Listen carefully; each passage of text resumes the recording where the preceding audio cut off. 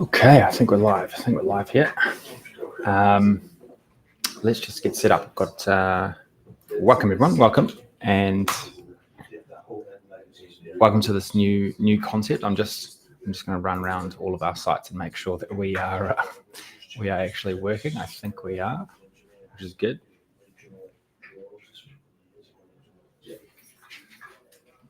Okay, cool. It's looking like we're live. Great.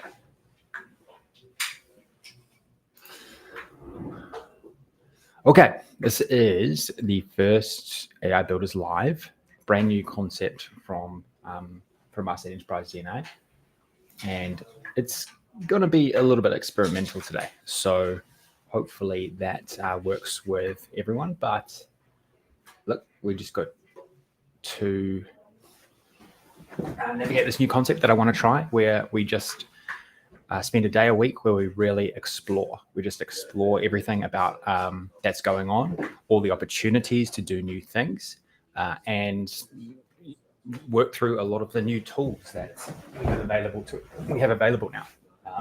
That's certainly my plan here. Cool. Might actually in the future start this a little bit later because there's a bit of a rush to get here today, but that's all good. Okay, so I'm just gonna just get a link and get our first guest in. Hopefully everyone can hear me all right.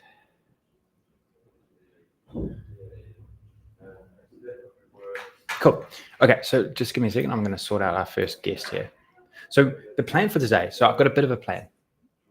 Okay, good. Thanks, Darren. Appreciate it. So plan for today is I've got our first guest coming on, and I've got potentially another guest a little bit later. I do plan to go for, I don't know, we'll see how we go, like 4, 5, 6 hours. We'll just see. I'm just going to use this as an opportunity to learn a whole, a lot of new things myself.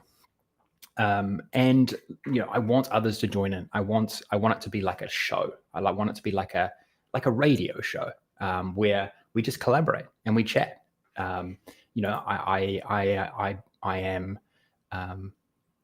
pretty relaxed about how we run things here. Like there's no set format. There's nothing that we need to do or need to talk about or need to build any structure around. I'm just fully relaxed. This is just going to be a show where we chat and we learn and we explore and we see what's truly possible in this with all these latest tools and new things that we can do. Okay, so give me a second and I will just invite anyone on.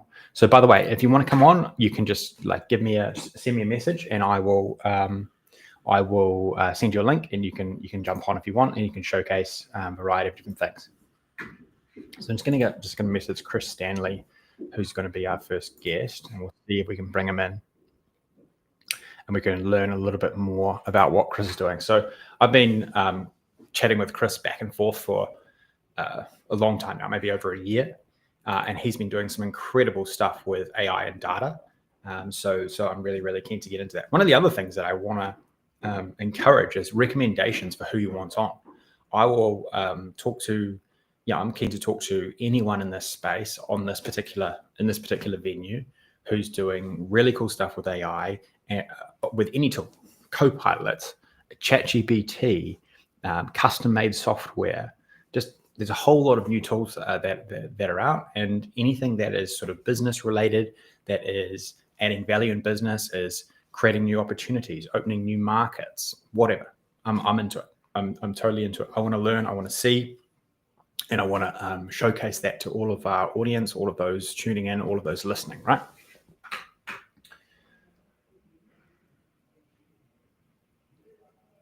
Cool.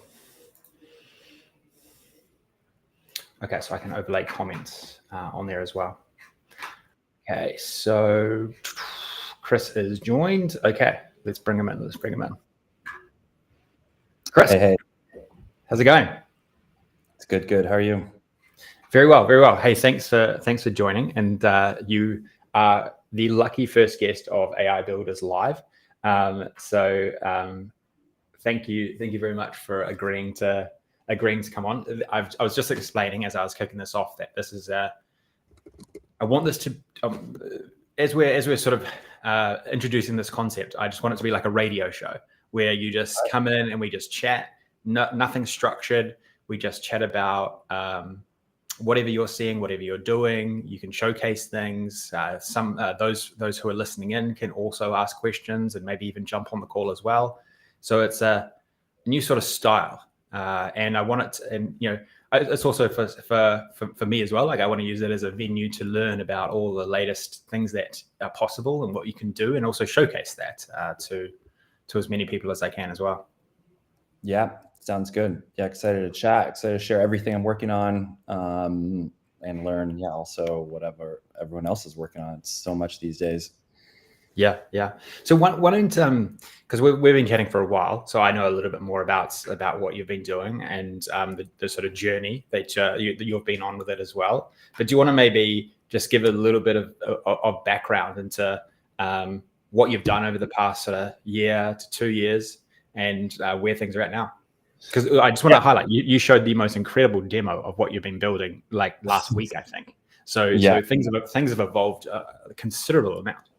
Yep. Yeah. I mean, my background's been in finance and data science. I guess this journey really started back in 2021, before AI really hit mainstream. And I was building a business intelligence tool around integrating Python and SQL into a cohesive data orchestration framework to unlock business analysts from, historically business analysts were like not part of the data pipeline, not part of engineering. They're the last mile of analytics, but they also would just have dashboards and query interfaces, but really no kind of like interface to allow them to do anything more technical. And so, kind of my journey as a function of this company, and even before, has been about easy access to data democratization. And that's fit about 3 different products over the past 4 years. So the first one was this easier data pipeline tool. The second one, which we launched actually the day of ChatGPT going live, was an LLM orchestration tool. And it was like simple content management, content generation stuff. After that, built a focused version of that LLM orchestration product, which was the chat with your database tool. And that was a simple, one-shot SQL query generator. I mean, like as I say these things, just imagine that there's this like capability curve, and every single time I'm like trying to build for the capability curve, and then it reaches me where I am, and then I try to go somewhere else, and it's a chase for sure. And now finally, after being a user of Cursor and all of these agentic coding products, have taken that same kind of autonomous agentic framework and applied it to more technical data workflows. So, giving folks who are non-technical the ability to build whole data pipelines and data models and just start asking that data model questions. And so how this is implemented is with Jupyter Notebook, with a chat against that Jupyter Notebook, which maintains the state of the project and maintains the knowledge of all the data, and ask it anything you want, and it should rip out that Python or SQL for you and give you your results. And so just to like the demo I saw I think it was last week or maybe the week before, it was this agentic data analysis, which we've all thought was sort of maybe going to come in ChatGPT or in Gemini or within Copilot or whatever, but it's not quite there yet in the bigger platforms. But you're kind of showing proof of concept and that it actually truly works. Like this is truly the direction that things are moving in. What were some of the? I mean, you've obviously had to deal with a lot of challenges and figure those out. What have they been? What have they been over the past while? I mean, I think one of the largest challenges is, particularly in this data tooling space, there's this like classic tooling and capabilities. Generate SQL, generate Python. But then like, who is it for and what are they doing at the end of the day? So like, what are the business outcomes that we're trying to achieve with this tooling? I think one of the biggest challenges of building in data tooling space has been like, you can build an amazing piece of software that surfaces the insight to the end user, but they only pay $20 a month for it. Yet that insight generated, $1 million of savings because it facilitated a decision. And so I think a lot of the challenges that I've personally had as a builder and a founder in this space is trying to connect the data and tooling that I build to the actual outcomes of the business. And I think that this gets particularly even more interesting now because AI can kind of like is that glue on that insight level, before you need a data scientist or you need a consultant to do that for you. But like AI kind of is your consultant. It already knows everything about inventory management optimization. It knows the algorithms for forecasting revenue. It knows all this stuff that you would typically go to an expert for. And so like just my mind has been like kind of racked around, well, what is the difference between a BI tool and a consultant in a year's time or 2 years time or 3 years time? Because I like have to assume that there's a significant amount of obviously these agentic features that the cutting edge folks are going to be implementing. And so it's so interesting, isn't it? It's so interesting. Like it's not, it's not a technology related challenge. It's a go-to-market. It's a go-to-market challenge, isn't it? Exactly. Yeah, totally. Like you can build a better piece of technology than what even big tech has right now, but can you actually compete with them on the $20 a month subscription? It's kind of yeah. And don't get me wrong. I mean, there's challenges all around. I mean, of course, there's significant technology challenges in building something like this, but those are it's easy to drop your code base and start over. Like before that wasn't possible to implement an architecture and then realize that you're on the wrong architecture and then you have to do a whole year rebuild. Like these rebuilds only take a couple of weeks or even a month at this point. So like the technology is it's totally accelerated from the product development life cycle. I mean, I myself, I'm a pretty technical guy. I'm not a software engineer by formal training or anything, but this latest version of the product I built just my two hands and cursor, and it's been amazing capabilities over the past couple months that it took me to build this thing. Now it's like me and this piece of software and my capabilities. For me, it's what is next? What's the go to market? What are the customer problems? What are all these things? Honestly, maybe should inform the first before you start building something. But I've been in this space for a long time, and I kind of know like what I would want as being one of these users. And so it's really nice to be able to build for yourself. Yeah. So what's your take? Because there's so many poor takes online, I think, about vibe coding or agentic coding. I like to call it now, because vibe coding, I think, it's great marketing, but it's not realistic for the great application that you want to build. What's your take on it, being someone who could code before this all came along? How much, what's your thoughts on how much of your builds now are basically the AI writing it? Yeah, I mean, my 100% now, like I very rarely will even use tab complete in my IDE. Even a little change, I'll tell the AI to prompt it, just because it's going to just do it so much better and so much faster. Yeah. I think like there's still, I've been extremely particular on what I want the AI to implement. Like the systems design and systems architecture is really being implemented by me. But the writing the endpoint and writing the pages, all that kind of stuff is 100% implemented by AI. And I'm in a somewhat of a unique situation where I'm prototyping right now, right? And so like prototyping is I'm trying to accelerate my development as much as possible. So I don't read every line of code, frankly. I do read the PRs and I understand generally what it implements, but there is there's definitely some black space there in terms of like what's in the code base and what's in my brain. But from the perspective of like getting something out there to customers and getting value really quickly, I think there's no better time to be prototyping and to be using these agentic coding than there is now. And on top of that, there's a significant amount of cognitive overhead that you need to have in your mind when you're using these agentic coding products. Like, I think that it's, extremely intellectually challenging to even keep up with the pace of what the AI is suggesting that you implement, the methods and the technologies to use. People are talking about like multi-agents. I'm like, I can't even keep up with a single agent as is. I the same thing yesterday when I was using Gemini 2.5. I can't even keep up with how fast it's writing stuff. Yeah.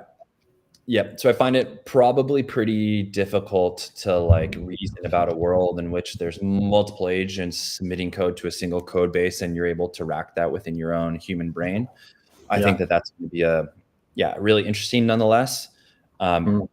We may just, fully, go through the black hole to another dimension where then you have AI that's QAing the same thing that was implemented. And at the end of the day, the human is, a taste observer and QA tester. We are on like that warped future. We are on a path there. I don't know when we're going to get there, and I don't know what it's going to look like when we get there. But being able to be part of developing a tool, using the technologies to develop a technology similar like this, there's just so much, I call it alpha. There's so much alpha that an individual gets by understanding what these things are possible and capable of. And no better time to do that than now. As I mentioned, I was not, I never held a software engineering role at a company, but it has been the best introduction. I mean, I've been a data engineer and a data scientist, but it's been the best introduction of full stack application engineering that I've ever had before. And I feel, so much more powerful as a product manager and as a founder, just being able to have had that experience of building this application by myself and learning everything about it. So it's, I think you were ahead of the curve than me, but I would say I spend the majority of my week now developing software. Like that's what I've become. I'm not writing any code like you're saying, but I've watched the trajectory of these models just get better and better and better, and they are so good now, so good. Even in the last month, Gemini 2.5 Pro is just, I use it inside Windsurf. I have Cursor as well, but I've always sort of really liked Windsurf for some reason. I don't know. I think the AI is maybe just a little bit easier to sort of get a handle on. But it is so good now, so good. Even from a month ago, I was having to understand a lot more. I had to understand every single thing it was doing. Gemini 2.5 is just hitting 4 files in one go. Its agent just spits out all this information. You can't even keep up. You can't keep up, but you just see it working. Like you just see the thing working. Yeah. And it brings me to I've got some views on this,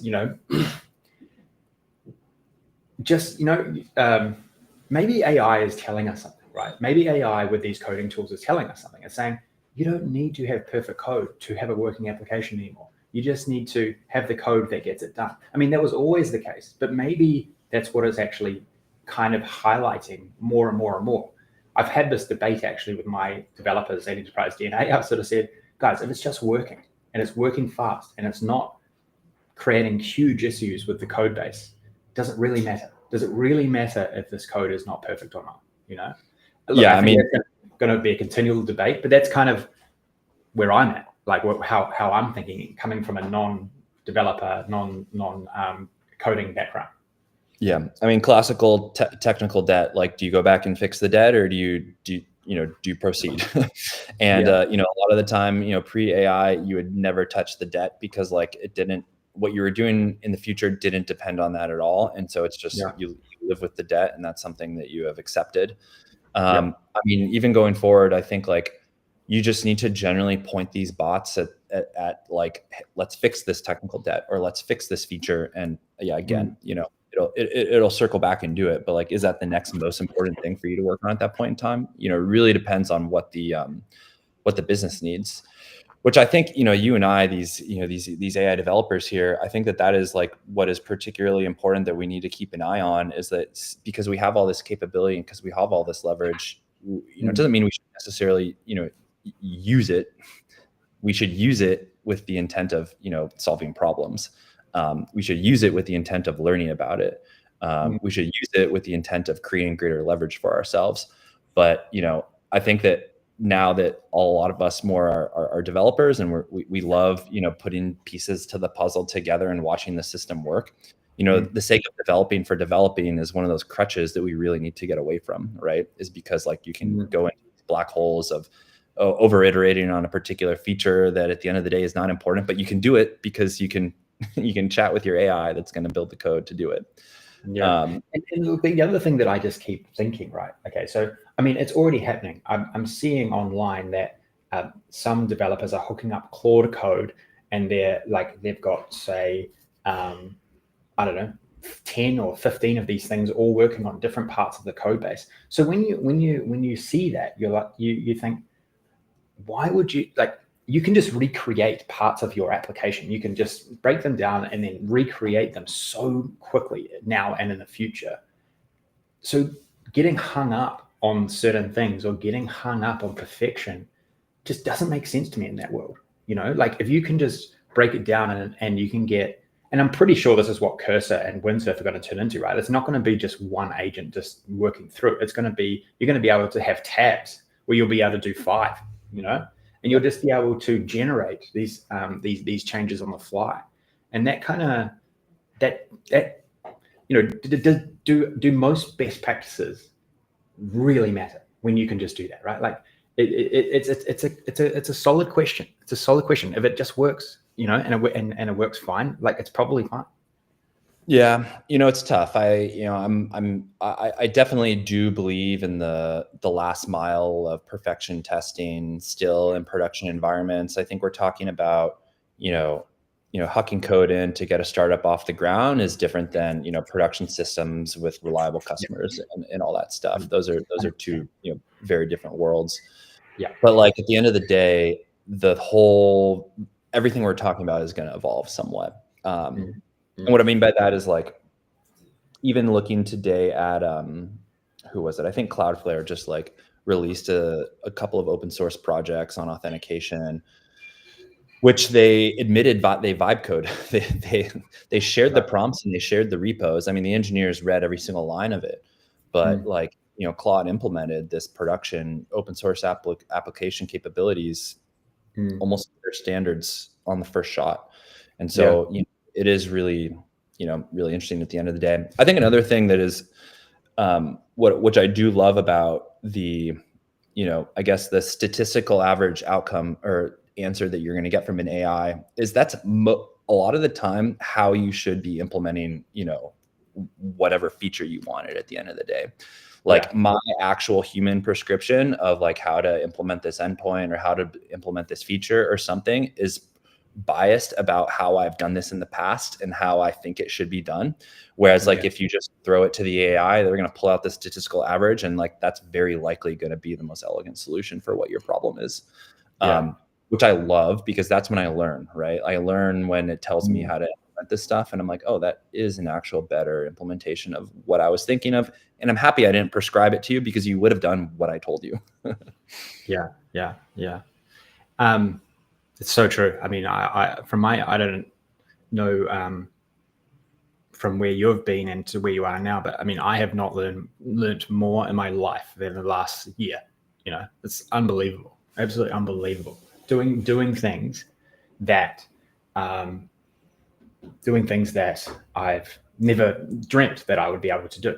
Building full-on applications. Certainly been a lot of learning to be highly productive now to get to this point, but it's very, very achievable. Very achievable. I just have a few questions, Chris. We have a few questions. All right. So there was one here. Great articles this morning. Tales from the field and large-scale agentic development. Sounds like testing is where meets actually restrict agency. I guess that's sort of saying. I think it's sort of saying testing is where you need to be very careful. Yeah, I mean, certainly testing is the last mile of getting things into production. You know, and that is where we absolutely do need to, you know, verify our applications before they're out in the wild into our users. I let AI write my tests. I'm sorry to say it. I think that there's a significant amount of like, you know, human involvement in writing and verifying those tests, but the just speed at which they can generate this code and test it themselves is good. However, like we do need to be very mindful is that the AI will just pass the tests, right? The AI will write their own ways to pass the tests. If that's their goal of passing the test, they're going to just write pass and they're not actually going to test the test in the end. So like you do need to have oversight on the tests that get into the code base, and they're testing the things that you genuinely want them to test. That should not be a black box for any production application that you're making out there in the wild. Yeah. So like this testing world is completely new to me. To be honest, I am still not actually across all of the fundamentals of how you even test an application. I guess that's what my developers are still so key for me, is that they know how to do this stuff. But certainly from a prototyping perspective, it's just incredible what you can prototype and how quickly you can prototype it. Yeah. Which is probably sort of more the end that I'm doing. You know, I'm really sort of setting the direction. Even in a world of prototyping, you know, once your code base gets complex enough, you know, you're going to make a change in one area of the code base, it's going to break the other part of the code base, and you're not going to know what broke it unless you're running that test for every deploy. And so, you know, implementing as I get ready to launch into production and I start making these changes, implementing testing has saved me a ton of time and effort in going to fix bugs, just because of the fact that, you know, you make unintended changes and they have consequences that you just didn't factor. But the tests catch it, and that's extremely valuable. Yeah. What do you think is happening now and will happen within the data industry over the next few months, years? Have you got any? I mean, you're deep in it, and so What do you think these latest capabilities, these latest changes? What is going to happen? I'll just throw out there that MCP is going to be huge here. I think that the concept of it, where you have a central AI client that can connect to many different apps on the fly. But interested to get your take on where you see this all heading in the near term. Yeah, I think the data space is so interesting just because there's so many players in the space. You have the hyperscalers, then you have the Snowflakes and the Databricks on top of the hyperscalers, and you have tons of startups from the bottom up that are trying to compete. The entire modern data stack thing. I feel that the data industry has lagged a little bit behind the code gen industry for kind of obvious reasons. Engineers are going to build tools for themselves to optimize themselves before. But I think that we're kind of seeing, again, a compression of bottoms up and top down. So for example, Cursor just released the ability to use Jupyter notebooks, which was a big thing. They did not have that before. And so now you can just, you know, chat with your Jupyter notebook, which is obviously competing very much with the tools that I'm building. This is within Cursor, so you can use Cursor to chat. And wow. Okay, that's because Jupyter notebooks are on GitHub. Is that why, or is there some different mechanism there? I think it's just like the Jupyter, like running the Jupyter kernel within Cursor, and then from there, like the UI as well. Like you still need the Jupyter notebook user interface, and that's an add-on to VS Code, which Cursor forked, and then they've re-added it since then. But yeah, I mean, I think that's a massive addition. Yeah, I mean, there's, I guess, two different levels. There's the engineering components of data, which is data engineering, and I mean, even call it a little bit of data science. I consider data scientists technical enough to, you know, be the ones writing code. And then you have like the last mile, which is the business intelligence world. And yeah, I mean, the cursors and the code gen tools are going to come for the data engineers in the sense that like that will be part of your workflow. You will be using this to generate SQL code and develop pipelines. And then the last mile, so Snowflake, I just was at the San Francisco Snowflake Summit last week. They introduced their new product Cortex, which is again very similar to exactly the thing that I built. And it's the future's so obvious, right? In the sense that we're all smart people and we know what these technologies can do, and we can interpolate, and we can know what the future is going to look like. And so everyone's building the ChatGPT for your data. Yeah. So what exactly does that look like? Well, it's a chat interface, and it probably has some capabilities of caching data and storing intermediate results and processing them, and then giving you insights on top of that. Yeah. And then the sugar on top of that is like actual deep research on that data, where the AI just autonomously goes. I think that's not hard for anyone to predict, and that is definitely where the entire industry is going. Now, I think there's been a ton of challenges with any business intelligence tool on like, well, what is the data model that powers that tool? I mean, obviously, if it's like a Power BI or a Tableau, it could be any data model, but that's a little bit of the challenge of selling a tool like that, is because it's like, well, what is it good at? Does it give you, customer acquisition insights? Does it give you churn and prediction insights? And so I think, honestly, that this AI component into your BI is going to be a little bit of that consultant or expert in the room that you need when you're trying to figure out how to manage this data. And I see a massive unlock on the last mile of data. I see the dream that we've had for so long of self-serve data is actually on the horizon, and is actually going to potentially be delivered. And, frankly, it's the best people that are in place to do that are the people that already have all of your data, which are, the Snowflakes and the Databricks and the hyperscalers. And it's somewhat trivial for them to add on this agentic architecture on top of it.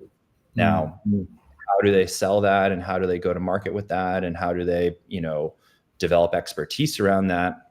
I'm not sure exactly how all that is going to pan out, which I think is the hardest thing about this market right now. Is just like so many people can build these tools, but how do you differentiate, and how do you get in front of your customers, and how do you drive value from it? Yeah, it's so interesting. Like I posted about this the other day. There is a brand new way of finding insights coming really, really soon, right? You'll be able to run a deep research type query on a whole lot of data, and it will come back to you with a 20-page report on everything to do with that particular insight. And it might take 5 minutes, it might take 10 minutes, but there's almost no doubt that that's sort of on the horizon. But how do you? Yeah, I mean, this is one of the things that I'm struggling with a little bit around all of big tech, right? So historically, Power BI crushed, right, because it had this incredible engine. The analytical engine that they had built, right, was one of the best. And then they had this amazing visualization layer over the top, which they turned into world class. It wasn't originally, but they had Power Query, they had DAX, they had this engine which was incredibly powerful. But that engine has been kind of disrupted a little bit, right? It's been democratized because AI just can do all of that now. And maybe it couldn't do it, say, 2 years ago, maybe even 6 months ago. But now the models are getting so good, like they're not hallucinating around SQL or Python code anymore. Like they're getting it right almost all the time. So how do you differentiate when you're just a box, when you're just an input box? How does Copilot or Gemini or Snowflake or Databricks or Cursor or Windsurf, like how do any of these guys differentiate when you're just an input box? Honestly, like I think that we're in this world because we love software and we love the idea of scale, but I really do think it comes to the implementation, and it comes to like who's going to be the people that are selling the solutions, and how does it get incorporated into digital transformation at companies. Like I think that is going to be the most challenging part here, because as I mentioned, right, like the features are obvious. Like what to build here is somewhat obvious. Like just I don't know if you saw this, but BigQuery just released their own like chat with a data canvas capabilities, which is like honestly next level. It looks like the first product that I built with agentic AI in it. Yeah, right. It's not too hard to understand like what the differentiation is going to be, because all these products are going to end up looking somewhat the same. I think it's going to be about, what's the use case, how does it get implemented, who uses it, and that is super challenging still. So like most of the time I default to it's where the data is going to be. It's where your data is, isn't it? because Yeah. there might not be any way to differentiate on the front end interaction. So the only way to differentiate is to help with the data engineering and wherever the data is stored, right? Yep. You know, I've actually thought a lot about this. I think that there is, you know, we've kind of jumped quickly past RAG, retrieval augmented generation. Like it would very easily just like an index search and then throw it into the prompt. But like, I think that there's a significant amount of information and leverage to be generated by, more, I guess, generative data pipelines, if you will. Like if you just like are churning through all of your data at a company and combining it with public data as well, and using that as a way to generate somewhat of a proprietary data set to find signal within your company's data. I think there's a ton of leverage in the data engineering component. Now we say all this and we're like future thinking, but I will say most of the people that I spoke to at this Snowflake conference last week, they're like, we don't even have our data in Snowflake together. So like, you know, we're super future thinking here, but at the same time, like we need to, sometimes bring ourselves back down to earth and realize that like some people still don't even have their data in a single data warehouse. Does it need to be though? Like my question would be, do you see a future where having your data all in the one place and all perfect actually really matters? If these AIs are going to be so smart, aren't they just going to be able to figure it out? Like if you can have multiple agents running through your data, like they should be able to find a way to figure it out, right? Totally. Yeah. Let me actually show you something. Yeah, that'd be great. If you want to do a demo of what you're working on and what you're doing and what you're seeing as well, like, let's do it. Yeah. So I can show you a couple of things related to this. Cool. Are you able to share? Yep, add to scene. Let's go. Okay, this technology is actually working, which is good. Okay, cool. Yeah, you can see my screen. Okay, so I'll show you a couple things here. So just to ground you, this is my product. This is Vega. We're connected to a couple of databases here, just through Snowflake. I've actually 4 databases connected here, and I want to do some data modeling and data engineering. And so, there's this. Crunchbase has a predictions data set that has like predictions related to companies, and that's separate off of the company data set. And I just, asked my AI here to like explore the data tables and then suggest to me a data model. And so here we have the AI going, and here are all the tables associated with this schema. And then it just goes. So this is it gathering all of its information.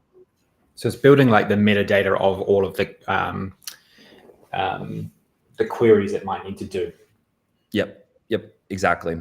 And so, before, so this is a re-engineered platform. Before, what we did is we actually like in a deterministic way would query these tables and like put that into the context. But, big enough databases, you're unable to predict exactly what the AI wants. The strategy this time was down is just give AI the tools it needs and then let it kind of figure out how to go about it. And so, just selects from these tables and then, has some errors and corrects itself. And then it creates a notebook. And this notebook is actually, after it did all of its research, now it is showing you how it's going to join acquisitions, funding rounds, growth predictions, and all this stuff to a data table, and then give you this output. And so like, here's an example of like the last output that it wrote. It's a simple join, is a contrived example a little bit, but at the end of the day, found the join between the acquisition predictions and organizations and suggested it. And this is kind of how I imagine, I guess, data modeling to go in the future is, these AIs will kind of recursively understand your data model and suggest a data model for you. Nowhere near perfect yet, but this is, I guess, on the data engineering side of things. I think in a production setting, I would probably still be using, VS Code and put this up to DBT, but this would be if you were wanting like a personal data pipeline, or if you were just an analyst and wanting to analyze it. Now on the business intelligence side, here's where I think, this tool's better for and has a lot more opportunity is, someone on the finance team that's got a couple data sets and orders and order items, and wants to look at sales trends over time, bar charts, seasonality, and then a sales forecast. Similar to what I just showed you, the AI will understand all of the data, execute some Python, and this is the result. Is this pretty long sales forecasts, and I'll just scroll all the way down to the bottom where we actually get the forecasts. And not perfect, but pretty close to what I might expect from a sales forecast that I would put into a deck, including all the single products that we're expecting to grow and all that jazz. So whenever I see great like examples like this and amazing functionality that is now even possible today, I just think about how much more analysis is going to be done, because so much of this is just untapped. I think I heard someone sort of say like it's untapped liquidity of the amount of analysis you could do, right? Like there's just so many things you could just never do, or just so much friction to get done.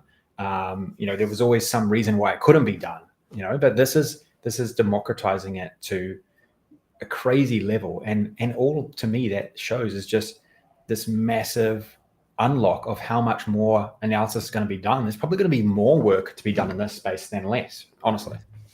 Yeah, no, I think so too. I think like at least analysis and market research is one of those things where you can kind of throw almost an unlimited amount of compute in it, depending on how cheap that compute is.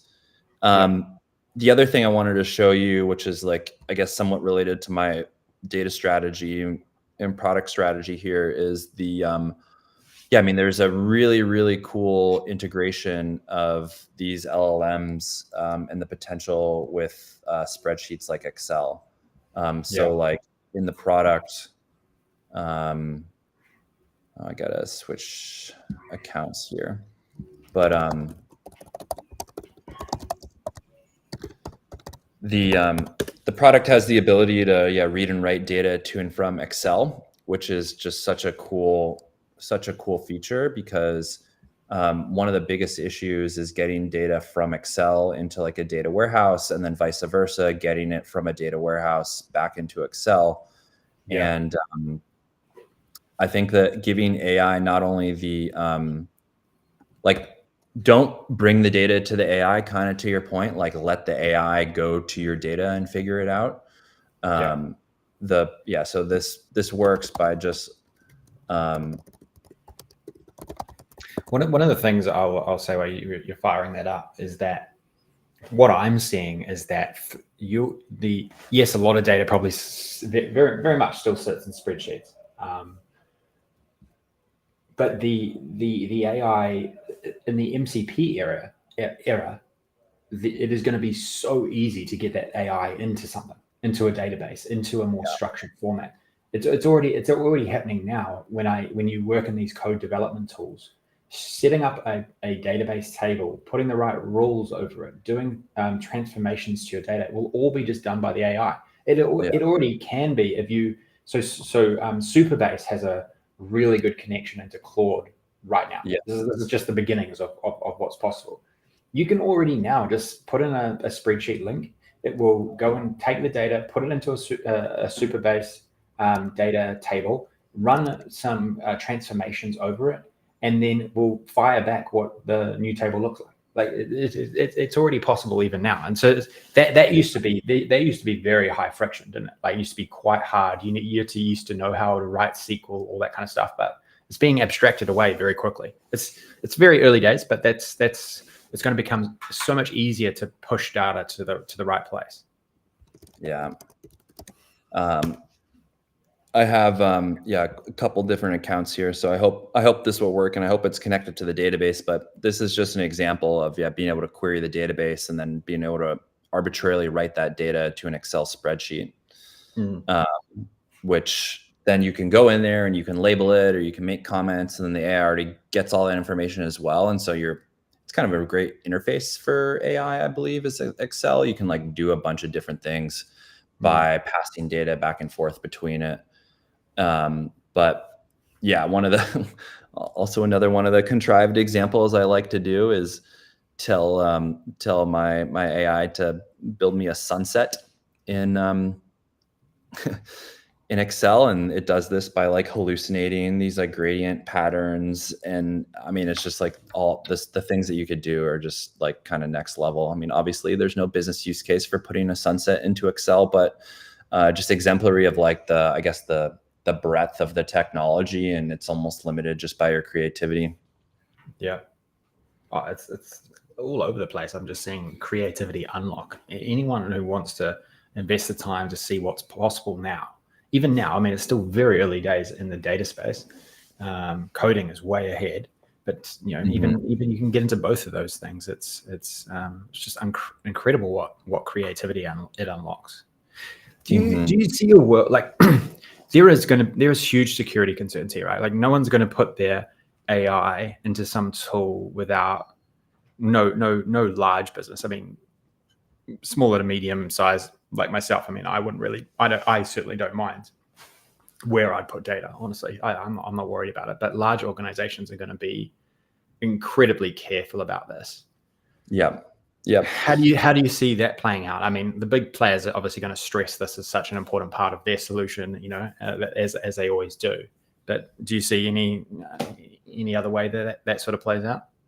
Yep. Yeah. I mean, I think that it's definitely going to be a huge selling point on some of these big players is the ability to keep all your data in one place. I'd even seen this before AI, trying to build a data product to integrate with new customer data to put it on your servers was almost a no-go for anyone like, north of, $10 million in revenue.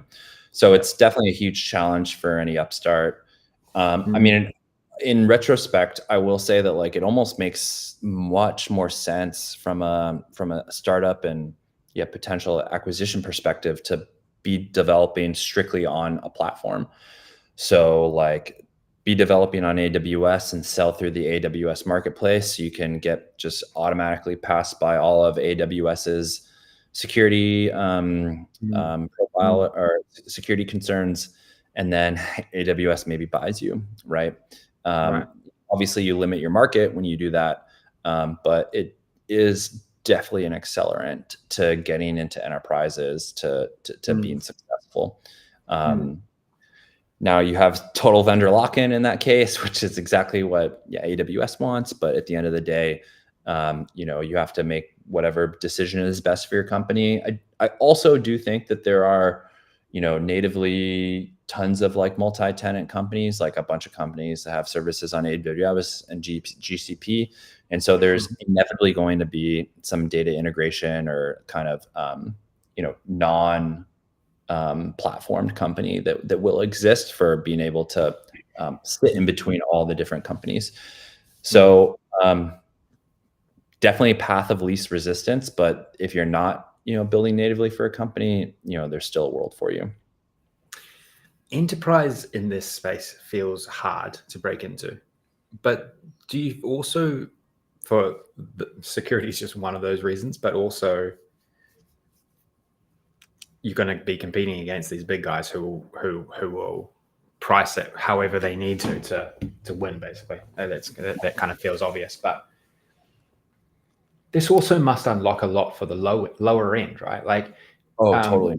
Power BI was an incredibly successful tool, but it was still very hard for a small organization, maybe 20 to 30 people and under, to really master and roll out successfully.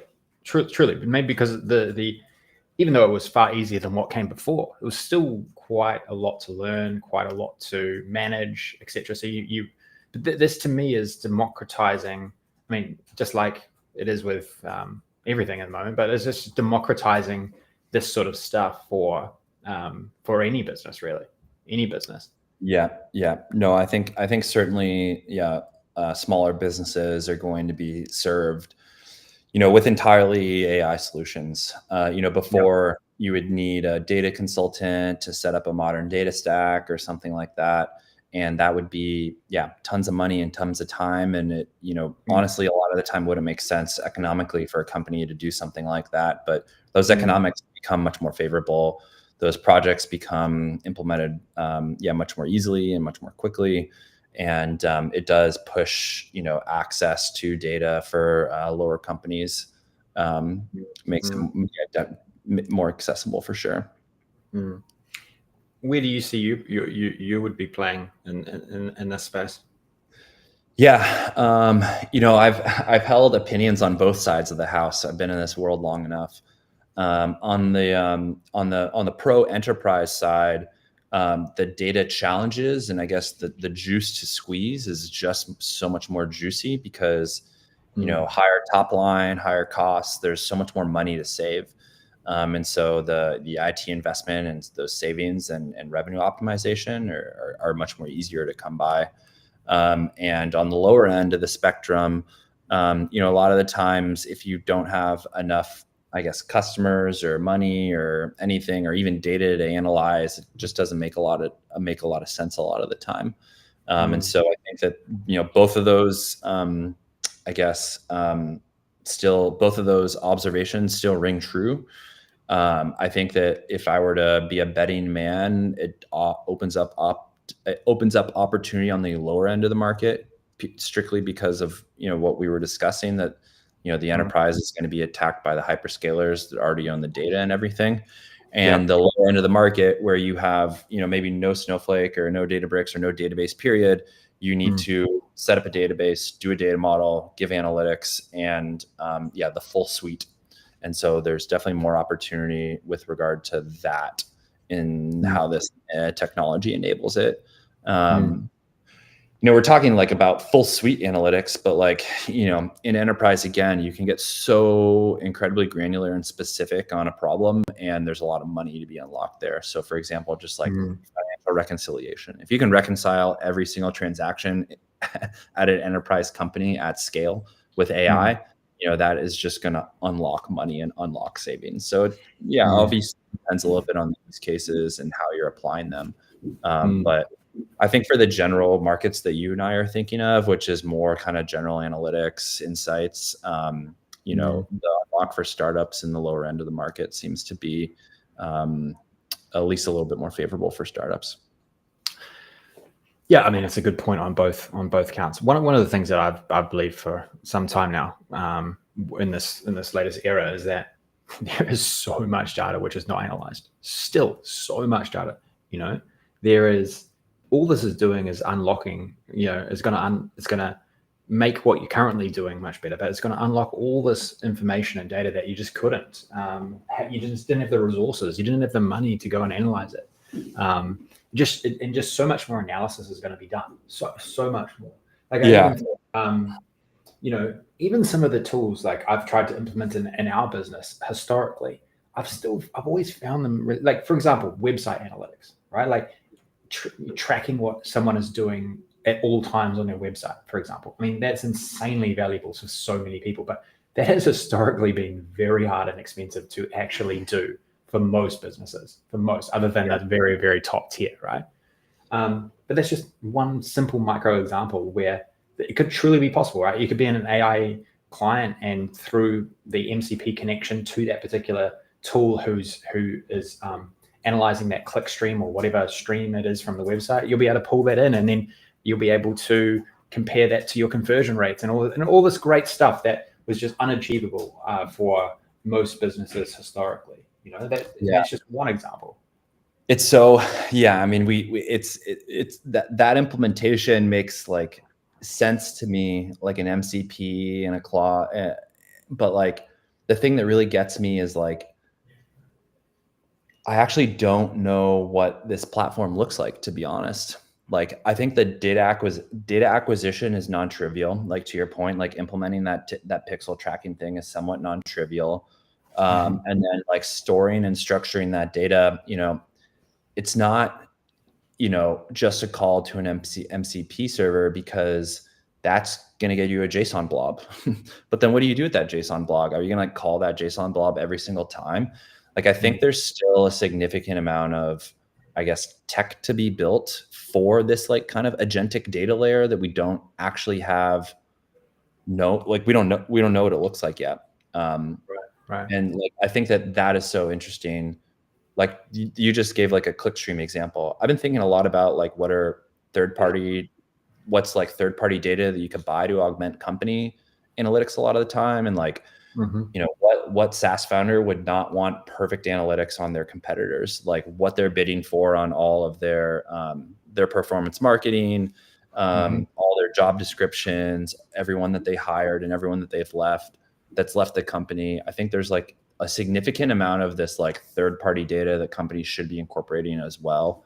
In addition to your point, which is just generating first party data that's relevant for your own business. Yeah, there's a huge opportunity to figure out like, what data can I be gathering? Should I be acquiring? And how can I use it? And like, unless you prompt AI or ChatGPT with that specific question for your business, like there's no product that's really selling that right now, I don't think, other than obviously like a human consultant that's an expert in AI data analytics. There's got to be an opportunity in curating custom data sets and then making them available via these clients. Like, I agree. Right? I agree. So that instead of every company having to go out and source this information themselves, you could be sort of like a central hub for key information that a certain sector might want. Like, for example, and this is actually a massive unlock for existing companies too, right? Like those, for example, like just an example that comes to mind is, those companies that go and calculate retail sales in supermarkets, right? Like that's a truly valuable custom data set to a lot of people that people have bought in the past. But now you might be able to sell it through an AI, connection, right? Like you could maybe build an MCP server. By the way, I don't really understand MCP servers that well right now, but I kind of get the concept. You could throw it in there, and then the AI analytics tool can go and grab that and compare that against your own custom data. Like, I mean, that's an exciting future when that actually becomes real, isn't it? But an opportunity too, a massive opportunity for those who position themselves well for that future. Yeah, that data sharing. Yeah, it is the data sharing marketplace is a very good idea for a lot of this stuff. I think it's like the, you may be right. The MCP server may be the right server thing, but the thing that gets me is the client side. On the MCP side, you're going to be using Claude. But yeah, at the same time, like all this discovery through these agentic platforms is where you're going to be seen and observed. And so it's kind of building for that future, which is really, that's the hard thing to somewhat predict, is like, what are the right things to build for? Am I integrating with Cursor as my primary client? I love that. There's going to be my feeling is that there's going to be an app store for the agentic era, right? Like where you can. I mean, I need to skill up on the MCP protocol, or I need to skill up to know exactly what this looks like. So forgive me if I'm a bit off the pace. But, there's going to be some sort of marketplace, right? Where, I mean, I'm pretty sure ChatGPT just launched something. I was going to maybe in the next few hours, I was actually going to spend some time digging into it. It's like it's just like you want to be on the AWS store. You'll want to be on the ChatGPT store. You'll want to be on the Claude store. You want to be on the Cursor store. I was even thinking the other day. Have you heard of Lovable as well? Like these guys should start a marketplace of making it incredibly easy to connect in all these AI tools that you can connect into your apps. Like, I'm pretty sure they're going to do it. It would strengthen their position immensely as a future AI client. Yep. No, I think all these platforms or products that look like they're going to be platforms will become platforms. I don't know if you listen to Ben Thompson or read Ben Thompson's Stratechery, but not recently, but I know I've definitely run into his content in the past. he had just interviewed Michael Terrell, the Cursor founder, and they've given early indication that they do plan to become a platform, and they do plan to have, Cursor Marketplace or whatever. Yeah. So like, me as an entrepreneur, as a small guy, I look at that and I look at Cursor just did Jupyter in your notebook. And so like, what's the data layer for that going to be? Well, probably some MCP server to integrate into Cursor to make your data available within that Jupyter notebook in a trivial way, right? Yeah. Yeah. Or just a SQL connection to Snowflake. I think that's the, definitely going to be platform. These new marketplaces are going to open up so many opportunities. It's why, like when you really dig into this stuff, and then I don't know what you think, but when you then hear all this clickbait stuff about the AI job apocalypse, and then I'm just thinking there is going to be these new global marketplaces where so much opportunity is going to get created, so many revenue opportunities, so many ways to connect to new users and to new customers. Like there's just opportunity everywhere I look. I mean, think how big Cursor is. The most incredible story, right? Within a year, they're up to 500 million ARR within almost a year, probably a little bit more, but yeah, I mean, and they're an absolute rocket ship. And think about how many users are in that ecosystem now that if they create a marketplace, you could access. I mean, it's going to become like Shopify, where there's this entire ecosystem of entrepreneurs making revenue and profits out of it.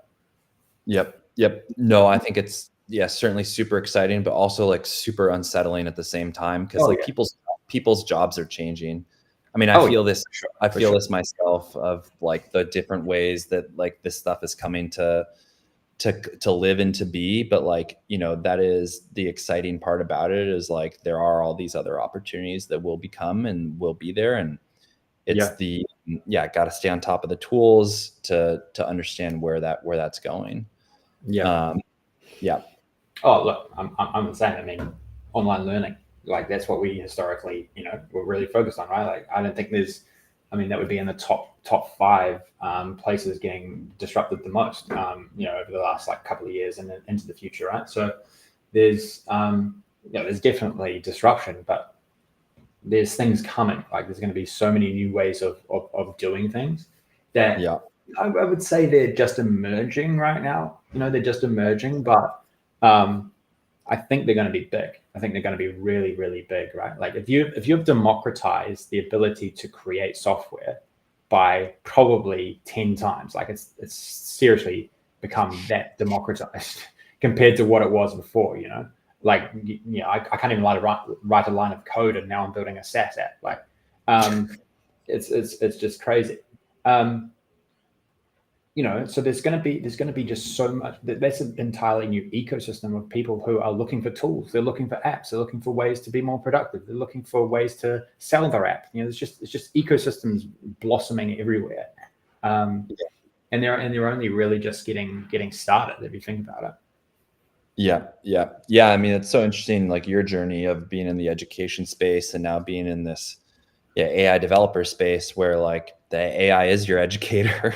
It's kind of like this world where like the tool is a huge component of like the full life cycle of that job itself. Like you're living the software engineering job, but you're learning about it from the tool itself, and it's teaching you. There's this really nice prosumer circle that at least the code dev, code gen tools have been able to implement. And like, I'm trying to do a little bit of it with this data analysis, data engineering tool. It shows you the Python, it executes the Python, it works with you.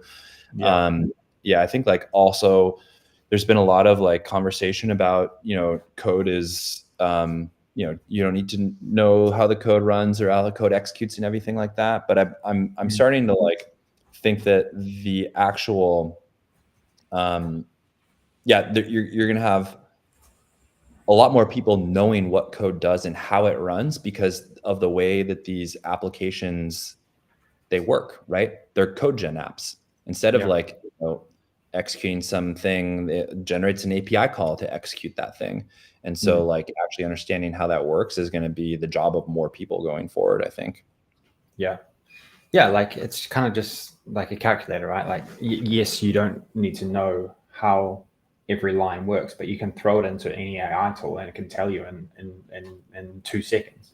So Yeah. it's the just like I've been saying this for some time. As I've gotten into this myself, is that there is nothing even now which detracts from having to know what is happening. Like you need to know what's going on. You need to know how to, you're going to have a much better experience if you know how to architect an overall a good solution. You know how to direct the AI to do exactly what you need. You don't need to be absolutely explicit, but you need to at least direct it.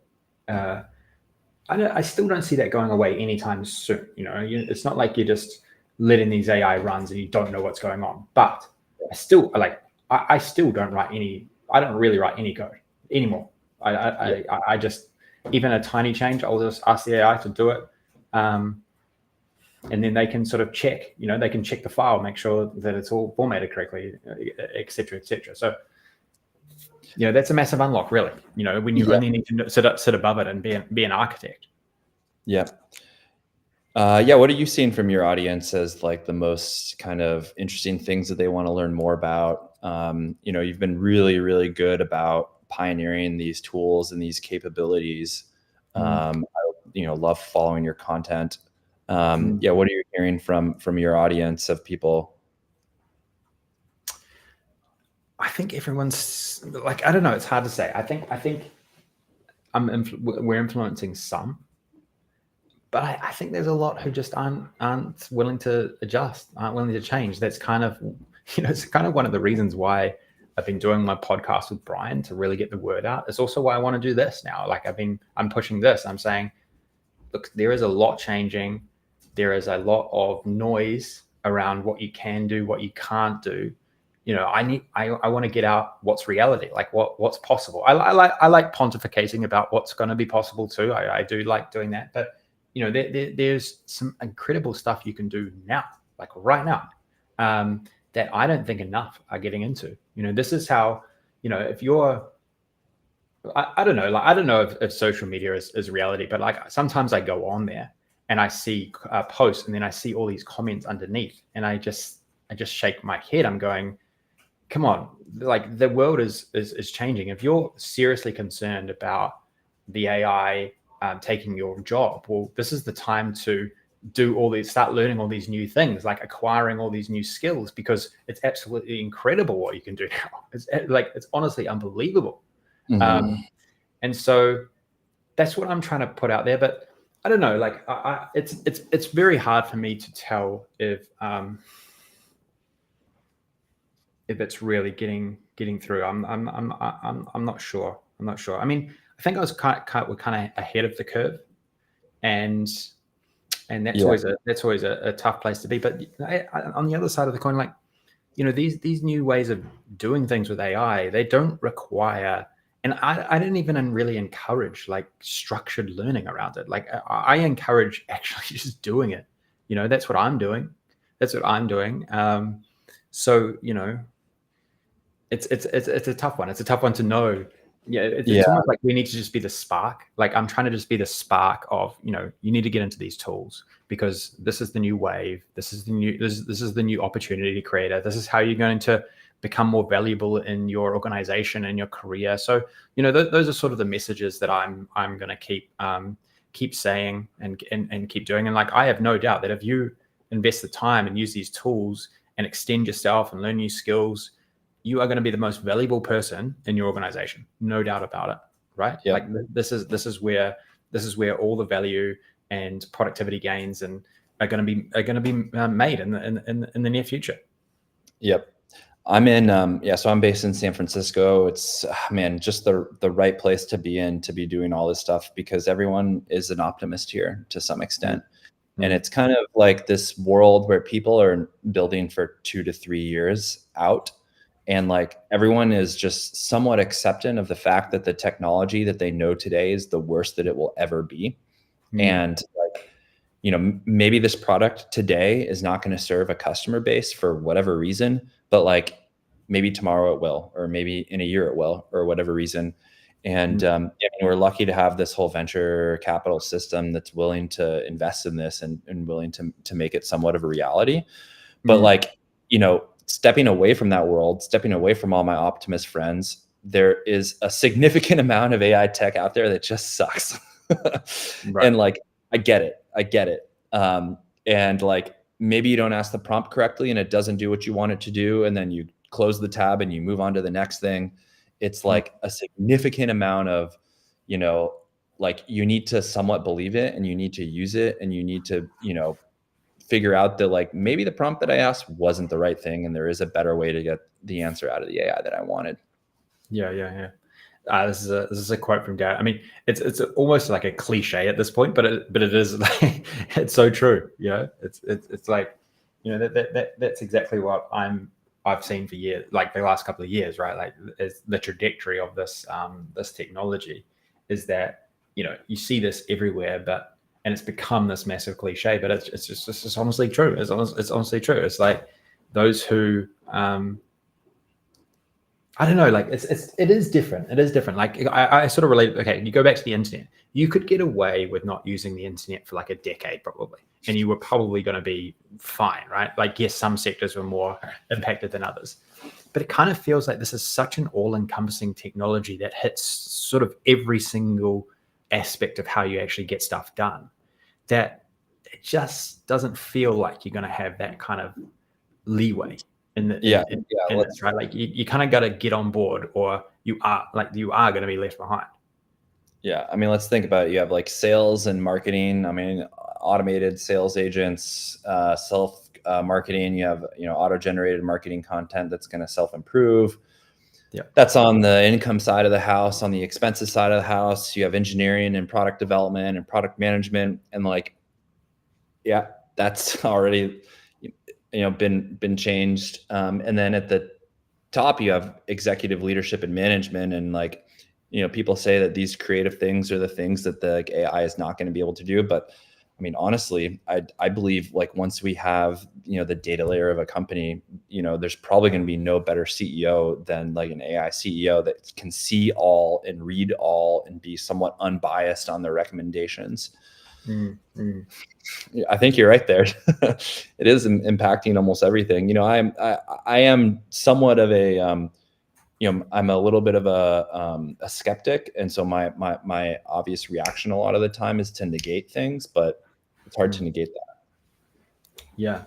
But, you know, I actually like, I agree with all those things that will happen in the next like 3, 5, 10 years. Like it's almost anyone who's bet against AI progress in the last 2 years has just been made to look very, very silly, right? So I'm just not betting against progress anymore. Like, or I never have, but I'm not going to bet against it. But I see all of that as positive, right? Like I see, okay, so you're now creating a foundational layer in your business around your own custom data, around this, let's just call it like a sort of layer of intelligence, which maybe gets better every model increase, right? The team around that just gets propelled forward, gets propelled higher in what they can achieve. Like, yes, your AI data layer might be able to provide better insights that maybe a CEO could create, but you still need someone who can like set the direction of the organization and to get out there and market the organization and build relationships with key stakeholders and customers. It's just they're getting better information, they're getting it faster. Like to me, it's all positive. It doesn't actually detract from anyone or anything. Like, you know, I just actually see it as a massive aggregator personally. Like, and look, I'm optimistic. I'm an optimistic person. I don't want to live in fear, uncertainty, and doubt. Like, you know, what most news organizations will want to push to you, right? Like, I mean, who wants to live like that? Yeah, I certainly don't. I just see it as mainly positive. And then you have greater leverage at these companies, and then you have ideally, better profits, better, you know, salaries for employees because they're higher leverage. They can do more with less. You know, it's honestly, for me, it's kind of this, I understand it in the micro, the company level. It's hard for me to wrap my head around how the macro pans out. Right. Like, if there are so many of these more, I guess, functioning, profitable companies, does that mean that the stock market just goes up? That's actually what a lot of people are saying it will happen. So, yeah. Well, one of stuff. the, like, if you just look through history, and this is, look, I might get a little bit of this wrong, but every time we've lowered the friction to interact or to transact with other companies, other countries, other, globalism has shown that it's a propellant. And so to me, this is just that next level. It's lowering the friction even more. Like you'll be in these AI clients, and you'll want to grab some data from some company. You'll be able to buy it right within the client. There'll be maybe in a micro transaction or maybe some other means, like that lowered friction at that economic and commercial level is just going to be better for everyone. I think it's going to create new entrepreneurial businesses. It's going to create new opportunities for existing businesses and incumbents. No doubt it's going to be incredibly disruptive for a lot of companies too. But that's the way the system works. Yeah, it's so interesting to think about. I think about, startup opportunities a lot of the time when you think about the Coase theory of the firm, like why the theory of the firm exists. It's because to minimize transaction costs. If you didn't have the firm where you're aggregating all of this, I guess, labor, everyone would be a sole proprietor in their specialist environment and transact with everyone. Maybe there is actually a case for, smaller entities to become larger kind of components of the economy and to be able to transact in much easier ways. We see, I see some stuff. I mean, this is like what consulting firms, are really, at the end of the day, they're like a component of a company that doesn't need to be embedded within the company, but they transact with the company because they provide some of the strategic advice. And they don't need to, be within that one company because they're not 100% utilized all the time, and they can be better utilized if they're able to spread themselves out throughout the economy. It's like, what is the world of, people talk about like the, $1 billion solo founder, but like, what about the data consultant that's bringing in $2 million a year because they're able to, leverage the tools in the right way, and they have a small book of clients, and their AI bots are just doing their bidding on their behalf, right? Like, I think that is a world that we will live in, where a dude is able to like figure out what that stack looks like, and satisfy a bunch of customers, and be a huge obviously make a lot of money off of the leverage that they're able to produce by the right configuration and the right clients. Yeah. I mean, I 100% agree with that future. I mean, AI just gives everyone a lot more agency, right? Like historically, you needed to get a lot of your business going, you needed marketing, sales, you needed all these components, right? To sort of get it going. But I think a lot of those are being somewhat democratized, and you'll be able to plug into systems that will be able to do that much quicker for you. So the story might be about the one person $1 billion founder, which I think is going to be very difficult to actually achieve. But the moment the single founder is able to like bring in a couple $1 million, you hire someone else, right? Like it's I really find that hard to believe. But anyway, honestly, anything's believable at this point. The story might also be is the millions of people making, solo founders making $100,000 or $200,000 a year. Like that might be the story too, and might actually be the more likely story. That will play out with all these new markets and ecosystems opening up. Like, a huge market that has opened up is these vibe coders, right? Like that's sort of the market that I'm very kind of invested in. Is like there's 10 times the amount of developers now that need tools, that need help, that need assistance, that need go-to-market strategies. Like there's just an entirely new market that is waiting for entrepreneurs to plug into and assist with, right? Yeah. I was at the Snowflake conference, met the founder of DLT Hub. I don't know if you're familiar. It's like a DLT Hub. It's like ELT is Python code, lightweight Python code to move data. And the chart was flat until recently, and it just went whoop. Really? So it's crushing. Well, that's just, and it's because these vibe coders, want easy abstractions to work with, and that's what he provides. He provides these like real easy interfaces for people to move data between Postgres and Snowflake and whatever it is. But I mean, that's the market. The market is like, what are these tools? Yeah, I mean, that's so like another perfect example is Supabase. Like Supabase is probably the best example of this. I bet you that they showed this chart. They're sort of a back-end database for Lovable, and they've grown like crazy for that. And I think they're also connected into Bolt now. But they were just edging higher slowly, like very, very slowly. And then all of a sudden, boom, just like the growth chart is just absolutely exponential, total rocket ship, raised at $2 billion the other month. Raised $200 million. I mean, you want to try and build a product like that. Honestly, that's it. That's it. That would be nice. That would be very, very nice. Yeah. So I guess, and I'll let you go shortly. I know we're taking up a lot of your time, but I really, really appreciate it. This is great.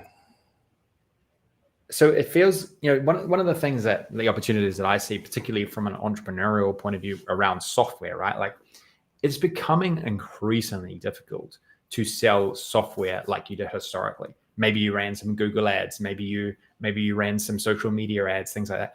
These are way too expensive now for the traditional piece of software. Way too expensive, way too competitive.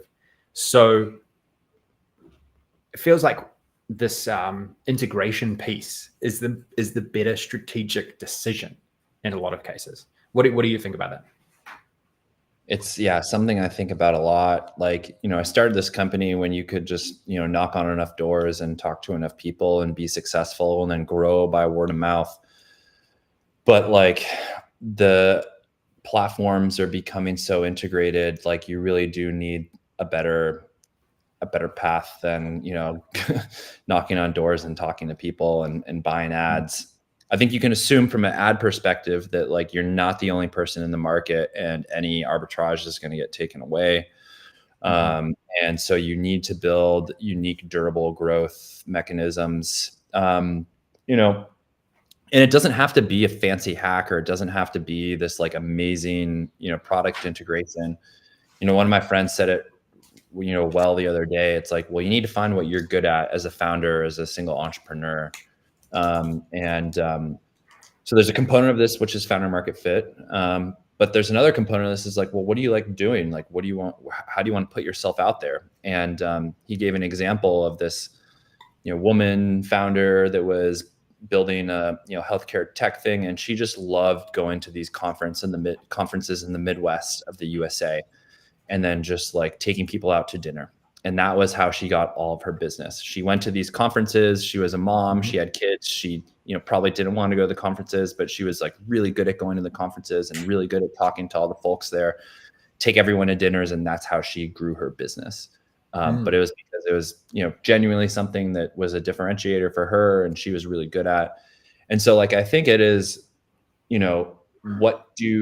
where's your founder market fit? And I mean, Sam, you have amazing, I guess a personality on LinkedIn and a personality in all these channels. And like, you obviously have an amazing kind of founder market fit for this education. And I think that, people need to look deep into themselves and figure out, well, how are they, somewhat different in buying and selling this? Is it content? Is it talking to? I think a lot of the time it's who your customers are. Before you even like think about what's the product you want to build, it's kind of like, who do you want to solve problems for?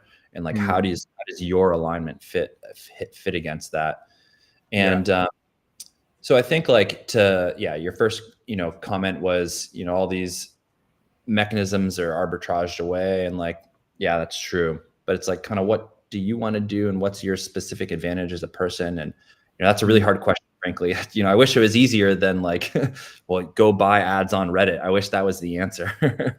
But everyone is so smart and everyone has all the same ideas that the arbitrage is just going to get taken away really quickly if there were anything there. And it really has to come back down intrinsically, like what's your own personal advantage in the thing that you're doing.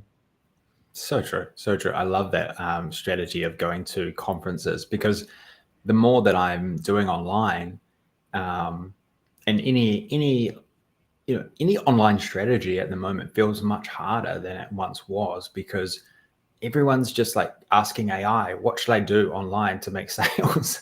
And there's just like this level of it's so hard to find, like how you mentioned the arbitrage is a good terminology for it. It's so hard to find that these days, because the AIs are just helping anyone and everyone, build the product, but also like market the product and be strategic about what they do with the product. So the face-to-face thing is actually a damn good strategy, right? Like just actually meeting people. That is a differentiator, just because it's not something that AI can help you achieve like it can digitally. Yep. I mean, at the end of the day, like obviously it needs to be great for your business model. Yeah. You can't be selling $20 a month subscriptions and shaking hands and kissing babies at conferences, but yeah, there's a whole combination of like go-to-market tactics that you need to really consider depending on what you're selling and all that kind of stuff. But I mean, the times are so interesting because, to your point, like everyone is asking ChatGPT the same thing. Yeah. Okay. Well, why don't we call it a day? Really, that's a good hour and a half interview to start off AI Builders Live, and I really appreciate the insights that you've brought. Yeah. To the session. Really appreciate it. And I mean, if you have any final thoughts or final things about patterns and all the things you're building, that'd be awesome. Yeah, I mean, if anyone that's watching this, visits the website, and if what I'm building resonates with you, please reach out to me. Yeah, my email is just chris@patterns.app. Sam, I just want to say thank you so much for having me on this. Like, I kind of want to come back on somewhat of a regular basis if you're willing to have me. I love talking about this stuff. Yeah. And I mean, I think like the delta between our conversation now and our conversation in a month and 2 months, I'm really curious about what that's going to look like. My own attitudes on all this stuff has been rapidly changing and evolving. It's like, it's kind of, I don't know, it's kind of unsettling as a person to like have this thesis about your product, your vision, or your business and where it is and like where it's going to be. And then for that to just change by the capability. And so like, needing to, resonate with other people in the space and talking with other people and figuring out, what people are working on. And, you've definitely been pioneering a lot on my feed. So thank you so much, and keep the content coming. Yeah, no worries. Like I would say, we're in a similar position, honestly. Like Enterprise DNA, we're evolving. We're evolving. I believe that we have to evolve, and we need to become something different and something more. And that brings with it challenges as well. And another reason why I started this up was because I just want to immerse myself in this and talking about this. And sometimes when you're just posting on LinkedIn and it's sort of that one way, you get stuck doom scrolling on LinkedIn, and you get stuck doom scrolling on these platforms. And then you think, God, am I crazy? Am I absolutely crazy in my views and my thoughts? And I don't believe I am, but I think I just need to I want to surround myself in a way that I'm immersed in it, So, I agree. I mean, I'd love to chat very regularly, honestly. No, I think that's super important. And as I mentioned, I'm so lucky to be surrounded by all my buddies and everyone here in San Francisco working on this stuff. Like, it's what keeps me sane and what keeps me going, because I mean, it literally is insane stuff that we're looking at, like language completion on a screen, right? Like writing Python code. Who would have thought? I know. I mean, I keep saying, I've been saying this for months. Like, the most insane thing to me is I am building apps with my voice. That's the most insane thing. Like, I'm just talking to my computer. I'm not even typing. I'm just talking. I'm like, I want this feature. I want this feature. I want this feature. I'm just going, it's crazy. Absolutely crazy. Yeah. All right, Sam. Okay. Thanks, Chris. We'll be in touch. Appreciate it. Thanks for jumping on. See ya. Bye. See ya. Oh, I guess I just closed the tab, there we go. Leave top right. Peace. Okay, cool. See you, Matt.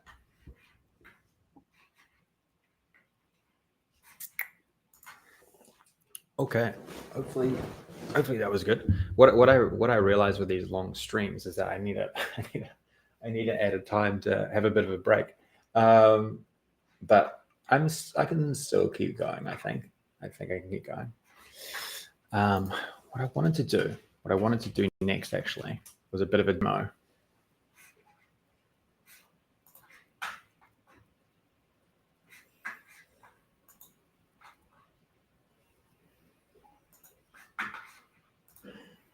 Someone's writing to me. I don't know who, but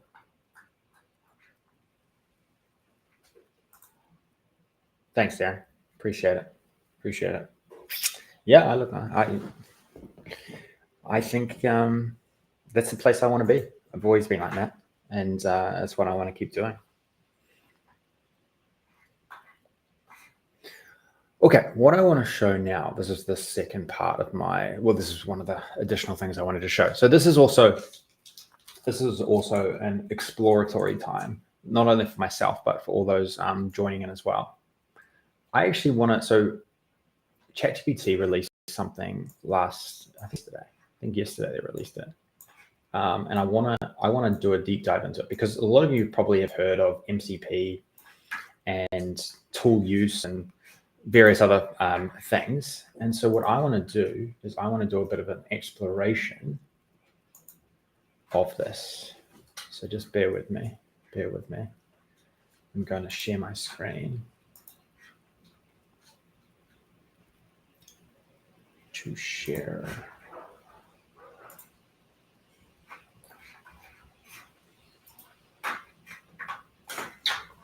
Okay, is that showing up? Yep. Okay, let's just make it a little bit bigger.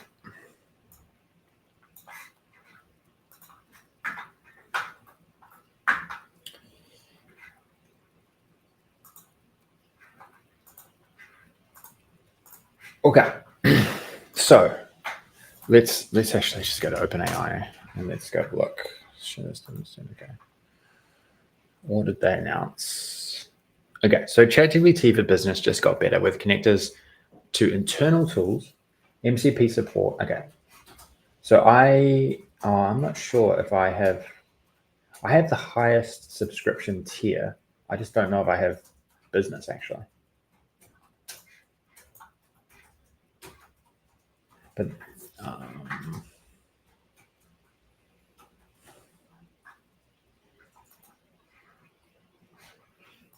okay, let's just go back here. Hold on a second.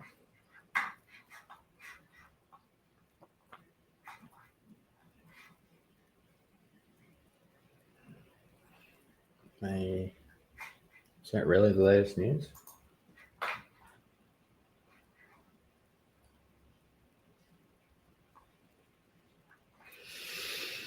Let's go to Twitter. Let's go to Twitter. And let's go look at OpenAI. My one.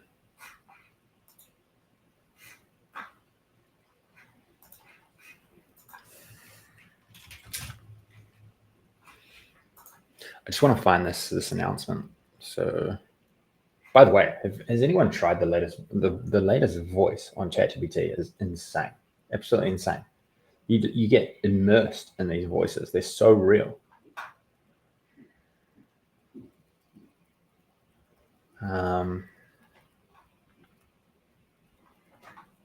Okay, so ChatGPT can now connect to more internal sources, pull in real-time data. Workspace admins can now build custom deep research connectors via MCP in beta.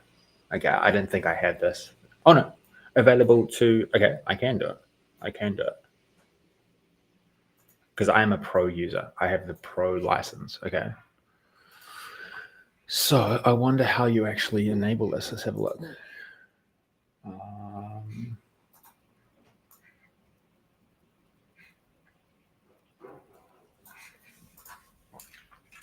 How do I build an MCP connection within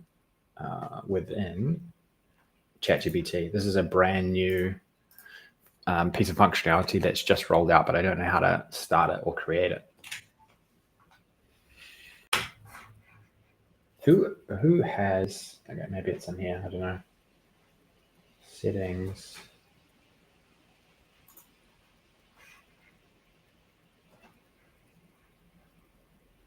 Connectors. GitHub Deep Research. Okay, this must be it. This must be it. Wow, I can connect to Teams. Okay. And my Outlook. Okay, let's just connect to GitHub because this is one that I can. Oh, I'm already connected. Okay. Okay. Hold on, I'll just share you. Okay, let me just log in here. If you've got any questions, just shout them out. I'm happy to dive into anything. Any ideas? Verify. Oh, I'm in the wrong one. Hold on.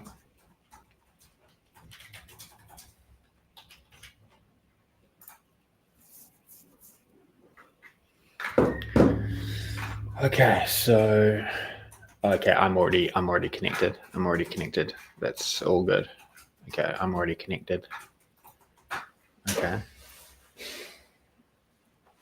Okay, so let's do a deep research, right? This looks very initial stages to me. It doesn't actually look like it's actually that developed, unfortunately. So run deep research, sources, GitHub. Wow, okay, that's cool.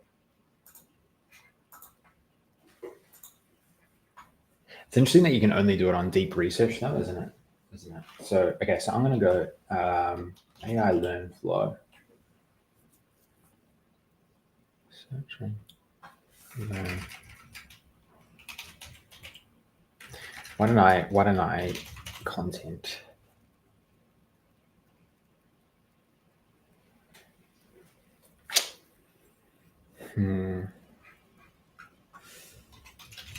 It's not really working. This is still very early days from their perspective. I really need to learn a lot more about MCP. That is one conclusion that I've reached. This week, but this looks like pretty early days. The biggest thing about MCP, right? The biggest thing that MCP is going to create is the ability to connect to things. That is what is going to be huge in the coming. It's going to be like an API call, but simpler, right? So they're going to take away the need to even worry about an API call, and you'll be able to connect to database sources or sources of information, or maybe like SaaS apps that have data. Like one I was, I'm always trying to analyze Stripe data because that's our payment processor, right? And that is, I saw that there's an MCP client for that now. And so, the need to actually bring that data potentially into some other database, you could just maybe connect to it at source. So these are the sort of things that I think gonna happen pretty soon. But that's what MCP enables. So one of the things that Brian actually told me recently was this website called Pipedream. So let's just have an exploration of Pipedream. Pipedream, the fastest way to build. Okay, so this used to. What do you want to automate? Build, run, and deploy AI agents in seconds.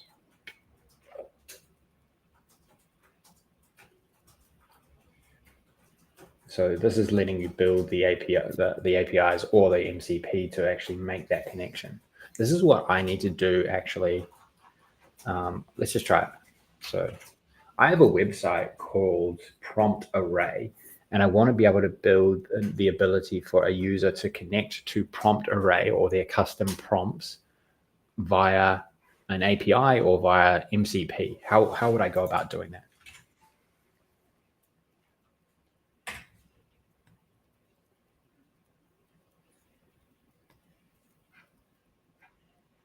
Okay, let's just sign up here.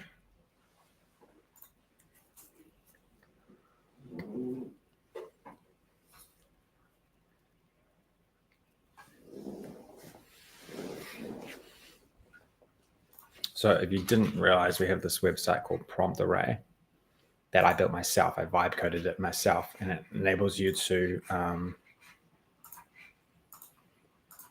save a lot of your prompts that you might want to use, like a lot of your custom prompts inside of your any AI tool.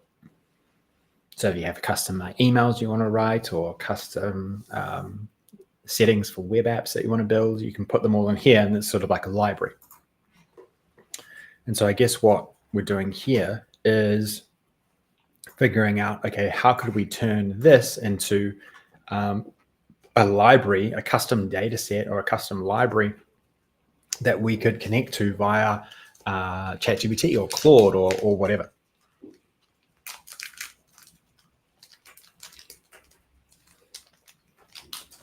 So it looks like it's potentially just building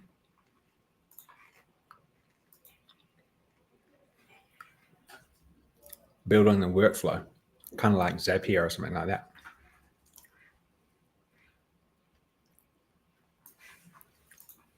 Anyway, let's just see what it comes back with.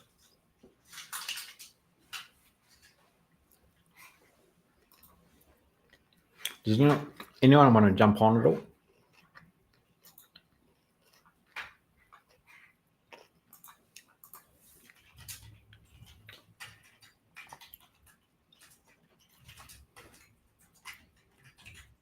If anyone wants to jump on to the call, please let me know, and we can chat about anything you want in this space.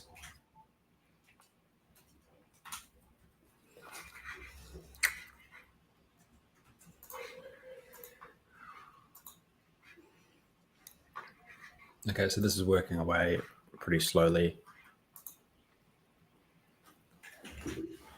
Are you still going?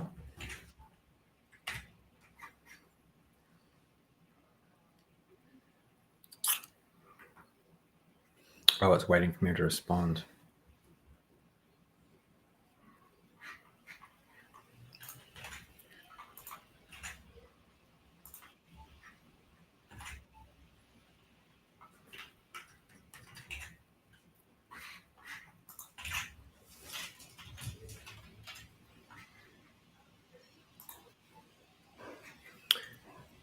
Yes.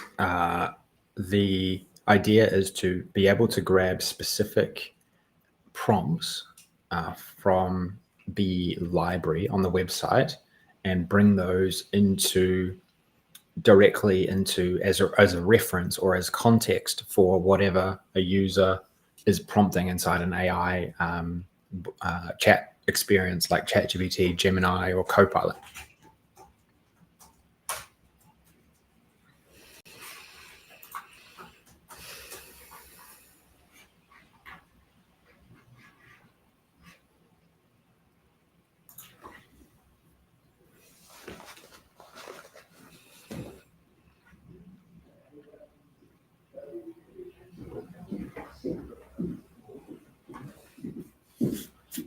So I'll build an agent that connects to your prompt. This is what it's saying. Connects to your prompt website. Create a step to connect to prompt, add a step format, include integration with ChatGPT.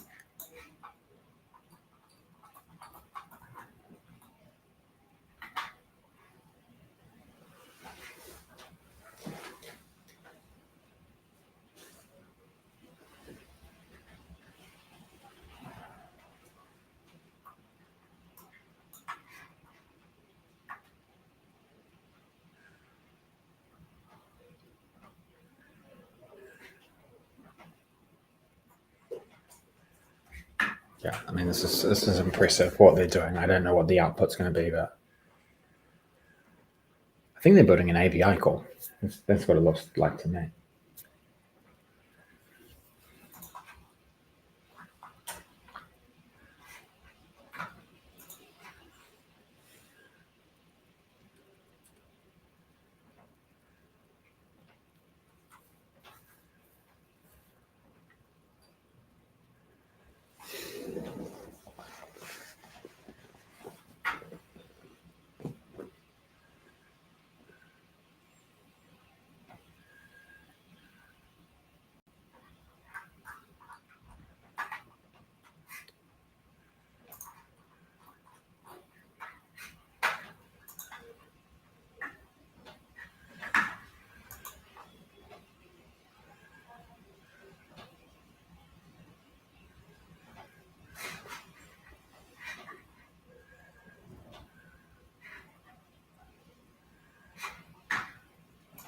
I need your prompt array API key to connect to your website.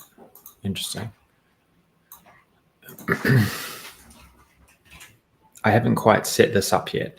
How would I actually set this up on the website?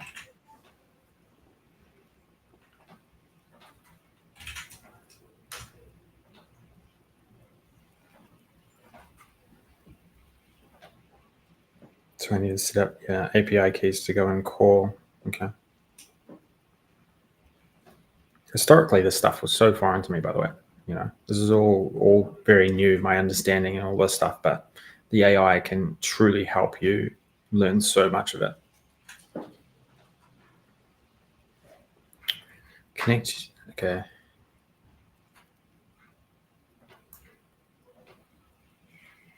Okay, I'm not going to do this, but this is interesting though. I could also get probably like Windsurf could really help me with this to actually do this. I think I might do a demo of Windsurf a bit later on, see how we're going, because I'm spending a lot of time in there now.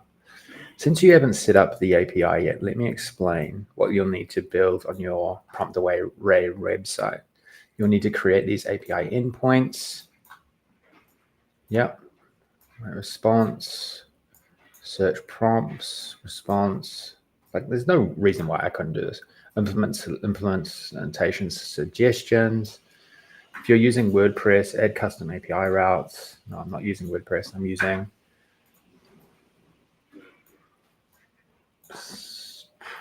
Supabase, actually. That will probably be what I use.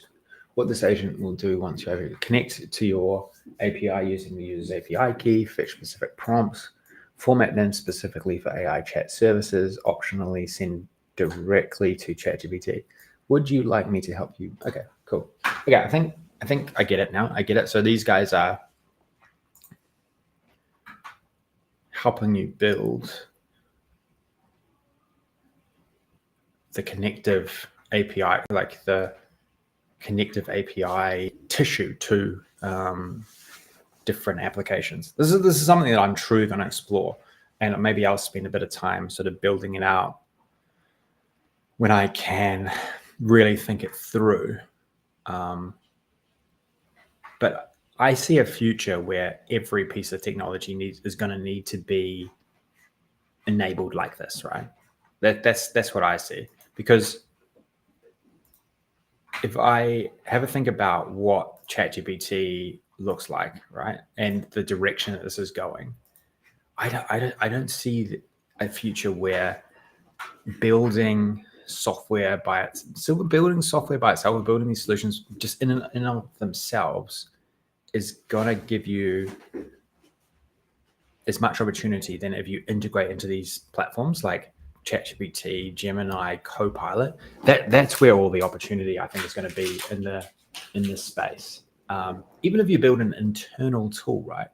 If you build an internal tool, you're probably better off implementing this sort of solution so that you can connect it to Copilot, or if you're a Google shop, you connect it to Gemini, or if you build your own AI client, like you want to connect it to that, because it's just a lot smarter to integrate the AI into the doing, right? Because you can just voice activate. Historically, we've done a lot of clicking and a lot of navigating around websites, but in the future, this might be what you have to navigate around in a lot of cases. Like, this is what I think you should be building for. You should be building for this new era that's moving to. Well, that's certainly what I'm exploring anyway. Currently, we've been building a lot of these applications, a lot of prototypes like Prompt Array. A lot of them can be seen here on eDNA HQ, which I'll just go to now. So this is where we actually have all of the applications that we have pushed live. So No Code, Power Vibes, App Idea Engine, AI LearnFlow, Prompt Array. We have a data agents one. So we actually have another one called Avatar Roulette, which I just haven't put on here yet. But this is where we're placing all of our new software that we're building. And all of these, I want all of these to be connected back up to these AI clients. Like that's going to be a big strategy for us that we try and implement. You can access all of these, by the way, by being a subscriber to Enterprise DNA. And we have more coming. I'm very ambitious around what we're going to build and what we're going to do. And I think there's just enormous opportunities in this space, like absolutely huge opportunities.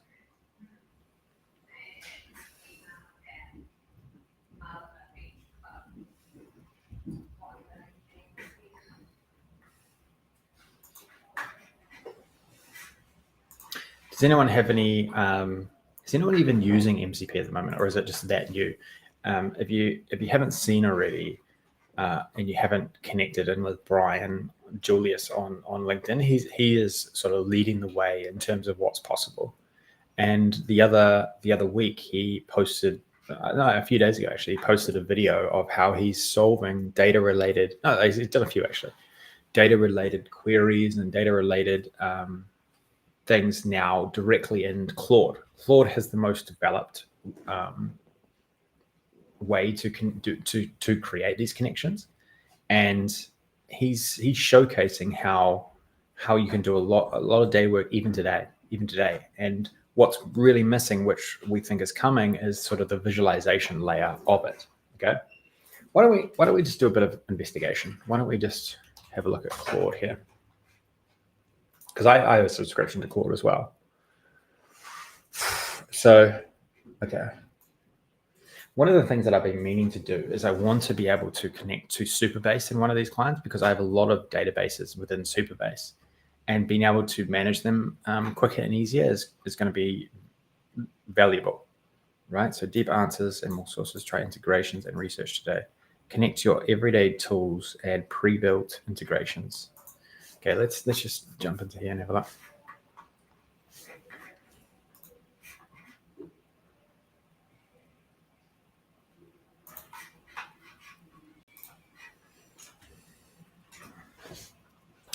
Integrations using remote MCP are now available.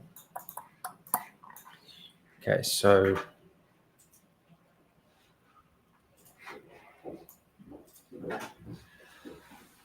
you can connect to Claude or to any integrations built by your favorite companies. Adding integrations. Add these integrations. Navigate to settings, integrations.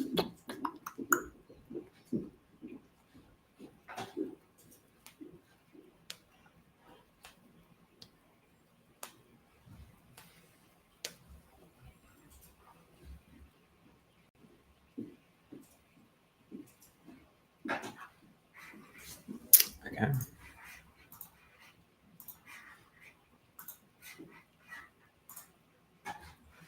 Settings. Okay, so settings, integrations. Let's have a look here. Okay, so I'm connected to GitHub, Supabase. Okay.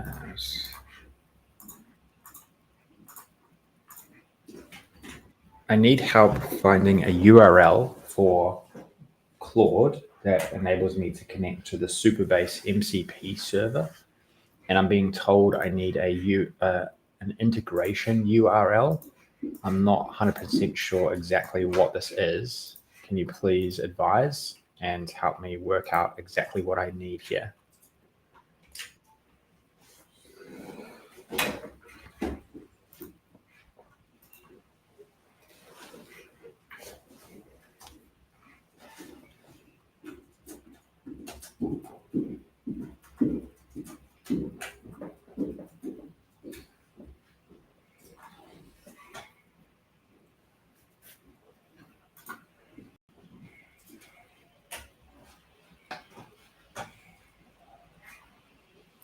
So what I want to do is I want to integrate. I want to be able to just jump to any database. I know this is possible because I've done this somewhere else, but it didn't actually work that well. So let's just see what it comes back with.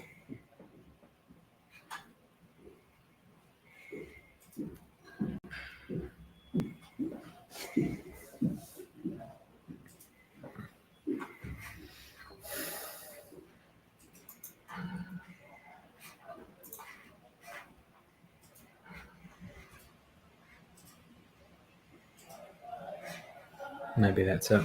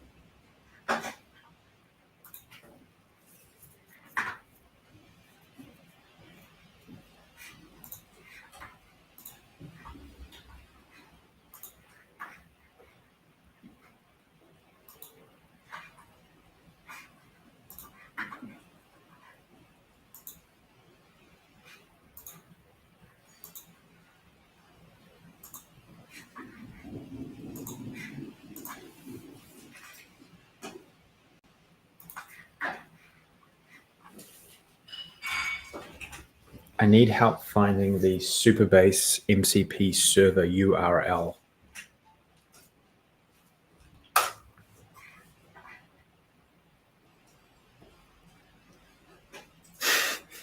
Okay.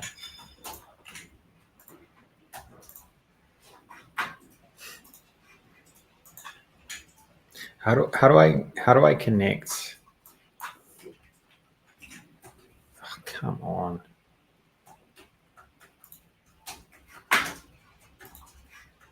How do I connect Supabase to Claude?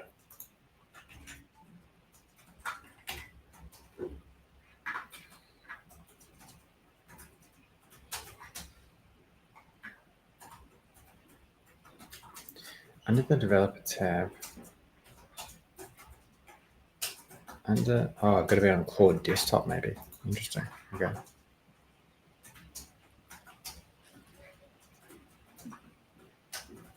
Path must stream Anthropic's own help docs.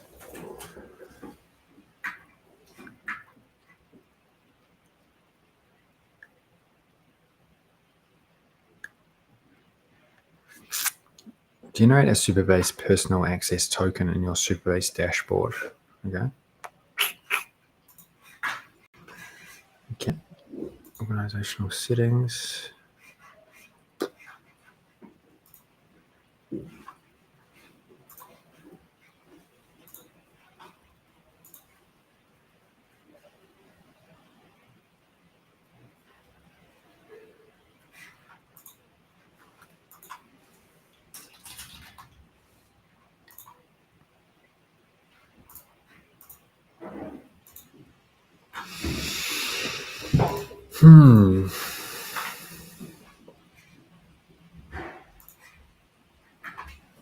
I wish things are a bit easier, honestly.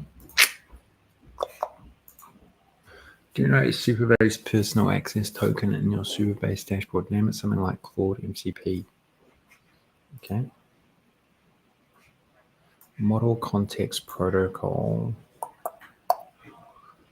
Claude. Okay, I need Claude desktop. That's the problem. Okay, let's take a step back. Let's take a step back. And I need to download Claude desktop.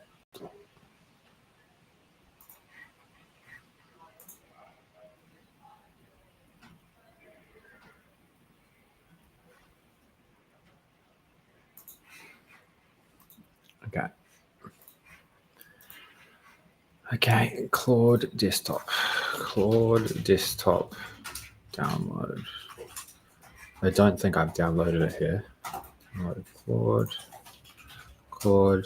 Oh no, I have. Hold on. Hold on. I do have Claude. I do have Claude.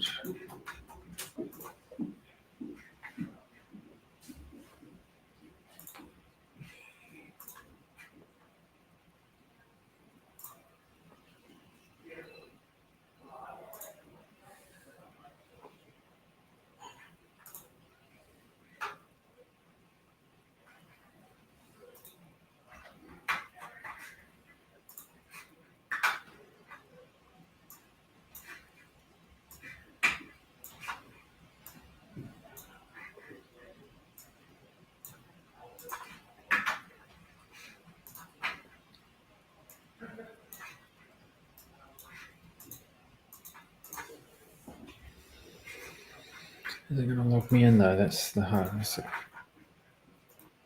key thing. Okay, so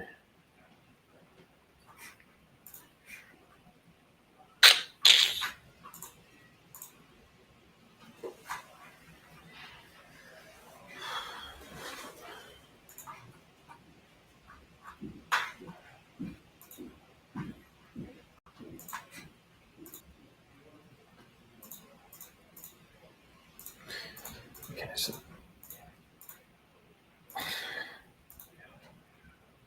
just deleting a lot of tabs here. Hold on a second.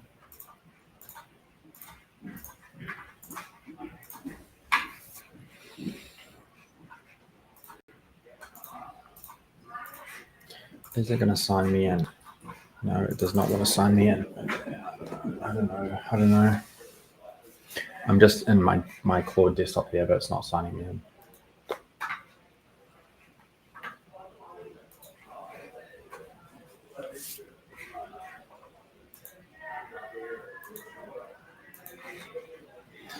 Okay, we might have to jump off that. It's not working.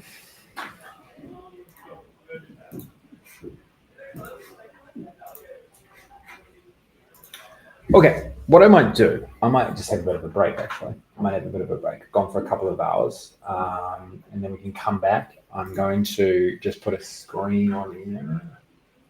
Put a screen.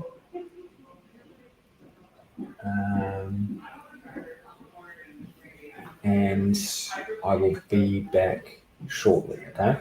Just give me a second, start sharing screen. Okay, I'm just going to take a bit of a break and I will be back. I'll be back soon, okay?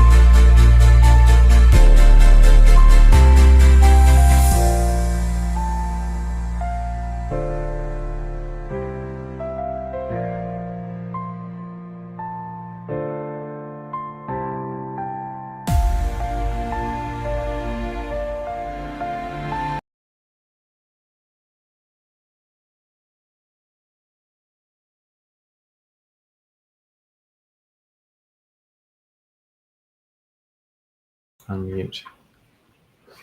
Okay, hold on, that didn't work. How do I actually do a bit longer break?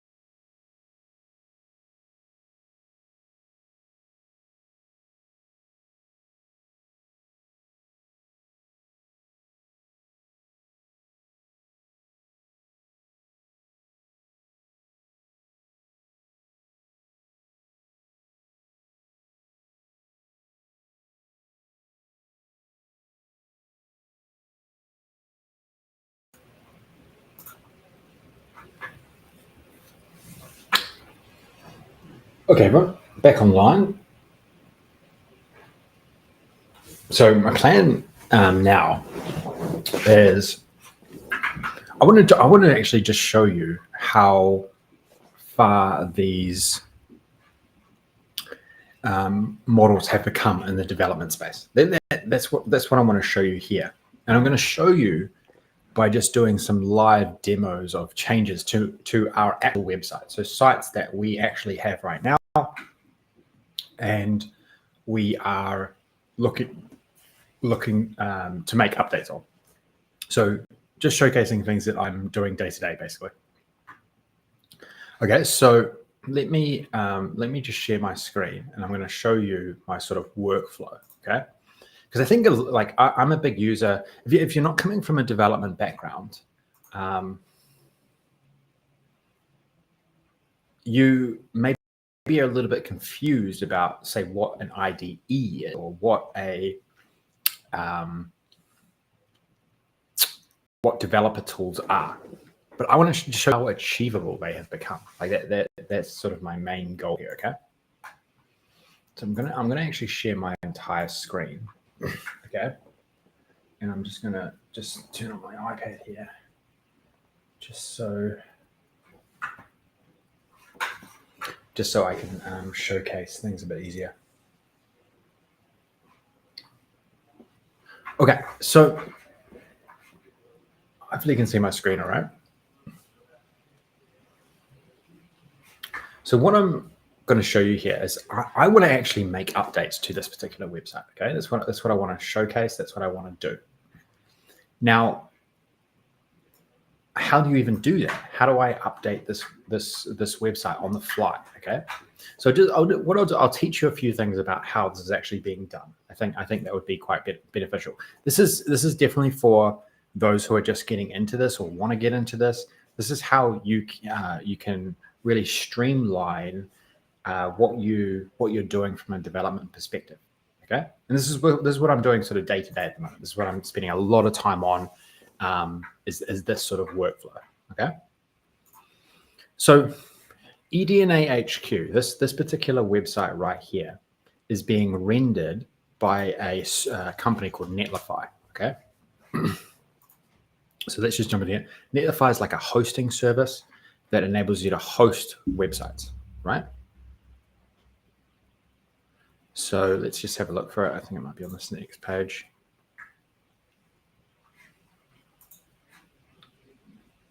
Here it is here. Okay, so but what it does is it's deploying via GitHub. Okay, so what it's doing is it's looking at my files on GitHub and it's rendering the site based on those files. Okay, so if I click here, this will probably take me to GitHub. Okay, so this is the eDNA HQ site. Okay, so all of this code here is what is being rendered into this particular website here. Okay, it's being rendered through Netlify.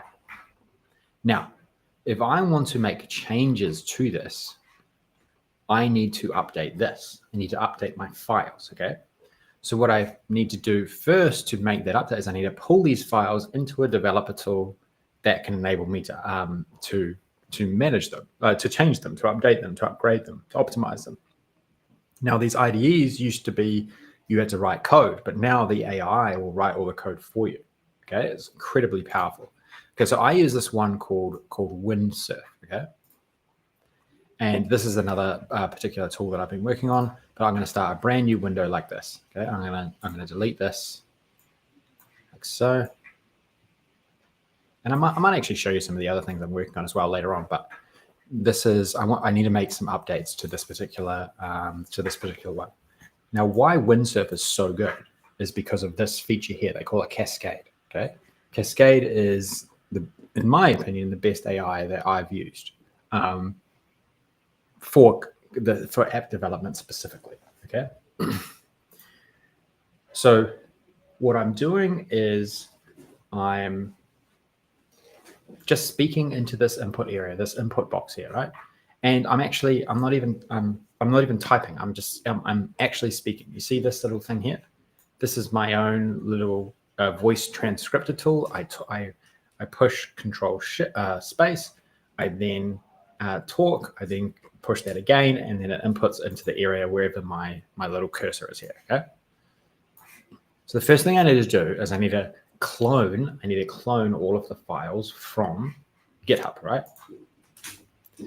Please pull down all of the files from, or please clone all of the files from this particular GitHub repo, please.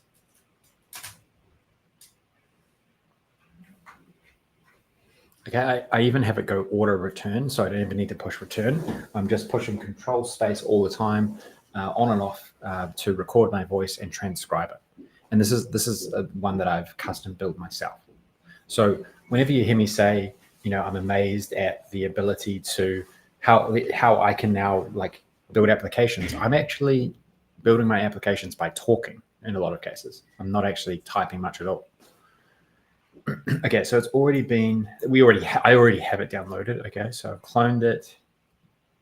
Okay, so I think it's really just updated what I've done there. Okay, so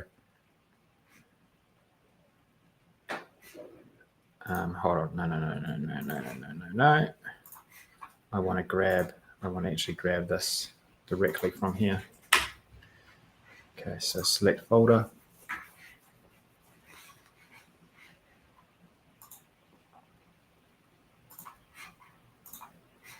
Okay, I'm going to do a bit of a check here. I'm going to say, can you please make sure or check that we are completely up to date with the main branch of this particular GitHub repo? Okay, I need to understand what this branch is as well, actually. Big upgrade, want to head. Now I'm going to delete this. I just want one branch. Understanding how to use GitHub is just so key. If you can't get into this dev world without understanding how GitHub functions, why you use it, how you use it. And look, it's not even that hard. I've learned just from doing. I have just learned from doing exactly this. The AIs, I've had a few issues here and there, but the AI just helps you all along the way. Okay, so your main branch, let's say your main branch is now completely up to date. Okay, good, all good. So we'll just leave that here. Okay, so now I know that the files that I have here, right, are the exact same files which are rendering this particular site, okay? So any changes we make now will not directly go here, but we know that we will be basing them off what is currently here, okay? Can you please start up a local development server? Okay, so now what I'm doing is I'm creating a local server. So what is happening is, so this here is rendering through Netlify, which is a server. But what I'm doing now is I'm rendering the website on my own computer here, and this is going to give me a local server that I can use. Okay.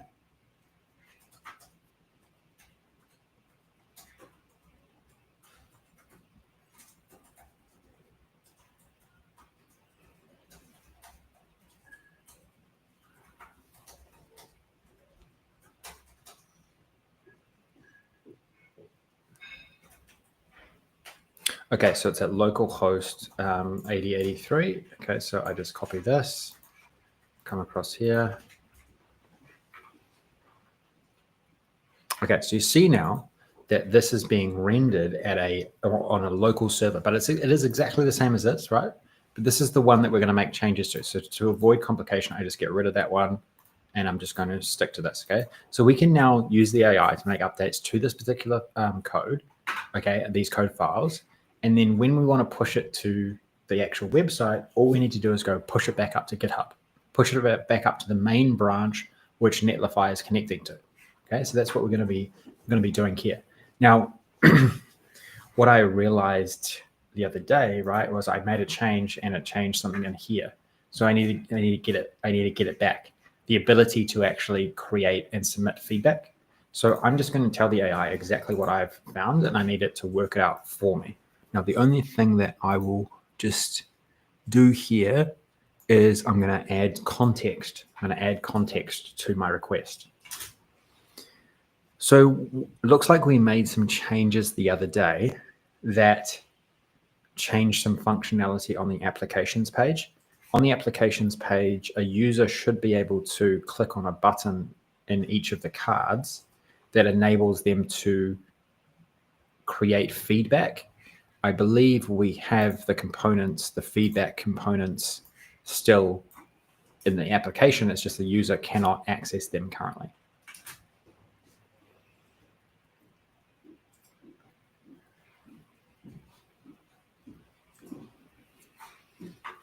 Okay, so you see that I'm just talking and just, sometimes I'm just getting out jumbled thoughts, but the AI seems to sort of figure it out, right? I understand. It seems like the feedback functionality, okay. So what I'm trying to do, and we'll see this change happen, is there needs to be a button here that says like give feedback, right?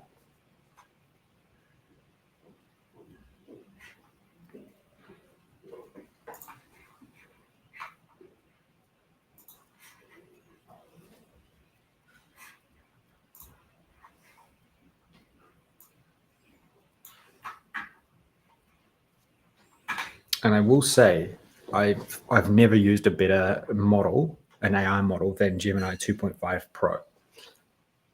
It's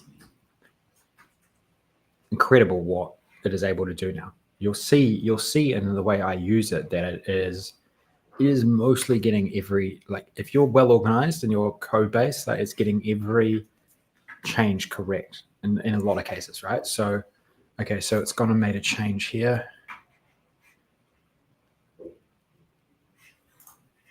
Boom. Okay, so provide feedback. It's there now. Okay, so so then, okay, so say prompt array. Please, can you create an connection to either Claude or ChatGPT or Copilot or Gemini via MCP servers or APIs, so that I can bring in my prompts into these AI clients.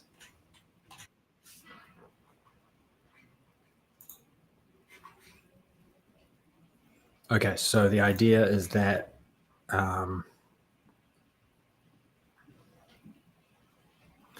this should now appear in here. I'm not sure if it actually does. Let's have a look. But that pushes to the database.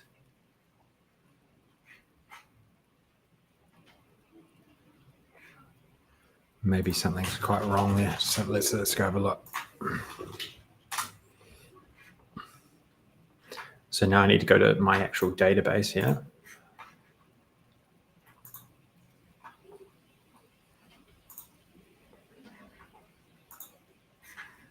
Supabase is a incredible tool to, like, the ease of which it is to create.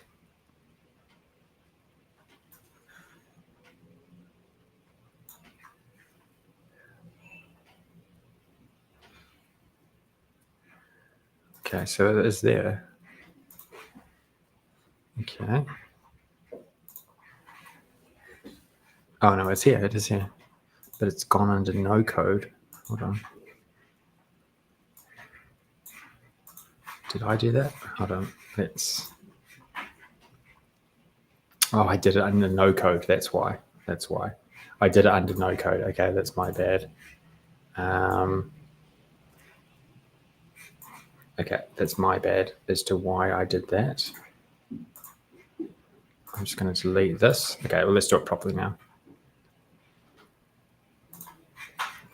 Okay, so prompt array provide feedback. Add the ability to connect prompt array into AI clients.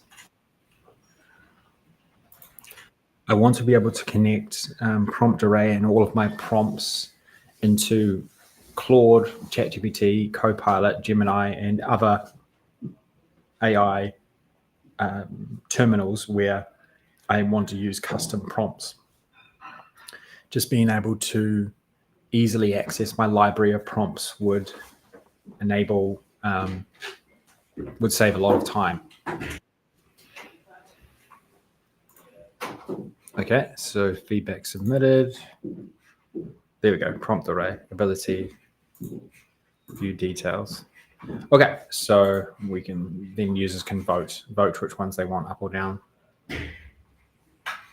Cool. Okay, so we made a change, right? We made a change. Now in here, you'll see that this change has occurred here, and we're gonna, for us to push this to the actual website, we're gonna have to push it via GitHub. Okay, so let me just show you with this one change. I'm gonna say accept all. I usually start a new chat. Can you please push all of the changes we have made in our application to a new branch which you name in this particular GitHub repo?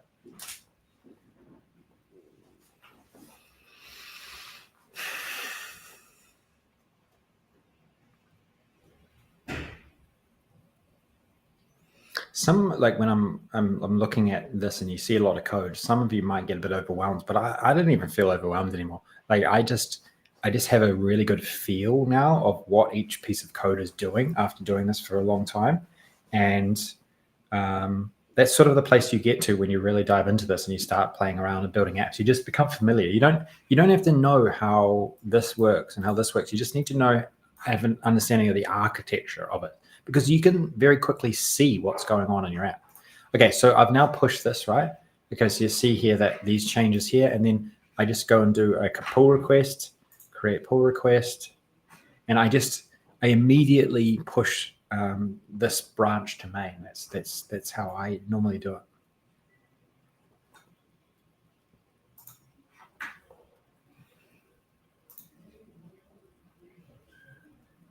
Okay, and then I delete branch. This is just a safer way to do it. I mean, sometimes, like if you're working in a team, right, like your teammates might want to check your code, but because this is just me, I can just push it straight away. But I'm working on some things with my developers, and I would never push to main like this. I would just push it into a branch, and then they would check it before they pushed it to main to make sure that they were happy with it, right? Okay, and then very soon this will actually update. This will update, and we will see that. Oh yeah, okay, so it's come there too. Didn't really want it on the homepage as well, but anyway, that's all right.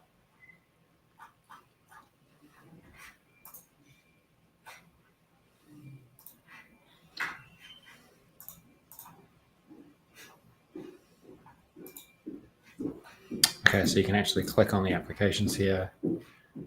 Yeah, cool. Not 100% sure I need to do too much more here, but that's kind of the workflow. I mean, I guess I wonder what else we could do. One of the things that if I'm not sure what to do, I just go to AI and I say, how would you improve this particular application? So I can say, on your overview of the application, how can we improve this? How can we improve this? One of the things that I was wanting to design actually was, so I want to be able to create a marketing suite within our application that enables us to create pop-ups and notifications on all of our different websites. And I want to actually put this within eDNA HQ. How would you think we would go about that? And how would we kick that off?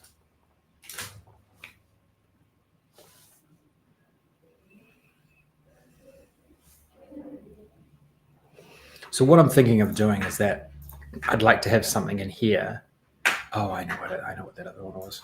I want something in here that enables me to, as an admin, come in and set some like banners or something on all of these other different pages. So that's something that we can potentially have a look at doing. Okay.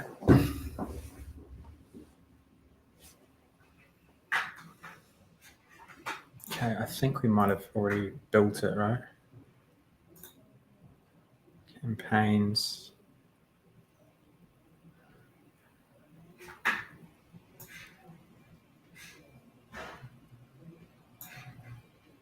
Events.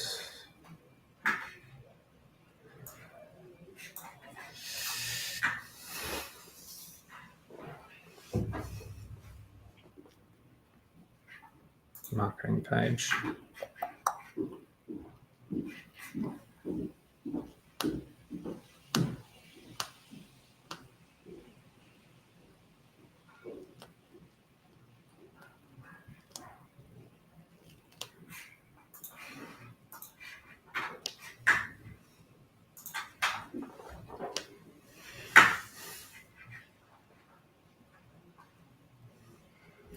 So this is going to be a private part of the application, right? So we're not going to go and show it on the main navigation. It might create it here, but we can always change it.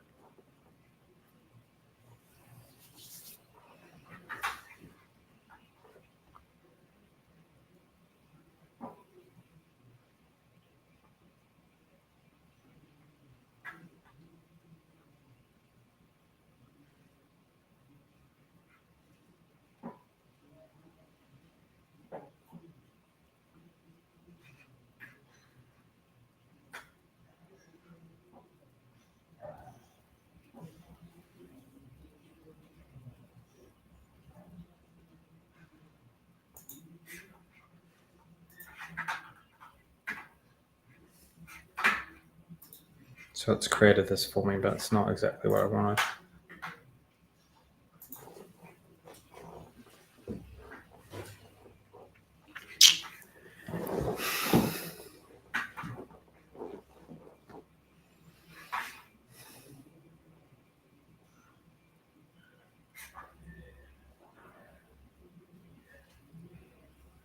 It's amazing at how much it gets through, right? Like it just keeps on going. Like this is when you see what this does and how it does it, this is how you get into, you will start to see, okay, these agents are kind of real, right? Like this is an agent. This is something that's just doing one thing after the next, figuring it all out, and then coming back to you with the changes. Okay, so it's actually even reached down inside into the database because of this, the MPC, the NC P connection. Hold on, sorry.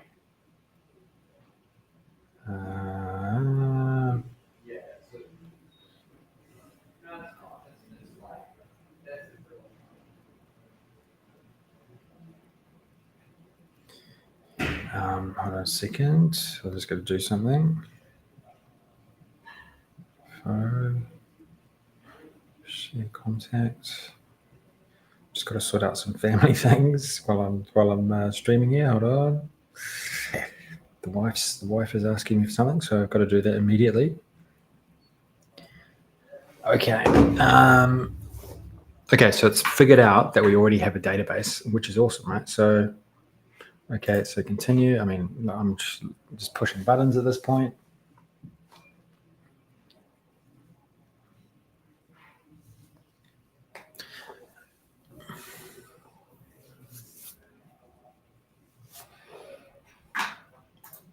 Okay, it's going to connect, which is great. Yeah, just having a direct connection to the database just helps so much in development. I'm telling you, there's like such a huge unlock.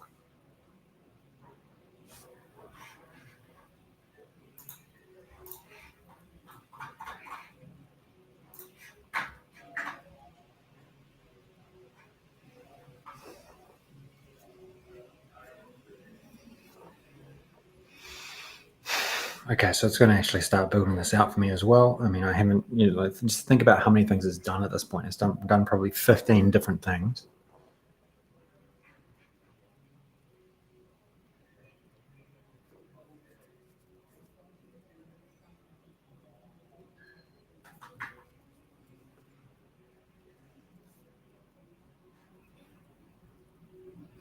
This is why Gemini 2.5 is just incredible. I'm telling you, this is the best by far. I mean, I'd even say it's like 100% increase in efficiency with this model. This one upgraded model. Just think about how good these things are going to be. It's just insane, absolutely insane. I mean, I'm just skimming what it is doing, and it's, from my evaluation, it's doing it pretty well. And at the end of the day, I can always just delete it and go back, right? Like if I don't like, this is what was good about talking to Chris earlier, was, the search for perfection for a lot of prototype apps that you're building, right, is unnecessary in my opinion, because you can just delete and recreate. It's not like you've got this 6-month long cycle to recreate something in a lot of cases. Like it could be done in a day, it can be done in a week.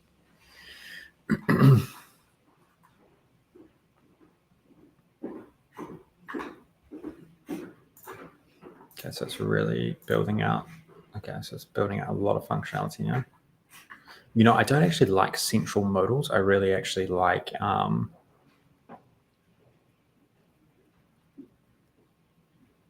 I really actually like side modals in a lot of cases, but we'll see.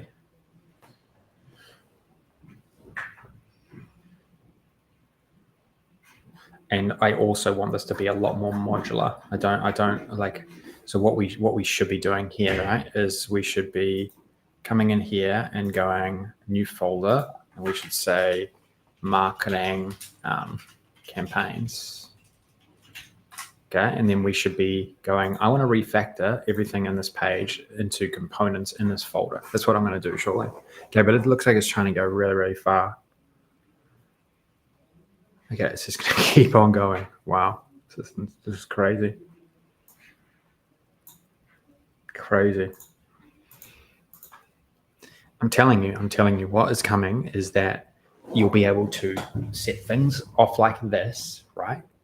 And they will do so much for you in every domain of work. It's insane. This is what is happening, right? You just think about how much this is doing. And I've just asked one question, like way back here, way back there.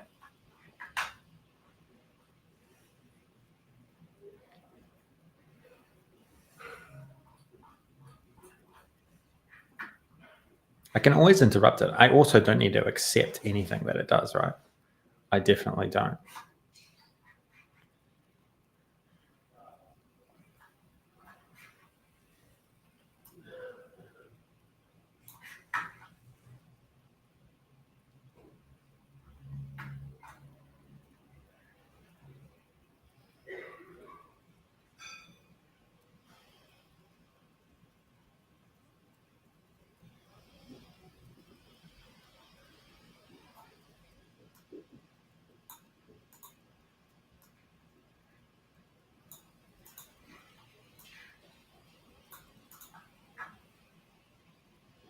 If anyone wants to come on and chat, by the way, I'm very interested. I'm very interested. Just reach out.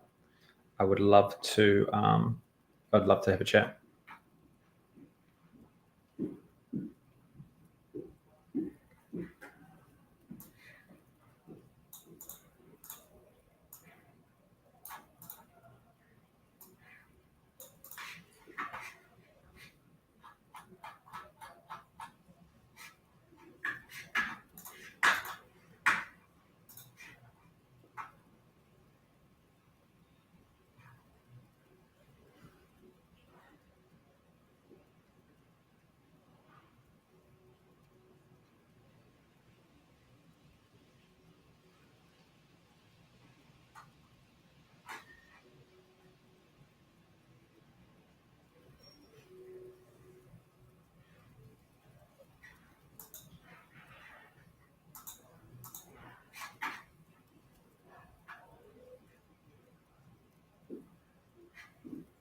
Yeah, this is annoying. I don't know what this is.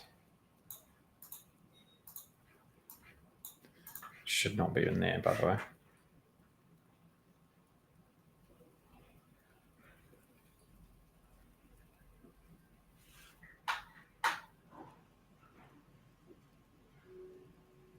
Maybe it should, like, this should be done in like integrations or something like that.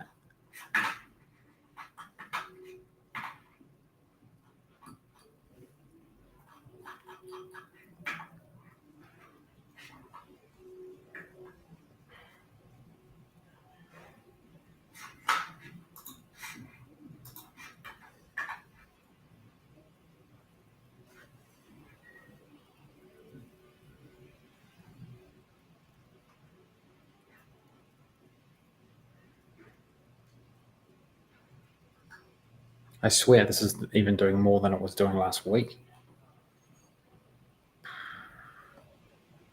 Wow, okay, it's finally finished. Okay, it's built the whole thing.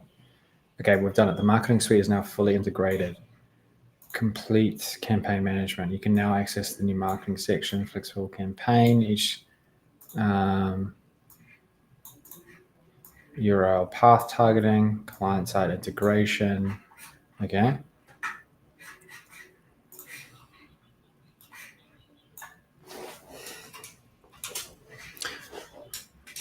Okay, a few things.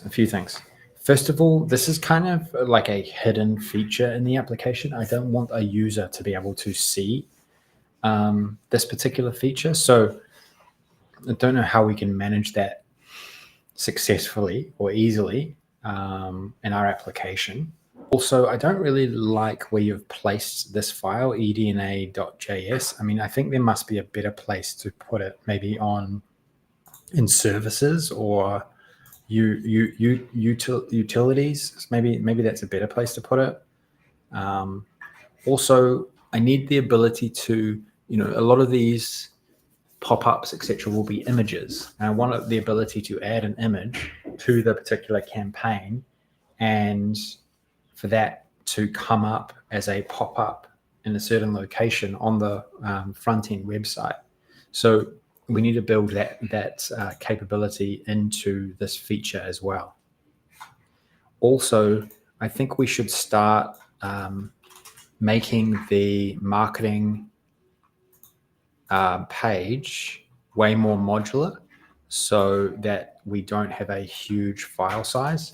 I've created a folder in the components folder where you can add or start breaking down that main file into many components that we can utilize.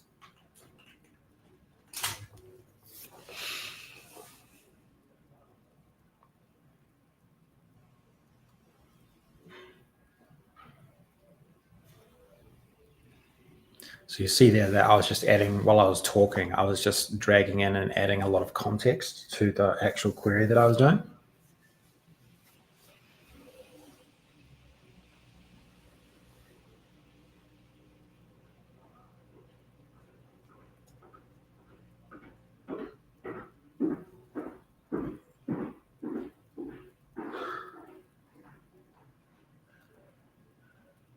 And now it's going to work away on some other things as well. It's almost like I need to work on multiple projects at once, isn't it?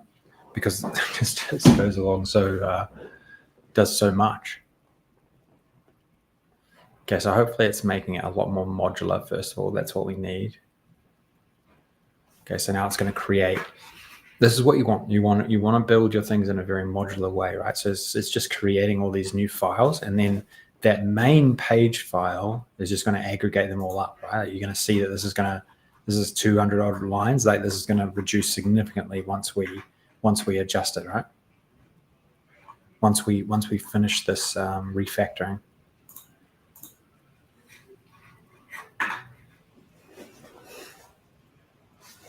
I better actually accept all these changes. Yeah, see here, that's actually reducing a lot, right? Something's obviously gone wrong there. You can always push F12 and you can see these things here, but Gemini actually figures a lot of that stuff out. That's what I find. Maybe not in this case.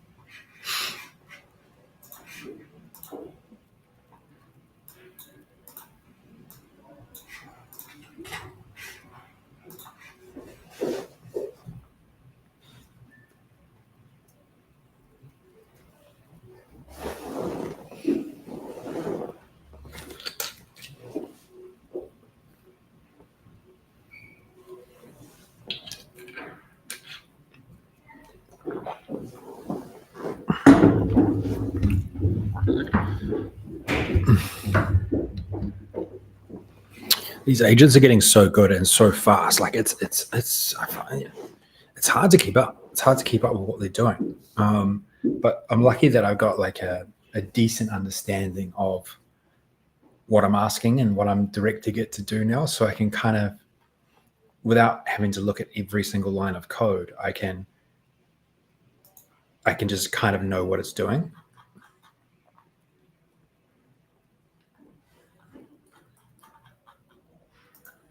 Let's see if it actually does everything that I asked.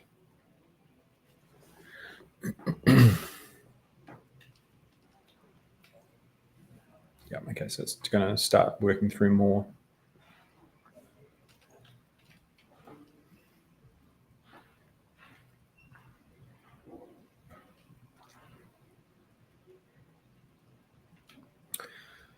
Okay. Okay, so it thinks that the public is better. Okay, I'll just believe it. I agree that this feature should only be visible.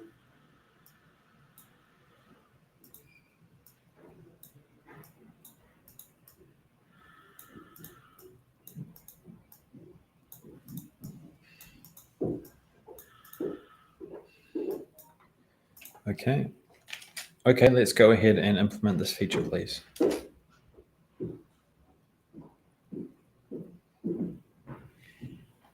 Okay, I'm just going to go with this recommendations.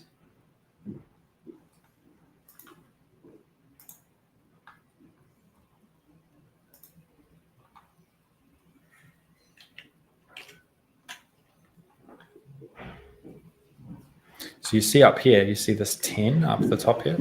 This 10, that's just showing you how many changes I've made. And then we're going to have to push those changes to GitHub if we want to push these to the front end website, to the actual like URL of the website. But we've got a bit to work through, I guess, first before we do that.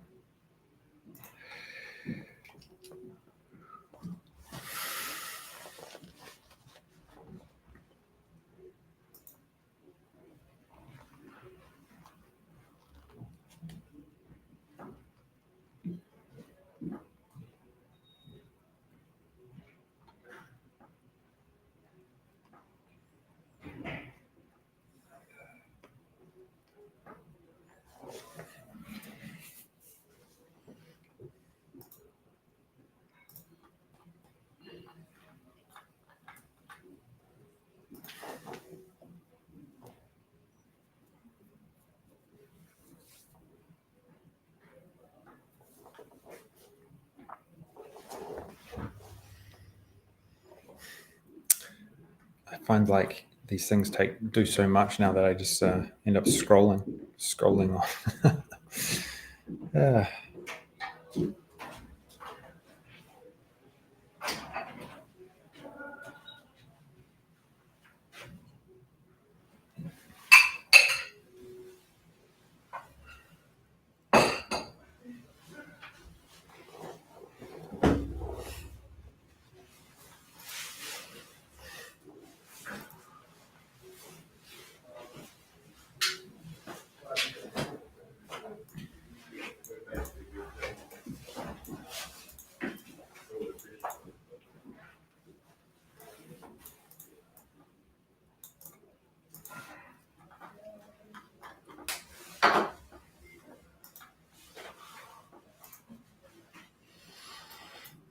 Okay, something's not quite right here, but we'll keep working on it.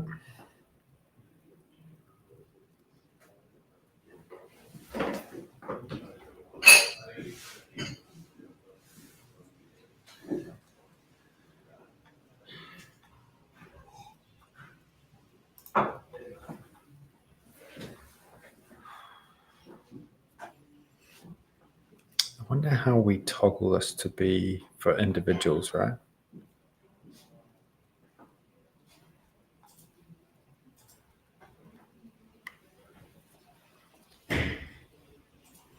Okay, yeah, so it's moving around a bit, so it's good.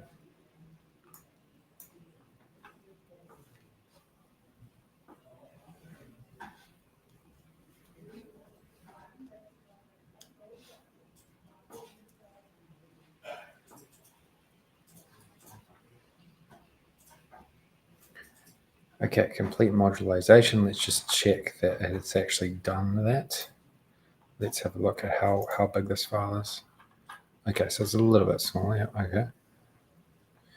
Image-based campaigns. You can now add an image URL to the campaign. Feature flag for access control. Okay.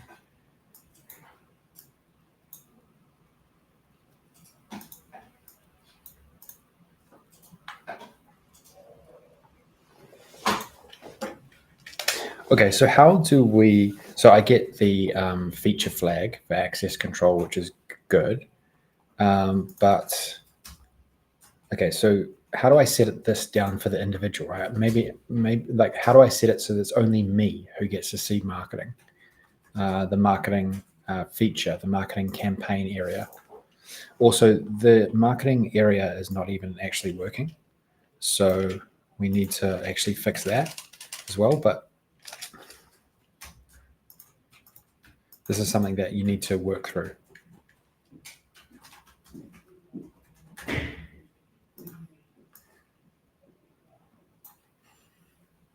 Okay, hopefully it'll fix this for us.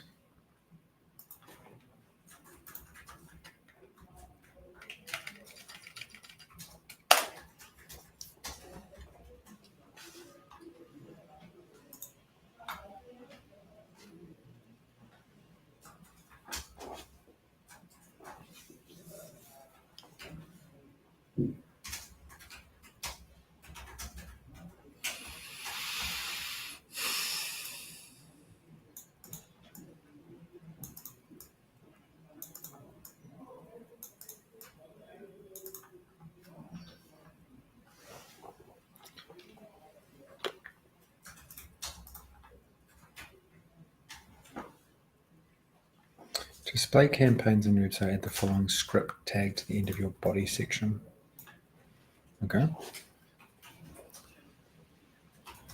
Not sure if it's going to be localhost. We need to actually put it to a proper website, but anyway.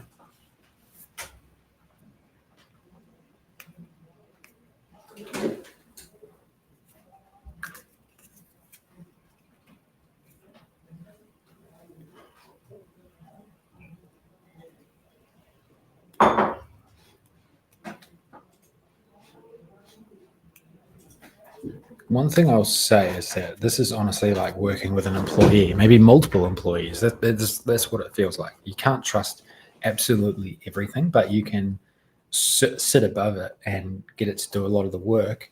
And then you just architect. You just make sure that it's right. You just sense check it. You just evaluate if it's doing exactly what you wanted it to do.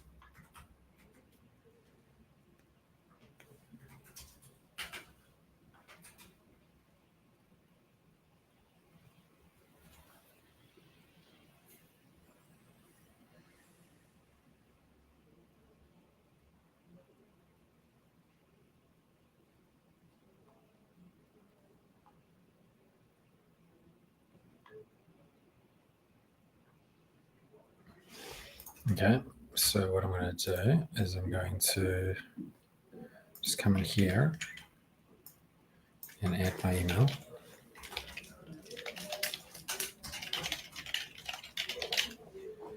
Okay, so it's done.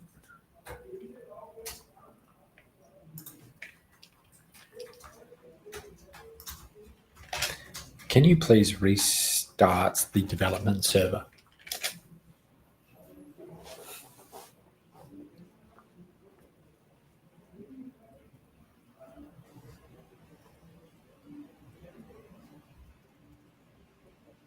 No, not the Batman server.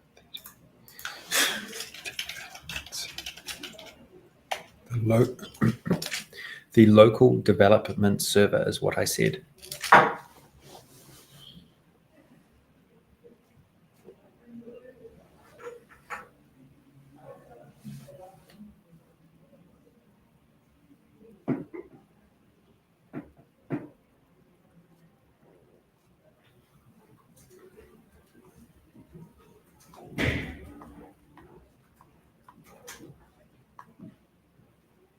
Another thing that we should potentially do is I have in my mind, like, I can showcase Power Vibes and how we could improve Power Vibes. I mean, maybe we could like work on some upgrades to Power Vibes potentially. But I won't be able to push them live because my developer controls that one. But that's all right. Okay, so it's at 89. Okay.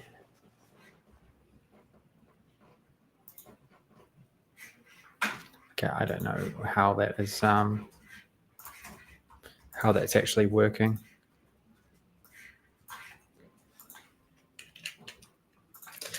I'm a little bit confused as to this marketing and campaigns section, right? Like, I'm the only one who should be able to see this, but I mean, anyone logging into the site is probably able to see it right now still, even though I put my email in the .env file.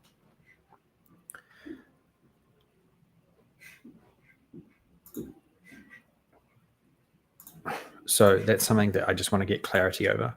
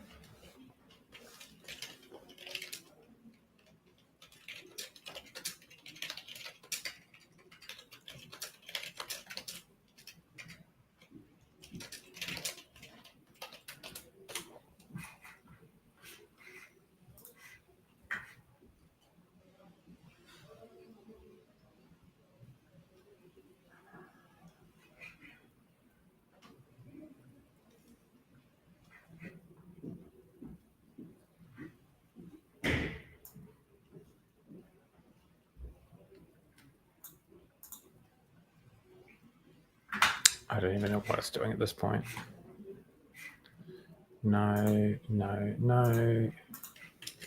This has nothing to do with the feedback context, so I don't know what you're doing.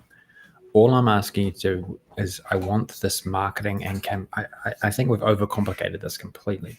I just want this marketing and campaigns to not be in the navigation. I want it to be like a secret page in this website, right? I want it to be a page where I just have to go to the URL. The URL is the only way that I can actually access this page. That's what I want to do. I want to keep it simple.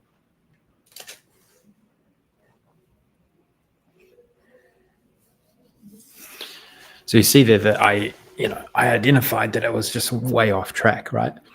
There's still no complete vibing here, right? Like if you're getting to something more complex, you need to know what you're doing. You need to understand how things are, what the AI is actually manipulating, right? If you're just accepting everything, you're going to run into a lot of problems very, very quickly.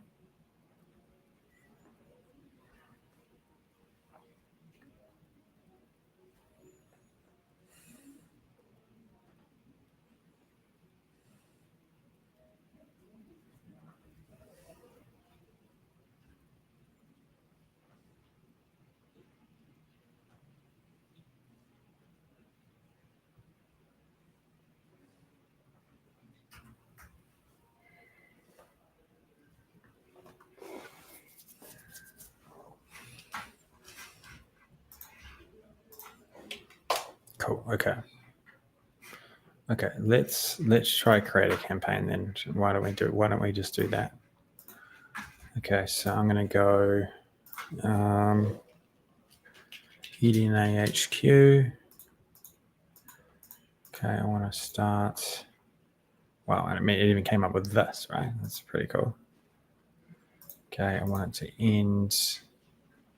I don't know. Let's go 5 p.m.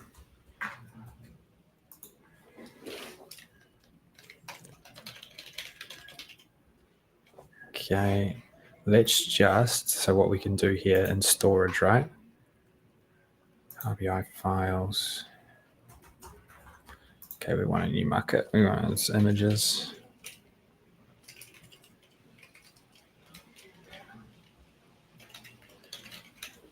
eDNA HQ images, public bucket. Yeah, let's just give that a whirl. Okay, I'm going to upload a file here. Let's just upload this one.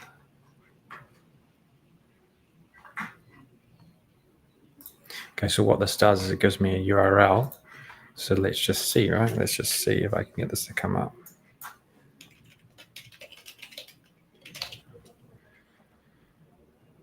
Okay.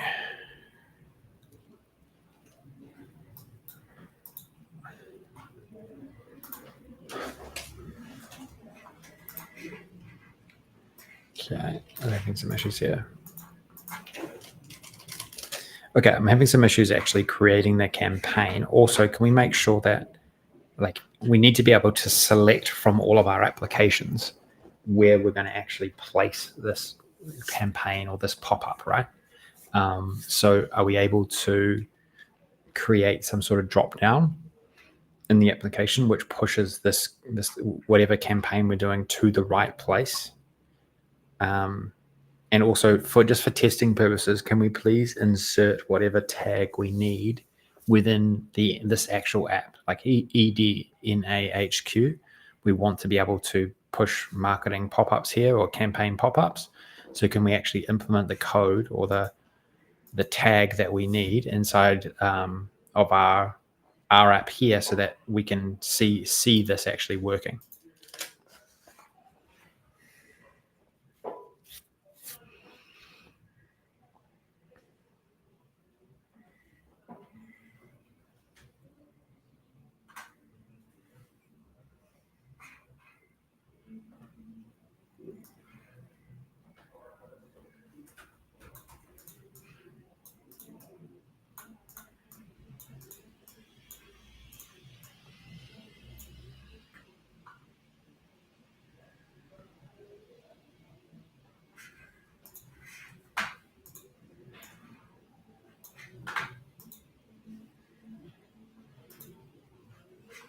Because what I thought would be quite helpful, right, is that, and this is how we can, we've got a lot of these helpful pieces of software, and they're all under Enterprise DNA now. Why not have pop-ups and advertising on all of these different assets that we have? And so I need a central marketing space where I can quickly create these things. So that's what I'm trying to do. I mean, I think it's a smart little example of how you can take things further, really take things a lot further than maybe you did in the past, or maybe you actually had to purchase some sort of app to actually do this, but you can now build it in relatively quickly, relatively seamlessly.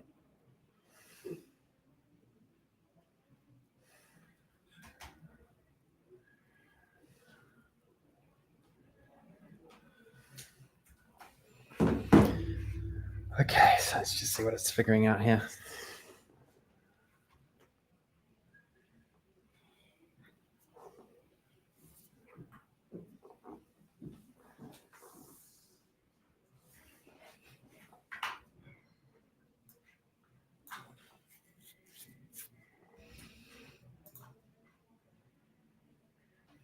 So it's a database. Okay, so it's something to do with this, maybe, I don't know. So I know what I need to do. I know what I need to do. Policies. New policy.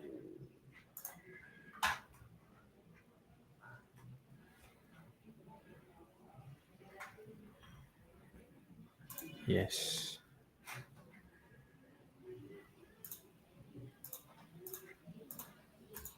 Yep.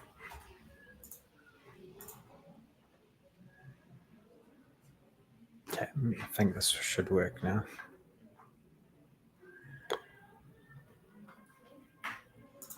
That's this folder here.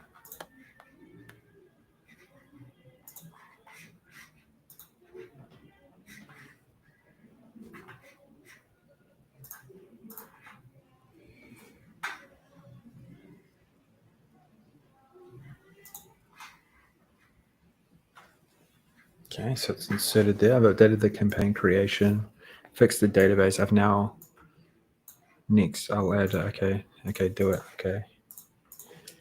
Keep going. Please add the additional things. Let's completely get through this entire feature.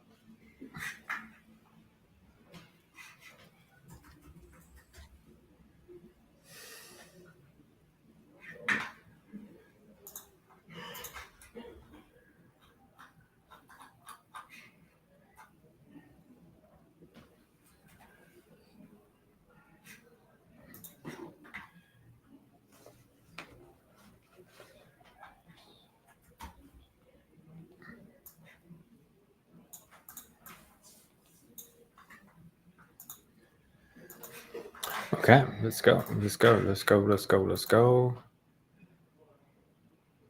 Okay, so this is test campaign.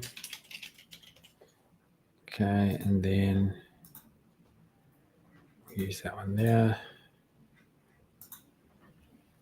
Okay, and then we'll go for a few hours, select the application.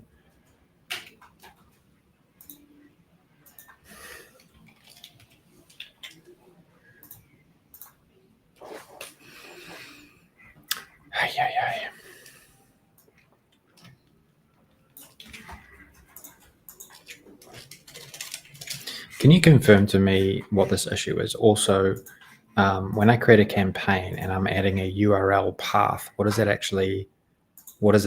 Is that exactly for where this should pop up, or is that just when someone clicks on the image, which URL they will get taken to? Is that what that is meant for that?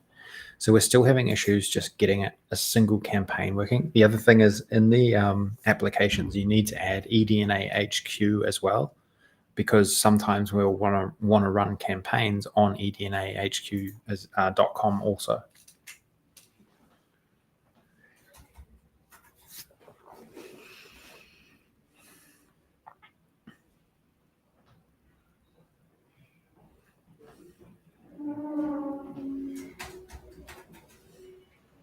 What I'm going to do soon is just push this to a branch, because I'm making quite a few updates and I don't want to lose them.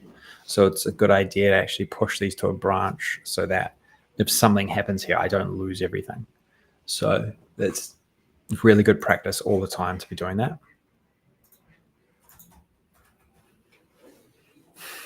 Okay, it's something to do. Yeah, okay. If it is the RLS policies, can you please actually just give me the code to sort this? Like if I look at my Supabase, which I will provide an image, to me it's saying everything is public. So if this is the case, can you please give me the exact code to actually get these paths correct?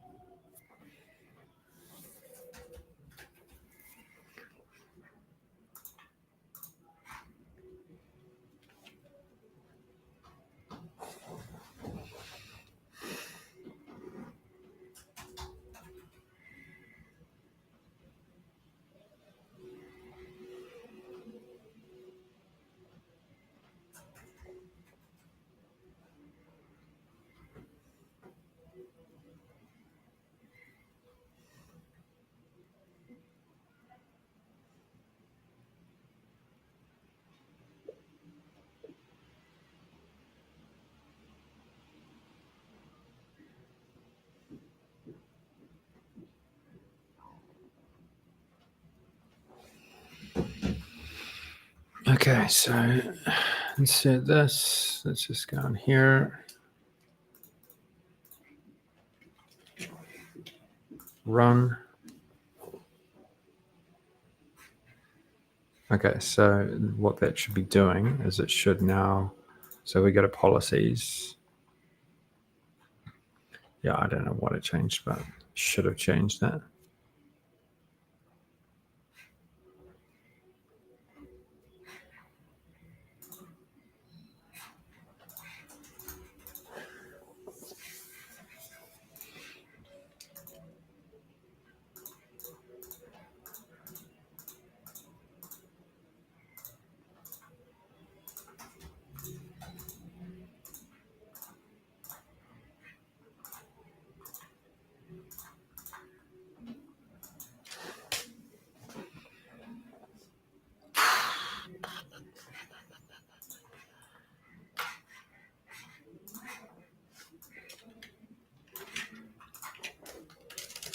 I'm still receiving this error. You need to think deeply about how you actually solve this, because whatever you've done before for me is not working.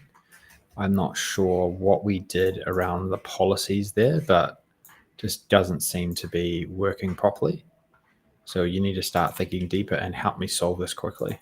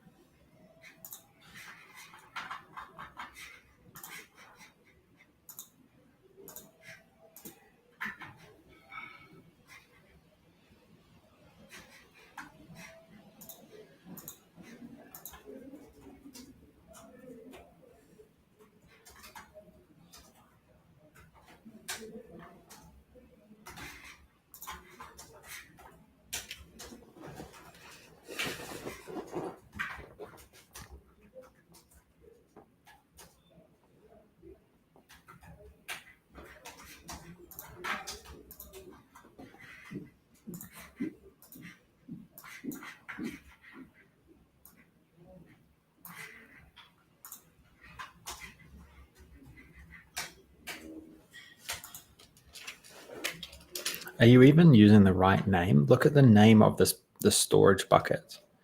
Look at the name here.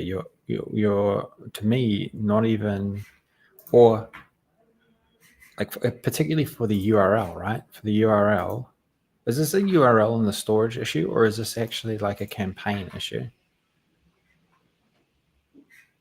Because certainly nothing's making the actual database.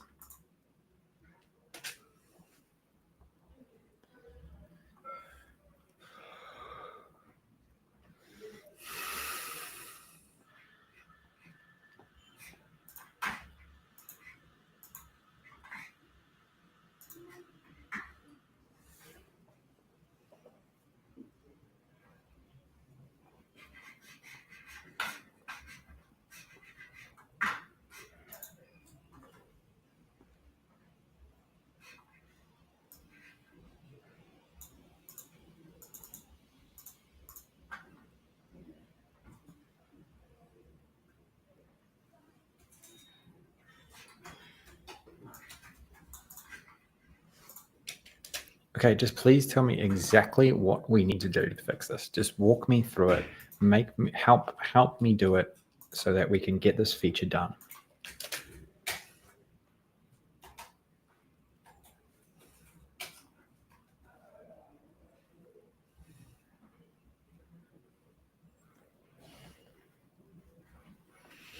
Okay, we might push on for another 5 or 10, and then we'll have a bit of a break for 5, and then we'll do a last sort of push in this session. But this is sort of the new wave, the new opportunity, right? It's not super easy, but it's definitely possible, right? It definitely opens up if you want to. Yeah, so I want to copy. Okay, let's do this again.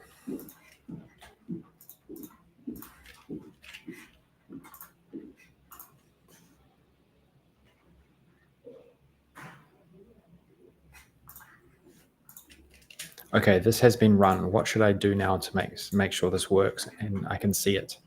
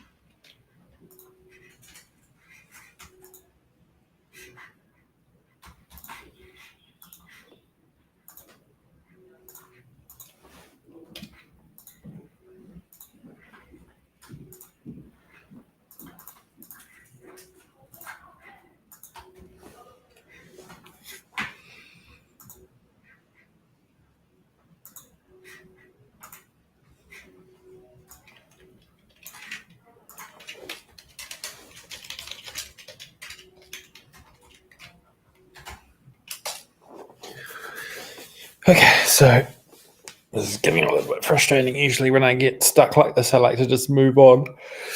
I like to just move on to different features and then come back to it because it just gets so annoying. It gets so annoying when it doesn't get it right. But it just shows you that it's just still not perfect. But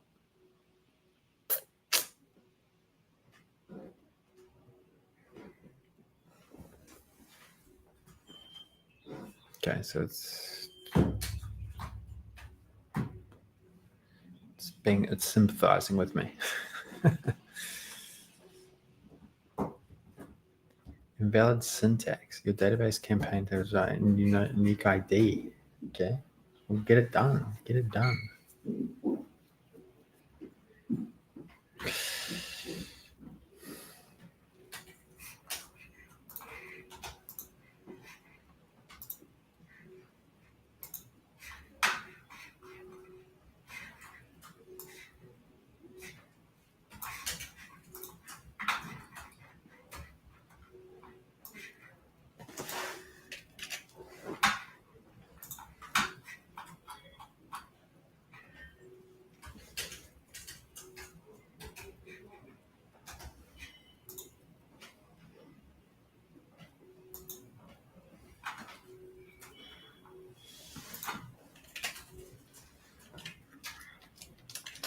Are you sure you were using the right details in this particular table? Also, stop restarting the development server. It's unnecessary.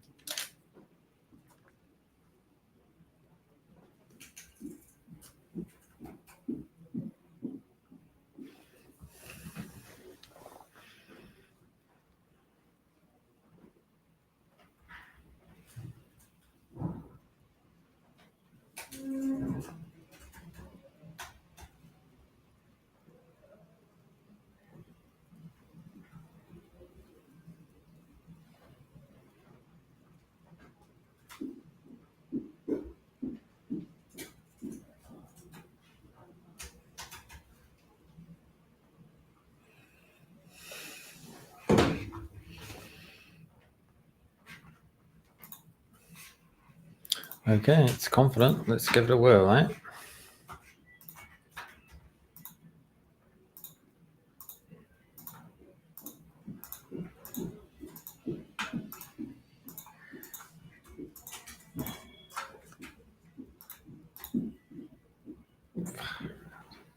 Okay, I give up on this feature. I just give up, and we will. This is what happens.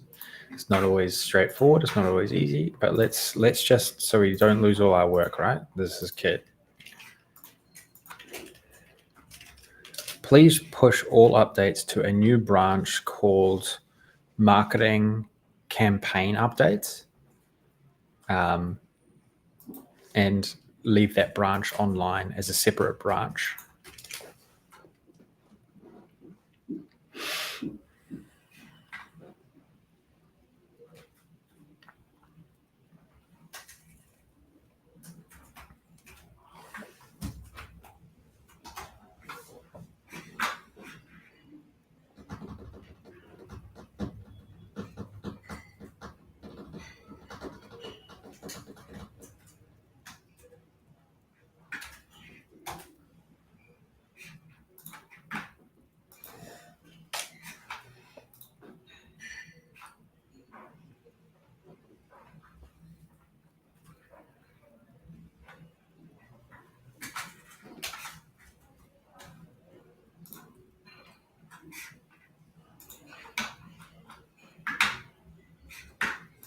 Okay, it's made it up here.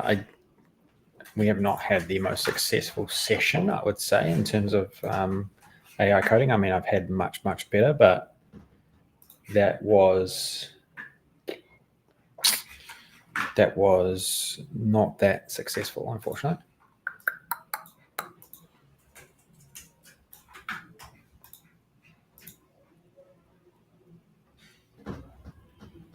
Okay, but now we have two branches. Okay, so we have two branches here. We can switch between these branches, or we can pick up where this branch left off. We can try and upgrade it some other time, somewhere else.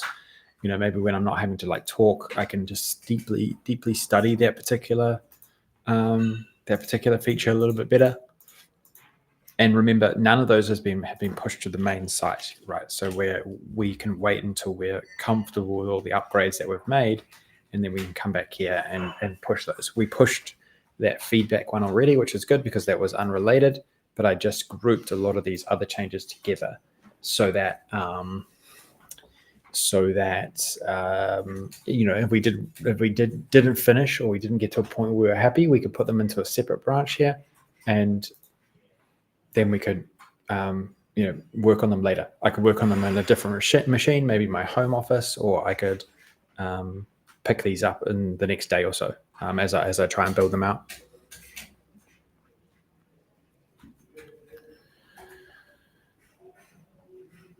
Cool. Okay, so I'll show you one other thing. I'll show you one other thing while we're actually here. Just check how many are here. Anyone ask any questions? Okay, no. I wonder if this is still actually showing on LinkedIn, by the way. Let's go have a look. Let's see.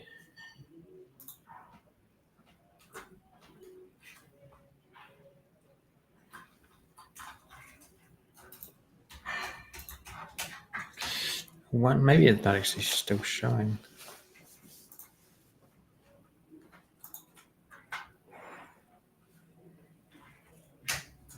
Oh, no, still going.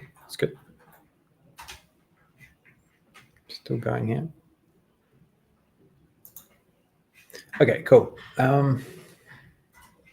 So one of the things that I like to do as well, right? Okay, so we have this. We've for all enterprise DNA subscribers, they get access to no code. Okay, this is a brand new application that we've developed. This is purely for those who are getting into vibe coding, agentic coding, everything that I'm showcasing here. This is exactly the tool that you want and need, and you get it with your all enterprise DNA subscribers get it with their subscription. Okay. And so what I can do, I'm already logged in here. It's really easy to sort of, we've set it up in a way that you can just like always be logged in. Okay, so you see here that it's actually identified that I was actually working on this site. And so say I'm mobile, or I just want to like work away on my iPad, or I'm in a situation where I just want to figure out what's going on in this particular app. What I can do is I can come in here, and this is how I can continue to get familiar with my app as I'm working on it, right? So marketing page, I can also go to components, also that one in public, right? So I'll click on that one in public. And sometimes this is almost like going to another employee and getting a different perspective. And it's kind of what we're doing here. So I can select all of these key things, right? That's 4 files. And then I can actually chat, or I can also review the sort of dependencies, right? So these are all just dependencies of our components, and then each component has different components embedded into it.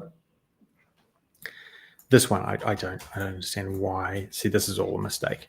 So this has nothing to do with the marketing page. So if I was to, come in here, I'd kind of say the feedback context has absolutely nothing to do with the marketing page.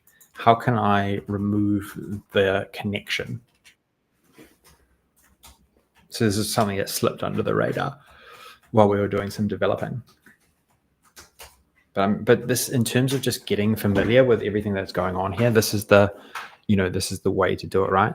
And this is how I've done it. This is how I've really sped up my learning like crazy. I've really sped everything about my learning around this. I've sped it up because visually I can actually see what's going on here. Okay, let's remove the dependencies on user feedback by created by field. Yeah, okay, I don't know what the hell it did here. It did something completely weird and wrong. Okay, cool. Okay, well, we're really struggling to actually get this feature to work. It's something to do with the Supabase connection. Can you tell what the issue was or could be based on these files?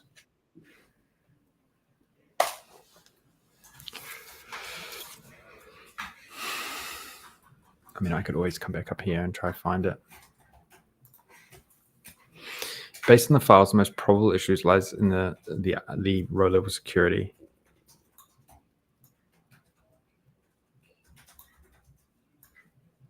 Yeah, okay, so some sort of authentication thing.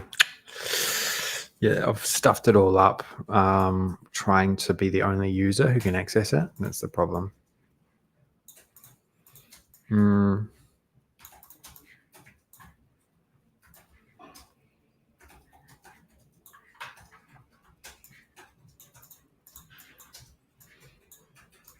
Yeah, so this is pretty sound advice.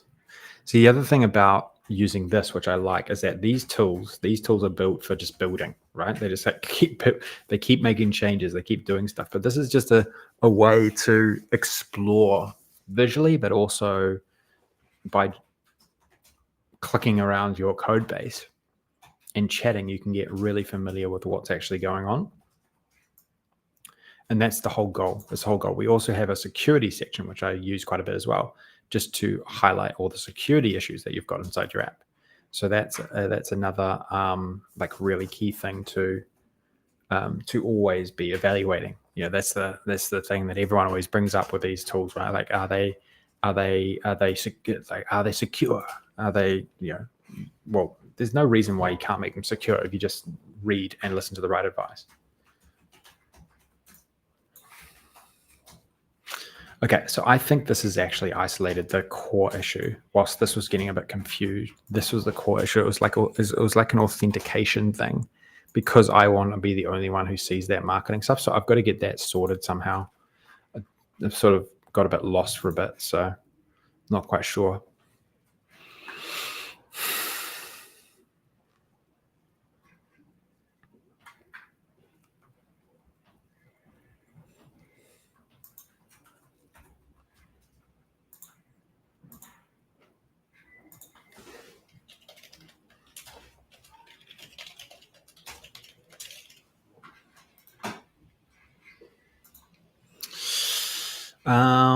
By the way, this is our AI Builders social app. So I'm just in a place where I just want to immerse myself in this stuff, right? Like this is the future. There's just no doubt about it.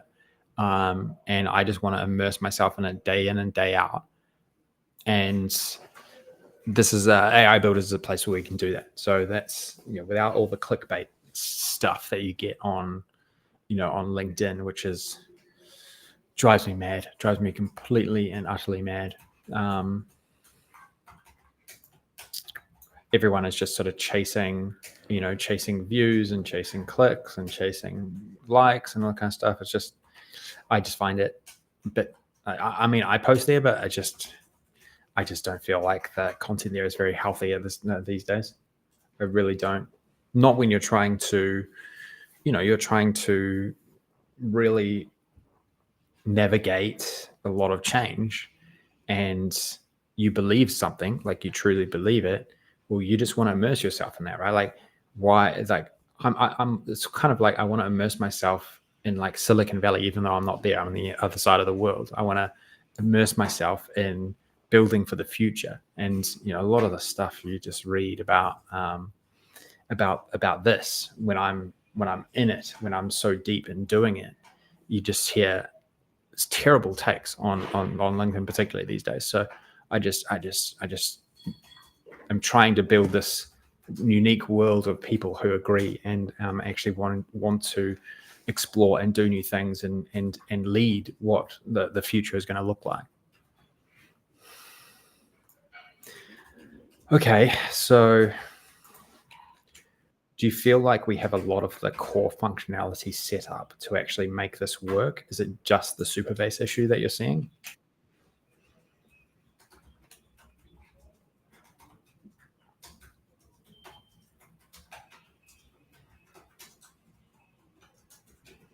Yes, based on the code provided, the core functionality seems largely in place. Admin page.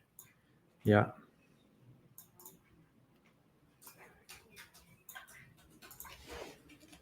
Okay, so just in terms of the functionality that I was after, so what I'm trying to do is I want to create a range of different campaigns for different sites. So like have different pop-ups or banners on that page. And I want to be able to just quickly and easily manage them from the central location for all of our websites. Do you think that's what we've set up here? Does that look fully functioning, and it's just this RLS thing that we need to solve?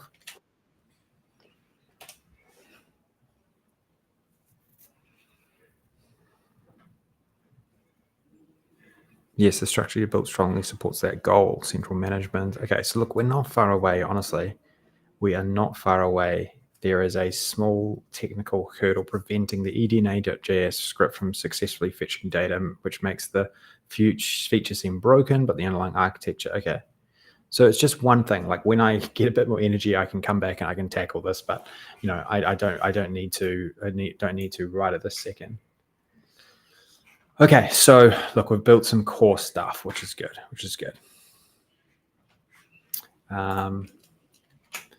Do you have any recommendations on how you would improve this, or do you feel like it's good enough? Like I just want to get something working. It doesn't need to be, extensive. Do you feel like we're already there and it's just a small issue? Kind of feels like a bit more of a conversation. Like if you think about it, with this, it's a bit quicker. Like the agentic stuff inside of Windsurf and same level. I mean, they take minutes to come back to in some cases, but sometimes you just want to chat. You want to have a quick chat, and that's what we've done with a no-code. Yes, the core logic for central management and per app display is in place. Getting the for some, getting something working, you're very close. Simple recommendations, robust error handling, add more user-friendly error messages, loading state, provide visual feedback, expand. Okay. Dynamic installation. Okay.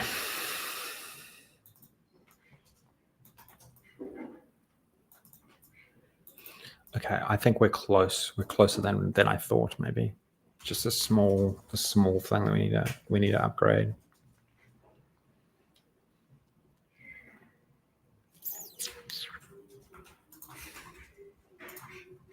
So one of the things that I like now, particularly with where we're going with Enterprise DNA, right, is that historically I could never do anything on our website because it was so heavy duty, and our developers have done a lot of it. But now, as we're sort of expanding out, we're trying to do new things. Like if you think about it, I've built AI builders.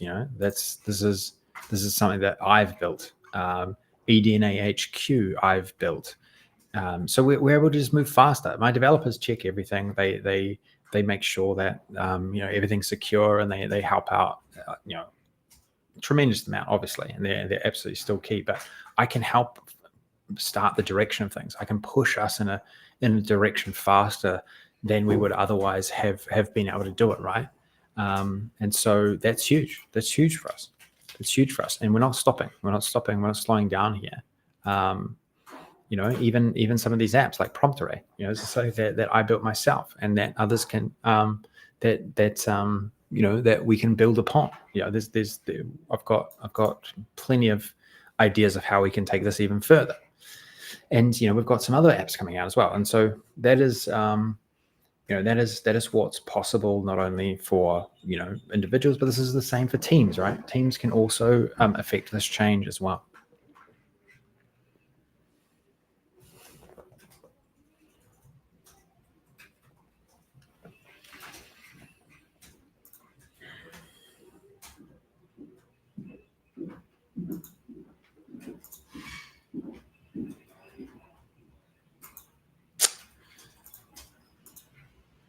Okay, I think I might have another little break here. That's all right. So I have a little bit of a break. I know we're still going, which is good. Haven't had many questions though lately, so I'm not sure how many are actually tuning in. If you're tuning in, let me know. I'm keen to chat. If you are, seems like we've got quite a few on Twitter, which is good. Why don't we just go across to Twitter?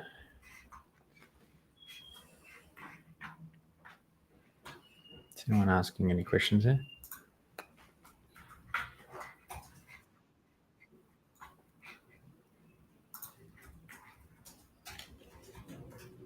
No questions. Hello.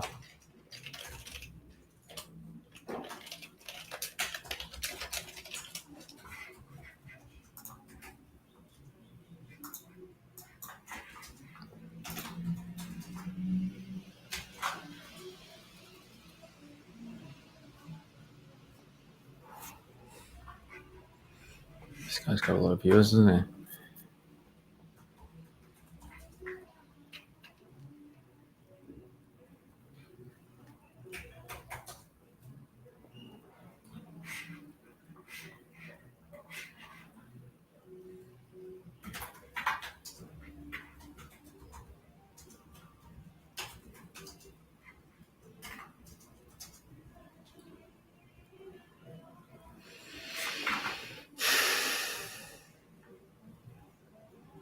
Okay, break time.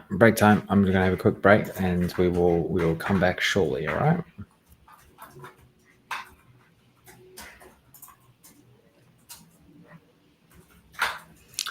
I just do that.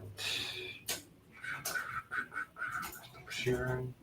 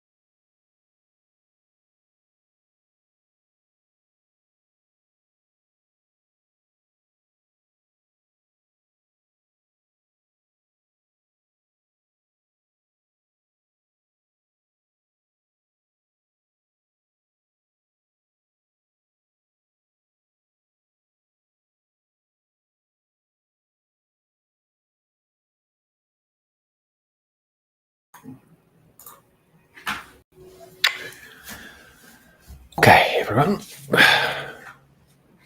I am starting this up again. So let's get into it. What I thought I would do is a few more examples of updates and upgrades to applications that we're working on, right? I think this is like a great routine, a great thing to just cover off continuously, right? So one of the things. So let's have a look. Oh, let's go to GitHub, right? Let's go to GitHub. Let me just share my screen here.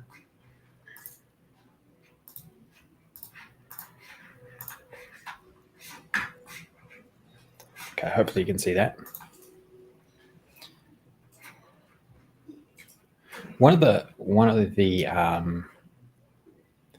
things that I've been working on a lot is this content lead. This is actually going to be a non-enterprise DNA product though, so I haven't been showcasing it that much.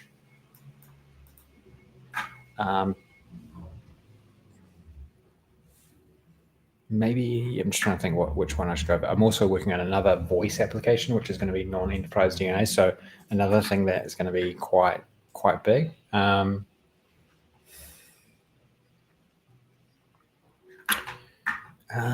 Just trying to think.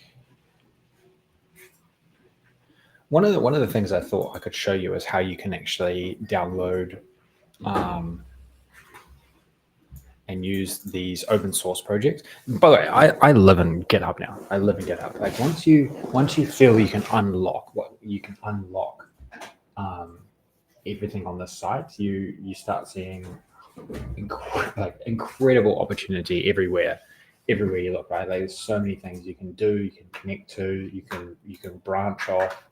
Yeah, I mean it's amazing. I know what I was going to do. Let's make some updates to Power Vibes, eh? Let's do some updates to Power Vibes. So Power Vibes, okay, let's actually just go into what Power Vibes actually does.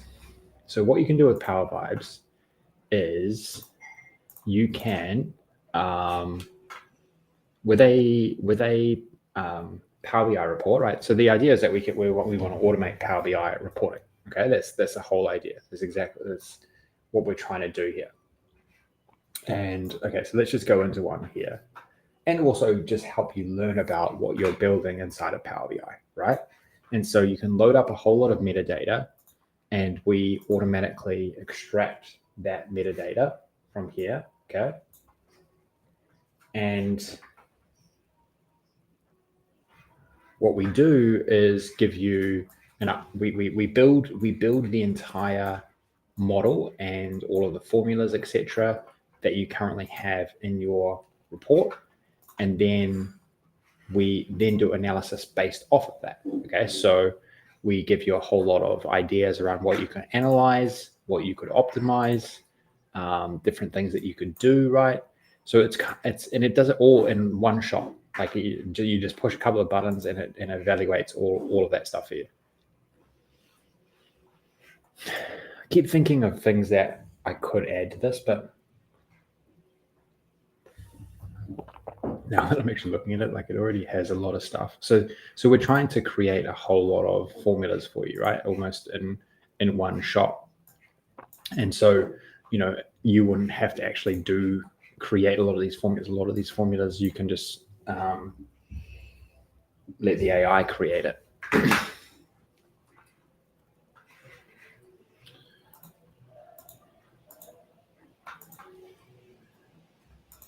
See here, like scenarios, anomaly detection, geographic. So the idea is that you can come along here and just find out, just get a lot of these done for you, right? And the thing that is amazing about this app, right, is that all of the naming conventions are correct, because what we do is we extract the metadata and we pick up all of the column names, all of the table names, etc. So when we're creating the formulas, it's always evaluating the exact column name, and it's adding that column name into the particular formula. And so if we come here, you'll see banking client data. So let's just double check, and bank loans. Okay, so banking client data and bank loans. So it's building. So this is the, to do this inside of ChatGPT is annoying because you have to actually recreate this yourself in a lot of cases. So what we do is we get the metadata, you pop it in here, and we just create every single formula for you. So it's incredibly valuable, even now, right? Like incredibly valuable. But that's not all. That's not all. What we do as well is you can say, click here, you can highlight something and you go analyze with AI. And what it does is it goes and does some analysis for you. Okay. And you can get feedback. You can learn. You can actually learn all about that particular formula or that particular insight, right? And so you see here, Power BI analysis. This is just doing an evaluation over the formula, what it's actually going to provide. Then we can actually get an explanation. I mean, obviously this is very, very simple, but I mean, the idea is that this is as a partner tool, as like an AI advisor tool to Power BI. This is doing an immense amount of work for you very, very quickly, right?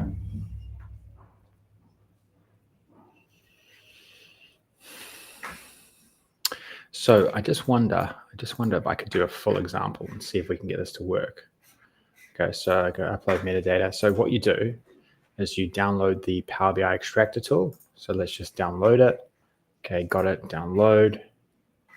So we trying to improve this all the time because sometimes you do run into a few issues, but we think it's a lot better now. Okay, so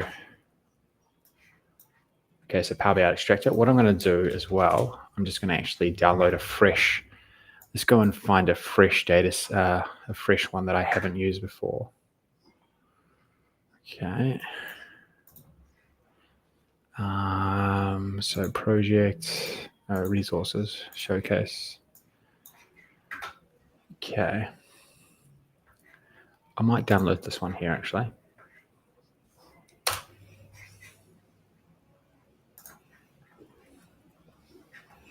Extract all. Okay. So now I'm going to extract all here as well. Okay, so I'll show you, hopefully this works smoothly, should do. Okay, so I open up the extractor. More info, run anyway.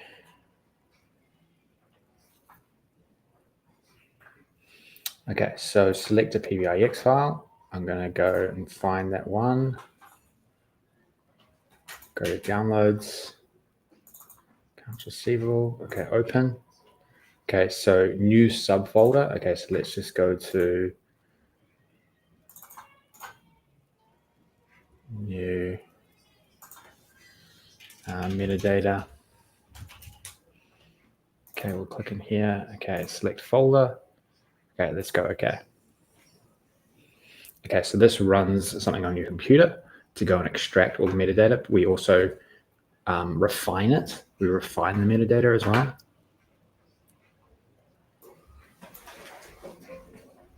Okay, so it's done it successfully. Okay, so let's go have a look. Okay, so we come in here. Okay, PBI model info. Okay, this is great. This is working perfectly, right? Okay, so you see here, it's extracted out all that information that we had there. Okay, so very comprehensive. Also does all the M code as well. Okay, so I grab this, I pop it into here like so. Okay, and then I go, oh, actually, I didn't name it properly. Okay, and we kick these off automatically. So the metadata is being extracted. We go into some M code, DAX measures as well, model generation.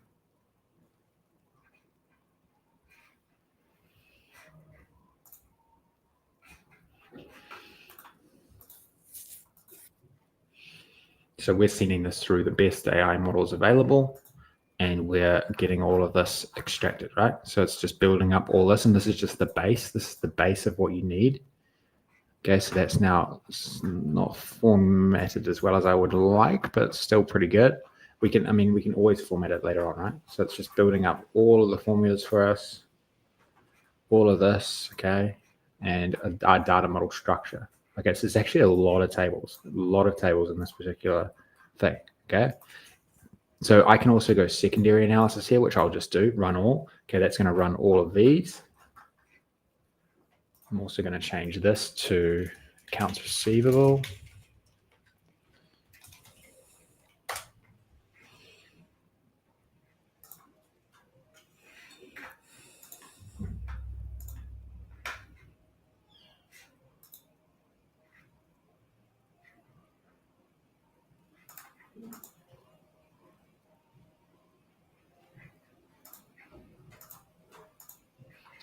Don't know why that's not running.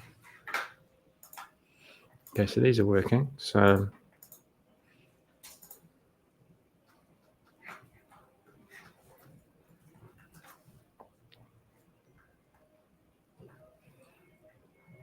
it's a bit weird, isn't it? Okay, it did come right, so we just got to redo it. I don't know why. Maybe there's like a rate limiting or something. I'm not sure.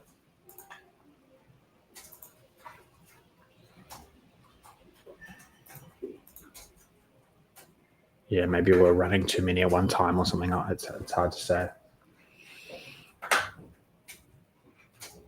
Okay, we're getting there though. Okay, so let's just do a quick review. I mean, this is just incredibly detailed, right? In terms of a sort of partner, an AI advisor on your applications. This is huge. This analysis is based on the metadata. The Power BI model appears to be designed for financial reporting. Yep. The model follows a star schema or snowflake schema. Additionally, there are several tables, template tables. Here's a breakdown of the tables. Okay, so we've got all the tables there. Okay, it's giving me the relationships as well. The measures are grouped into various tables. Account receivables measure. Okay, so it's breaking down all of the measures where they actually are. I mean, this is a very comprehensive data model, right? Potential optimizations and issues. Best practices. Use a single date table. I'm surprised at that. I think. Yeah, I think we're already doing that.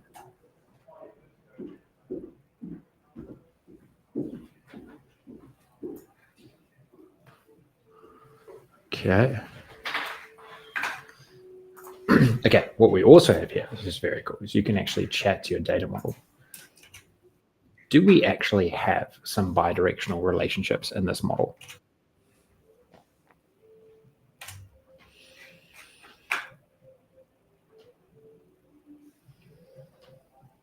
Yes, based on the provided metadata, the relationships section explicitly stores sales to income statement to dates.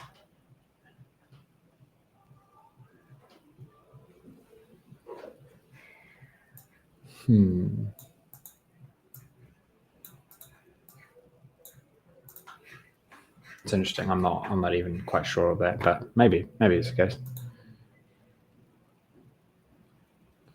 Okay. What are the core tables of information here? Like, what are the fact tables?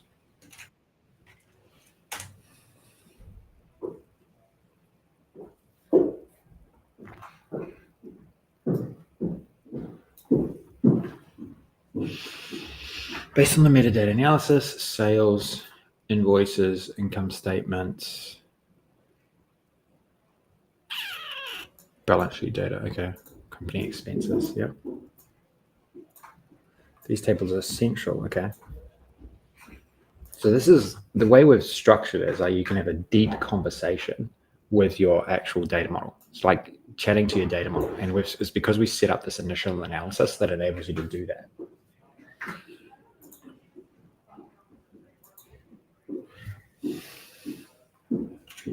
Which table has the most analysis done on it from these tables from these fact tables?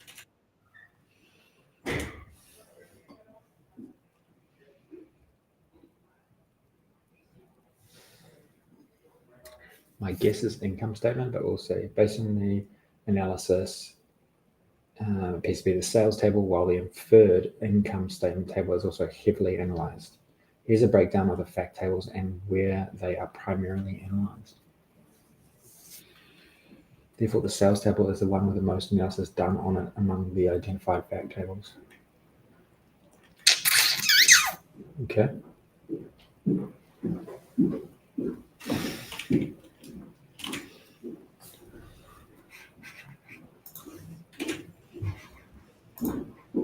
How many DAX formulas do we have in our current file?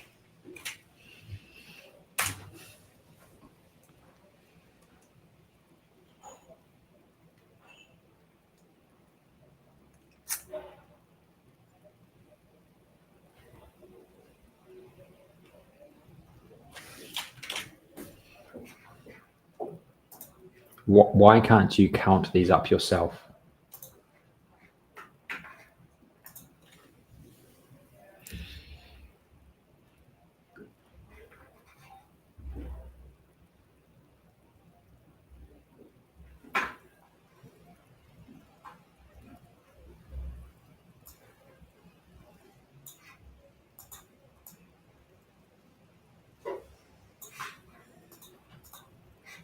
That's interesting, right?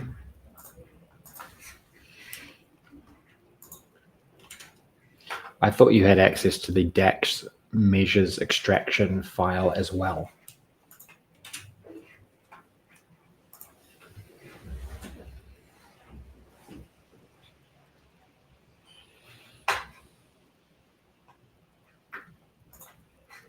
That's interesting. I need to send this to my developers.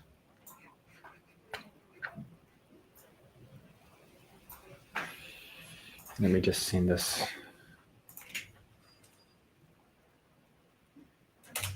Let me just send this away. Okay, well, that's not exactly what I wanted, but it should be reading this. It should be reading this. It should be reading this. It should be reading them all. I thought it did. Which is interesting. Okay.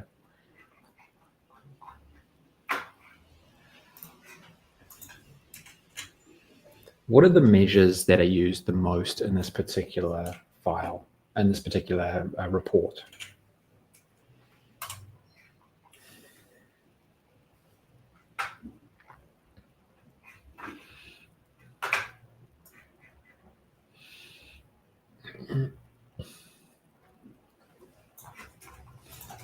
Okay.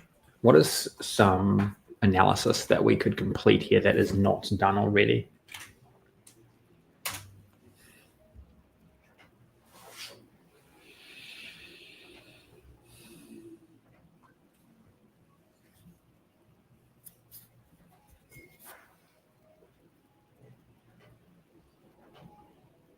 Based on the analysis of your Power BI model, which contains, so customer profitability segmentation. So this is great for just quick ideation, right? So, okay, product performance per region, detailed expense analysis, accounts receivable.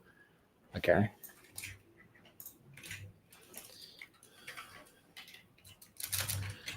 Tell me how I would create this formula. Actually, just give me this all the formulas I need for this.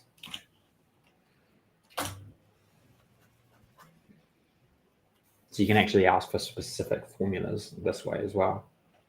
So if you're in Power BI desktop, you can just ask away here and just go copy paste, copy paste, copy paste, and it just saves you from having to go into ChatGPT or something else.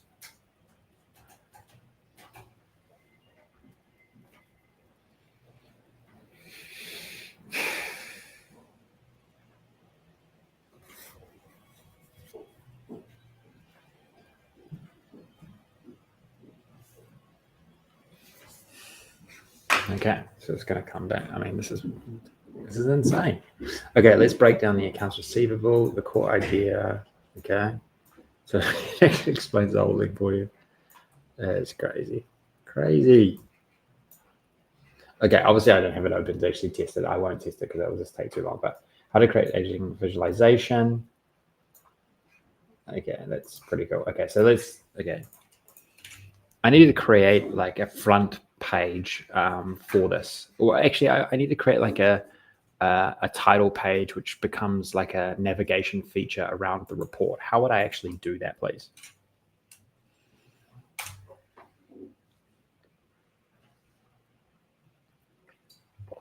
What would be wild here is if we could figure out how to help out with visualizations. I mean, that would be huge, right?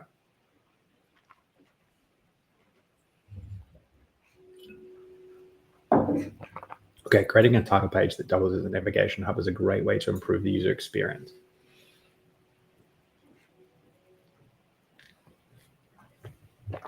Here's how you can create such a page.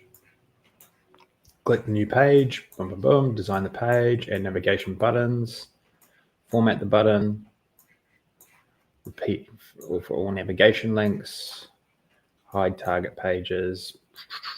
Crazy. Okay. Yeah, well, there you go. That's what we're going to do. We'll just tell you exactly what to do to actually make that happen.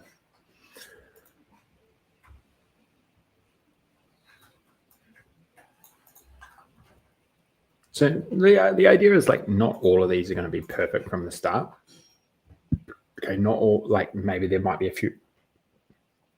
couple of issues, but it's still going to speed things up immensely, right?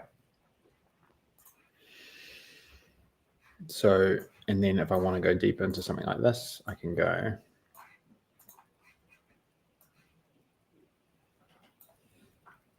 We spent a lot of time just working out, okay, what's the quickest way to get the right answer or to get advice, right? It's not actually doing it for you. It's just providing wrapping around what you're actually already doing and making you more productive and sharper around how you're executing on it.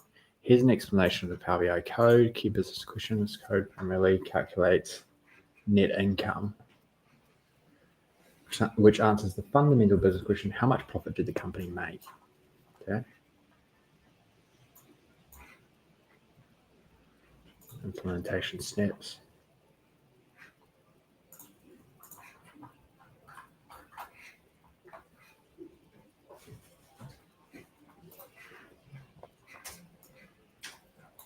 The code adds key financial metrics like total revenues, costs of goods sold. Before starting, you need Power BI Desktop. To implement these measures, go to the Modeling tab, create total revenue. Okay, yep. So it's just basically telling you how to do it. Data model integration.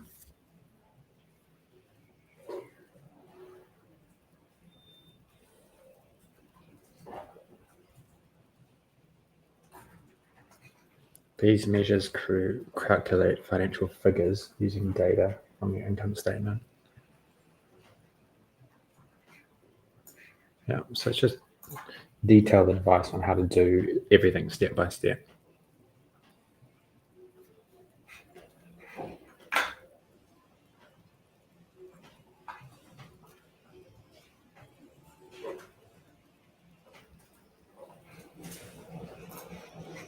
Honestly, this is what Copilot should be doing. I don't know if it honestly should be. Okay. So you can even analyze encode as well. And by the way, we've got the best models plugged in here. So you got the best, smartest models possible to actually analyze all this stuff, which are they're still not 100% right, but getting much closer. They're generally getting it right. Okay, so explain code. What is this actually doing? Interesting.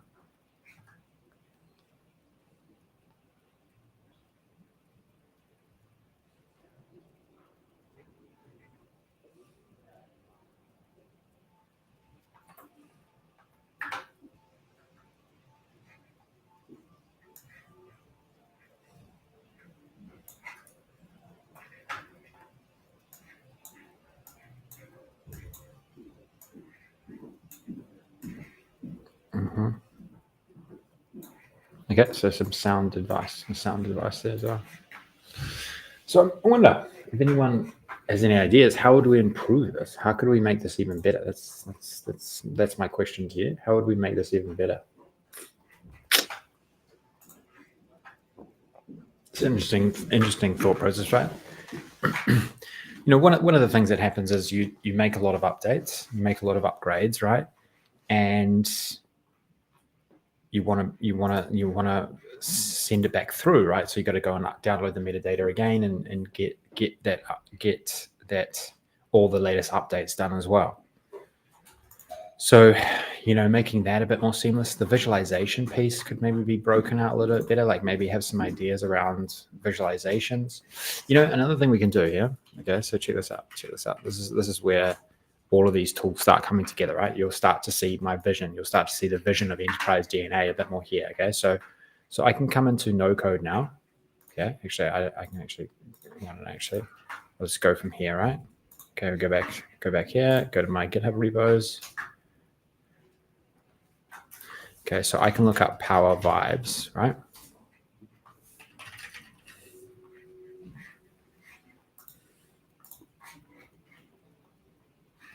Power Vibes, I can load. There's only one main, right? So I can ideate, just like you can ideate here.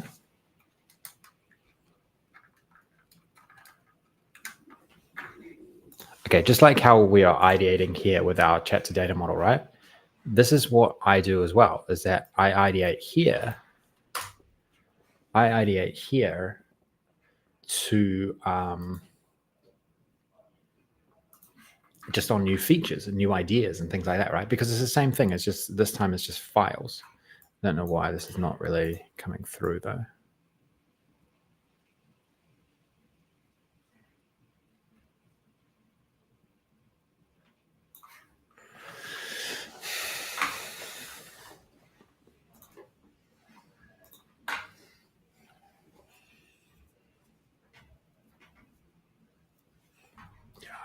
What's going on?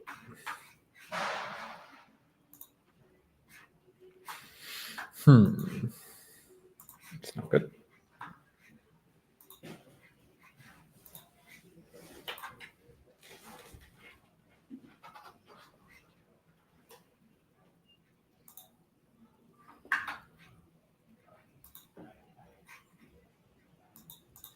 Yeah, we had this issue a while back, actually.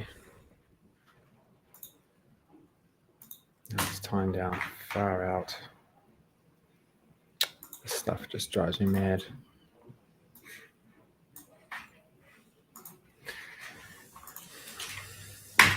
Yeah, we had this issue before, and now it's come back.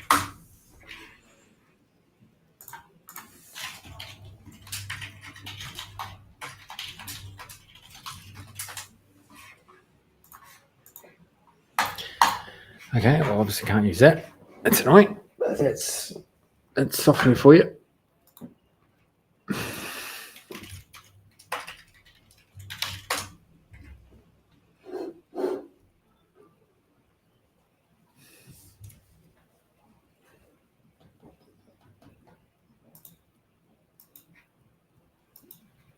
Yeah, it's totally stuffed. Okay, that's annoying.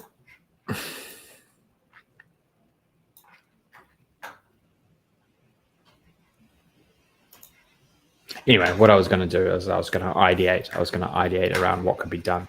I'll show you another way that you can do this actually. Hold on. So this is just like an emerging. So this is another thing that sort of has been recently created within ChatGPT, right? So there's this new thing called Codex, okay? And so what we can do here is we can connect up our GitHub repos, right? And we can run agents across them. So I can create an environment and I can go Power Vibes. Okay, so I can go Power Vibes like this. Okay, Power BI Advisor tool. Okay, and then I just go create environment. Okay, use this. Okay, and then so this is actually really interesting. This is sort of I sort of see it as a future of work, where you just you're in this input area and you're just like running agents. You're just running agents to go do specific things, and these models will be connected to a whole range of different things that you might be working on. So I could say something like, can you explore the code base and tell me, when we're chatting to the data model, which files or which information are we using in the context of every query? Okay, so I can just ask, okay, and I can just keep doing tons of these, right? Can you please evaluate a new, like, how would we implement a new piece of functionality on top of what we've done that goes through and creates a sort of a list of every single measure or DAX formula that a user might want to create. I want to help them by pushing a button to create every single formula that we can think of at any one time. How do you think we would do this effectively with our current application?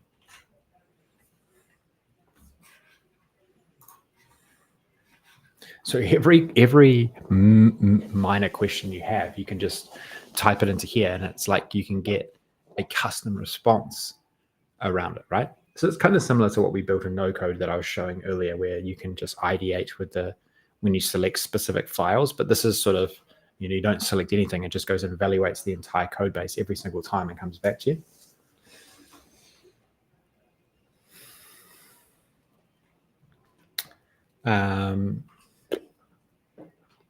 What else did I want to know?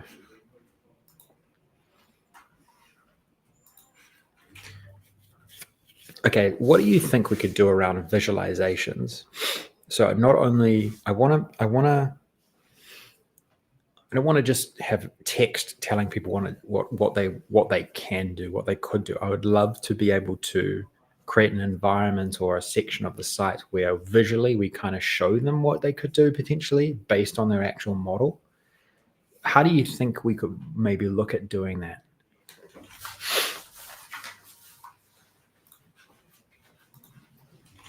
Is there a way to create visualizations for someone in their Power BI report based on the creation of metadata? Is that even possible? No, I don't want to code. I want to ask.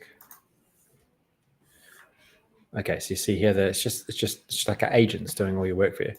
You can set tens of these off if you really want to. It's pretty cool. I mean, there are some inherent limitations of it actually doing changes on your code base. Like I don't allow it. Well, I prefer to use the IDEs because I can actually see what is going on. So here I can't visually see what the change is actually making. So I try not to do too much code related stuff here, but in terms of just quickly asking, I can use this. Sometimes I use no code. Well, I use no code actually most of the time because that's our own tool. And I think it's incredibly valuable.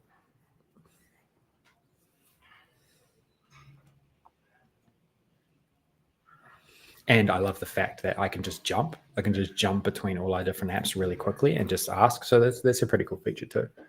There's no doubt in my mind that everyone's going to have more and more pieces of software, right? So this is just making it easier to dive into various different things inside of your software.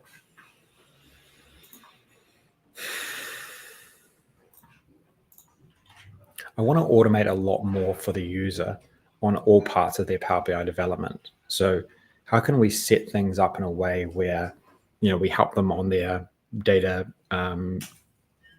transformation, their modeling,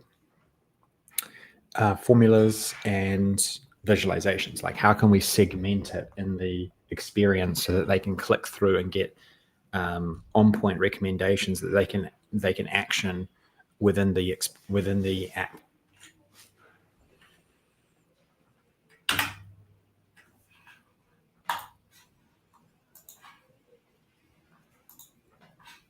Okay, so let's have a look here.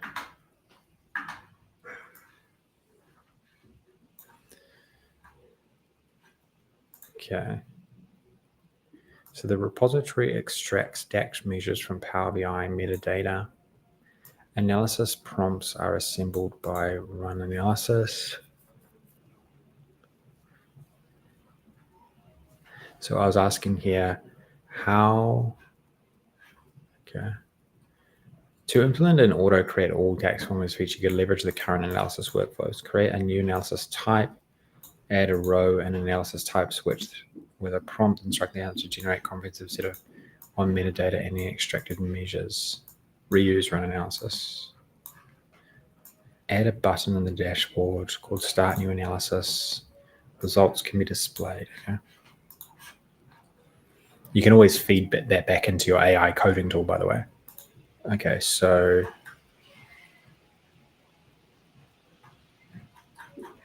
when you use the chats with the data on the front end, component collects the conversation history and elects the super.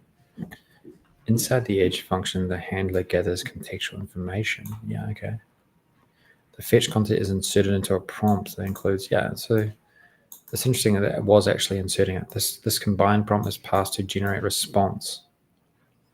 It's weird how it wasn't actually picking up my questions, like how many DAX measures there were, right?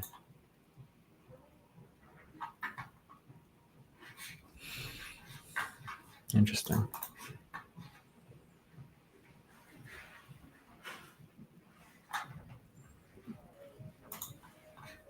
Okay, create visualization section. Let's have a look.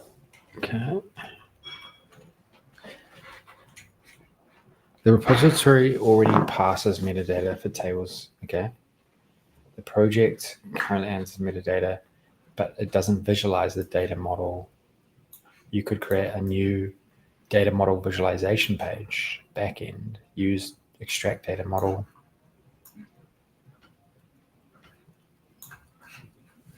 Yeah, that wasn't actually my question, but anyway, we can ask it a bit deeper.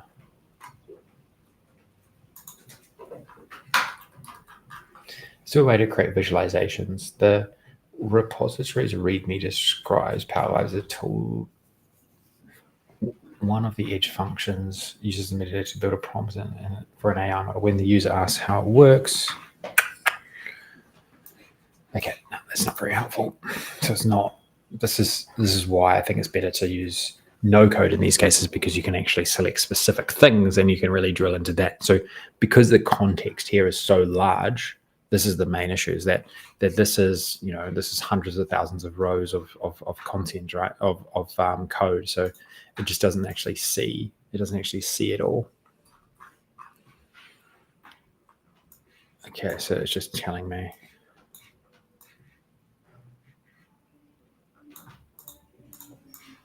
Okay, yeah, modeling formulas.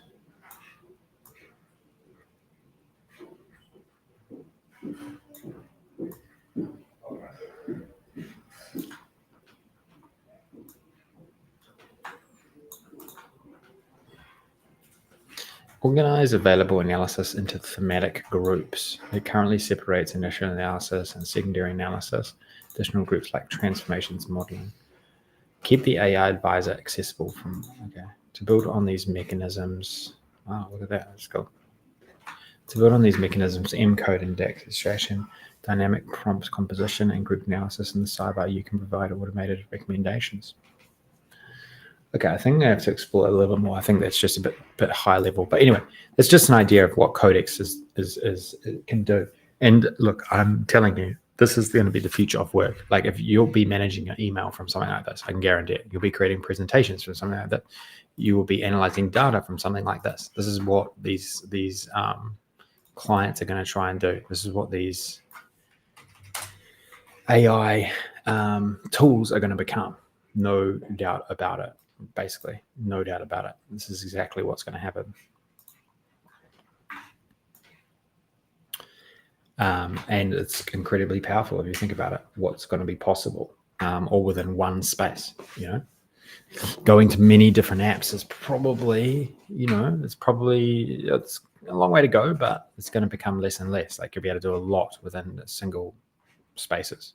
I mean, do you even need really Word at this point when you have this? Do you really need PowerPoint when you have deep research? Like, there's certainly new ways of doing a lot of things. And you can also learn in here. I use voice mode. I mean, I learn from talking to the AI voices all the time.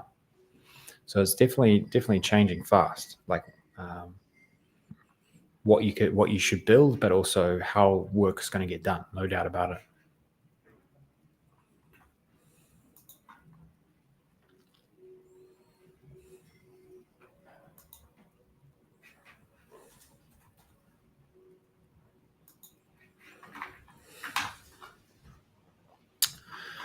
Okay, what I might do, I think I might round off. I've done, I've been going most of the day and not as much interaction right now. So I'm thinking I might round off here, unless anyone has a question or wants to jump in. I mean, I'm happy to chat.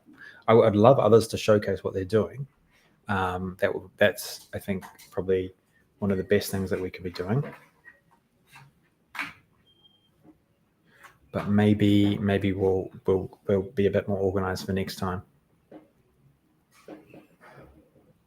But I like this format. I really do. I really like it, and I think this is what we'll do more of going forward. One day a week, we'll just go really big on content, push out as much as we possibly can, and then I can spend the rest of the time developing or doing some other things around enterprise DNA.